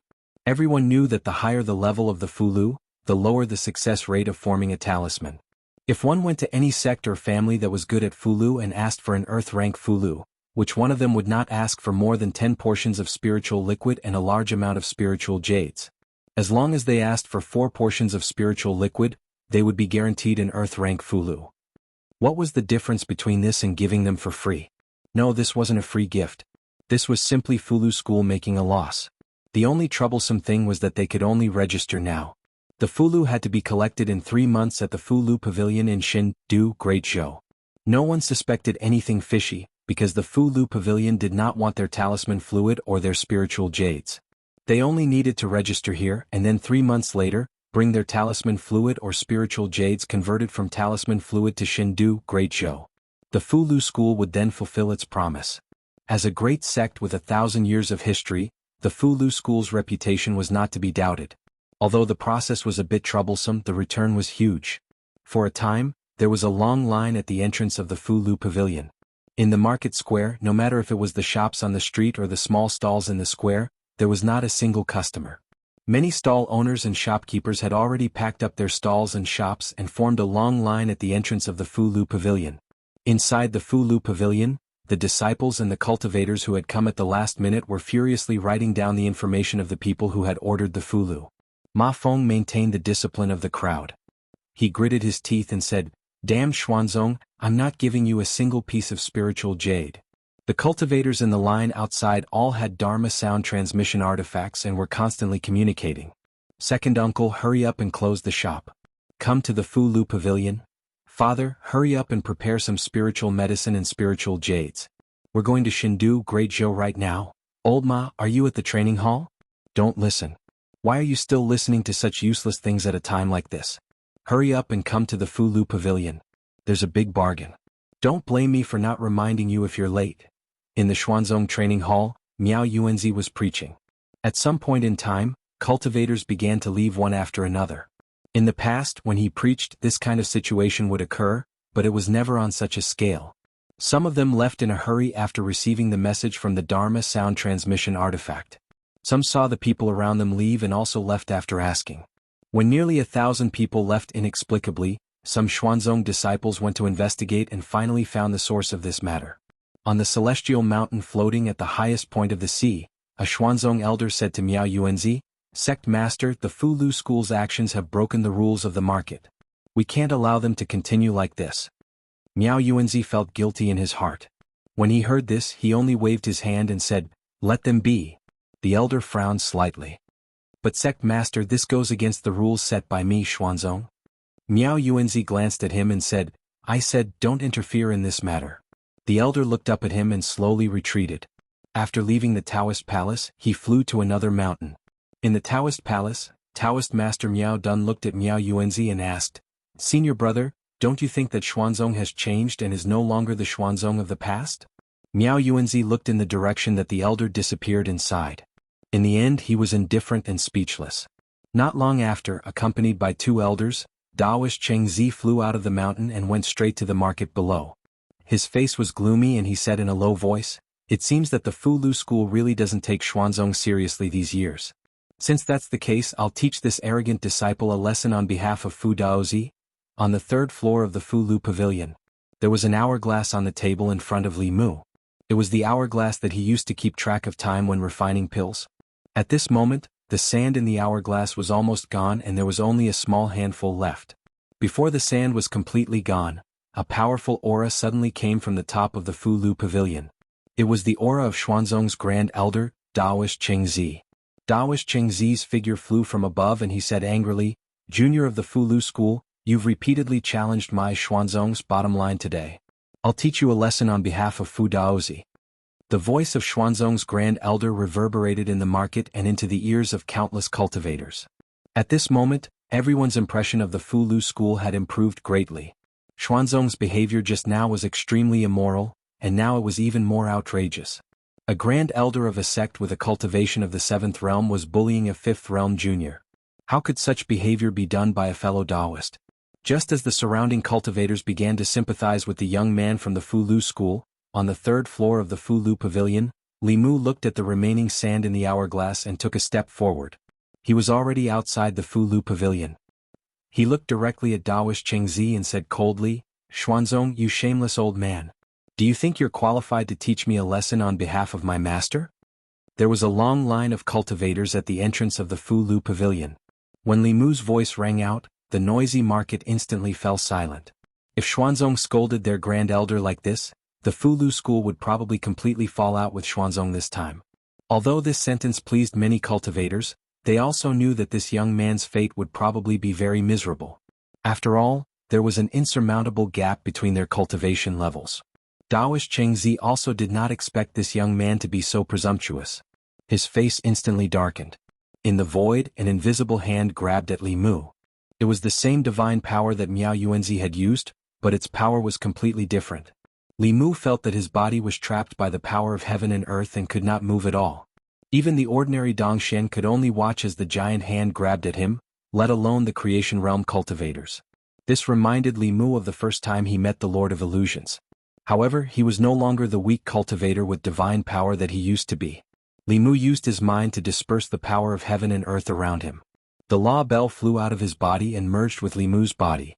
At the same time, a Fu Lu talisman appeared in Li Mu's hand.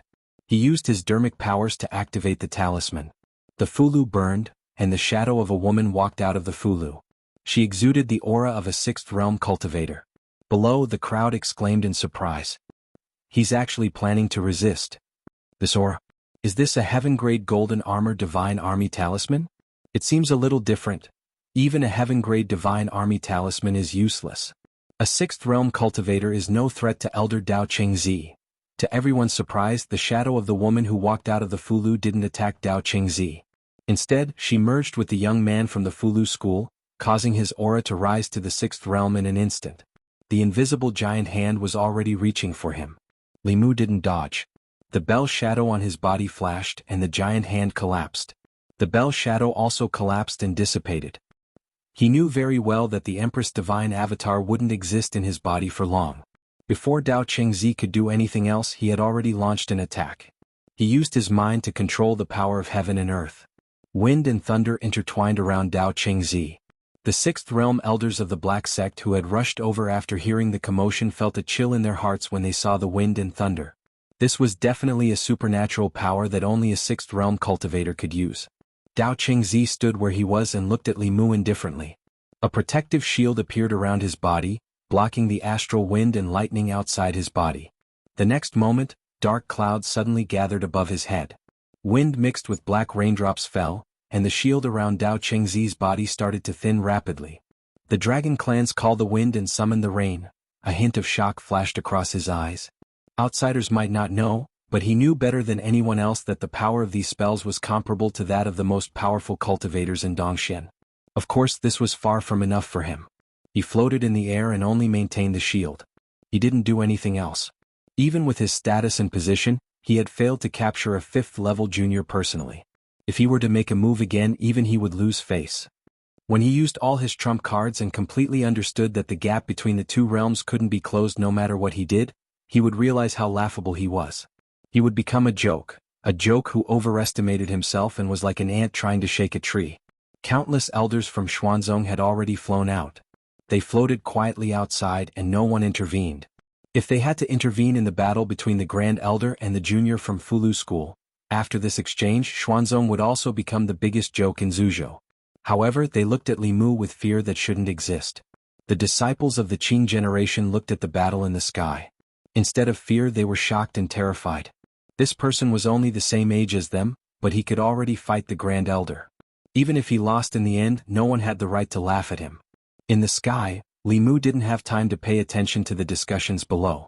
Without a doubt, without relying on the Empress or the demonic corpse, Dao Qingzi was the most powerful enemy he had ever encountered.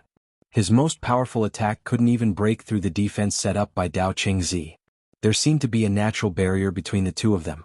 No matter how hard he tried, he couldn't cross it. If he couldn't fight head-on, he could only use his wits. Li Mu took a deep breath. His Qingxian sword flew out instantly, turning into sword shadows that filled the sky and attacked Dao Qingzi. Tens of thousands of swords flew out.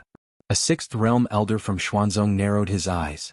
He took a deep breath and said in a low voice, "What a powerful Taoist technique. With this technique he can probably fight Dongxian as a creation and transcend as a Dongxian.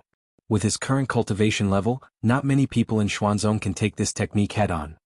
Jade Sun floated in the distance and murmured, "This Taoist technique has probably touched the edge of the seventh realm. In other words, if we really fight, we won't be his match at all." Dao Qingzi's expression was still calm as he looked at the sword shadows that filled the sky. However, a hint of seriousness appeared in his eyes. He strengthened the shield outside his body. The sword shadows crashed into the shield and collapsed one after another. However, the dermic power shield also thinned at a speed visible to the naked eye before finally dissipating. However, there were only a few sword shadows left. Dao Qingzi's dermic power swept out. He stared at Li Mu indifferently and said, "Junior, what other skills do you have? Show them all." Before he finished speaking, his eyes narrowed. The last few sword shadows collapsed under the sweep of his dermic power. However, there was still an illusory sword that didn't slow down. It pierced through his forehead at a speed that couldn't be dodged. The small sword pierced through his forehead. Dao Qingzi's body wasn't injured at all, but his primordial spirit was instantly injured. Under the gaze of countless ancestral state cultivators, Xuanzong disciples and elders, their Grand Supreme Elder spat out a mouthful of blood. His aura instantly weakened by half. He was injured. He was injured at the hands of a seventh realm junior. Countless people were shocked. Their faces were filled with disbelief. A seventh realm transcendent expert was injured by a fifth realm cultivator? Outside the Fulu pavilion, the Fulu school disciples' breathing quickened. Their bodies trembled as they stared at the figure floating in the air. This was their martial uncle and martial granduncle. This was the integrity of the Fulu school. Two streams of tears slowly fell from Xiao Bai's limpid eyes. Unlike the Fulu school disciples, her eyes were filled with affection as she looked at the figure. In the air, Li Mu's face was pale. He imitated Dao Qingzi's tone and said indifferently, "Old thing, you're still pretending?" Chapter 538. The market, the training ground, and the countless figures floating in the air were all silent. Only Li Mu's voice echoed on the sea. Just now, everyone had witnessed a miracle. A cultivator in the creation realm had actually injured a transcendent realm cultivator in a head-on battle, but he himself was unharmed. This battle was enough to be recorded in the history of the cultivation world. When future generations mentioned the Fulu school and Xuanzong at the same time, they couldn't ignore this battle that spanned two major realms. The elders of Xuanzong floated in the air, still motionless. It wasn't that they didn't want to move, but that they couldn't. The Grand Elder was in the seventh realm, fighting against a fifth realm junior. Did he need their help? Now that things had developed to this point, it was completely out of Xuanzong's control. It was the opposite of their original goal. Xuanzong had protected Qing Qingzi because he didn't want the school to be disgraced. Now all the cultivators on the Zhu continent knew that Xuanzong had protected his disciple and bullied the weak. The Grand Elder's face had been beaten to the ground, and Xuanzong's face had been completely destroyed. If they had known that things would come to this, they would have punished Qing Qingzi severely. But now this had nothing to do with Qing Qingzi. Xuanzong needed to establish his authority and regain his lost face. In the air, Dao Qingzi's vital spirit was injured, and his aura was weakened. His face was extremely pale, but not because of his injury but because of the humiliation. He had been humiliated by a junior in front of all the disciples of Xuanzong, and in front of more than 10,000 cultivators. At this moment he wanted to kill that person for the first time. His voice was cold as he said word by word, "Junior, you disrespected your elders and deceived your master. Today I will punish you on behalf of Fulu school." After all, Dao Qingzi was a super expert who had reached the 7th level many years ago. If Li Mu hadn't caught him off guard and mixed the intellectual sword into the 10,000 sword shadows, he wouldn't have been able to injure Dao Qingzi at all. When he was in the 5th realm, his wisdom sword could slash Dongshuan's primordial spirit. Now that his cultivation had temporarily increased to the 6th realm, he could only slightly injure Dao Qingzi. However, he wasn't afraid of Dao Qingzi. In the face of Dao Qingzi's threat, Li Mu ignored it.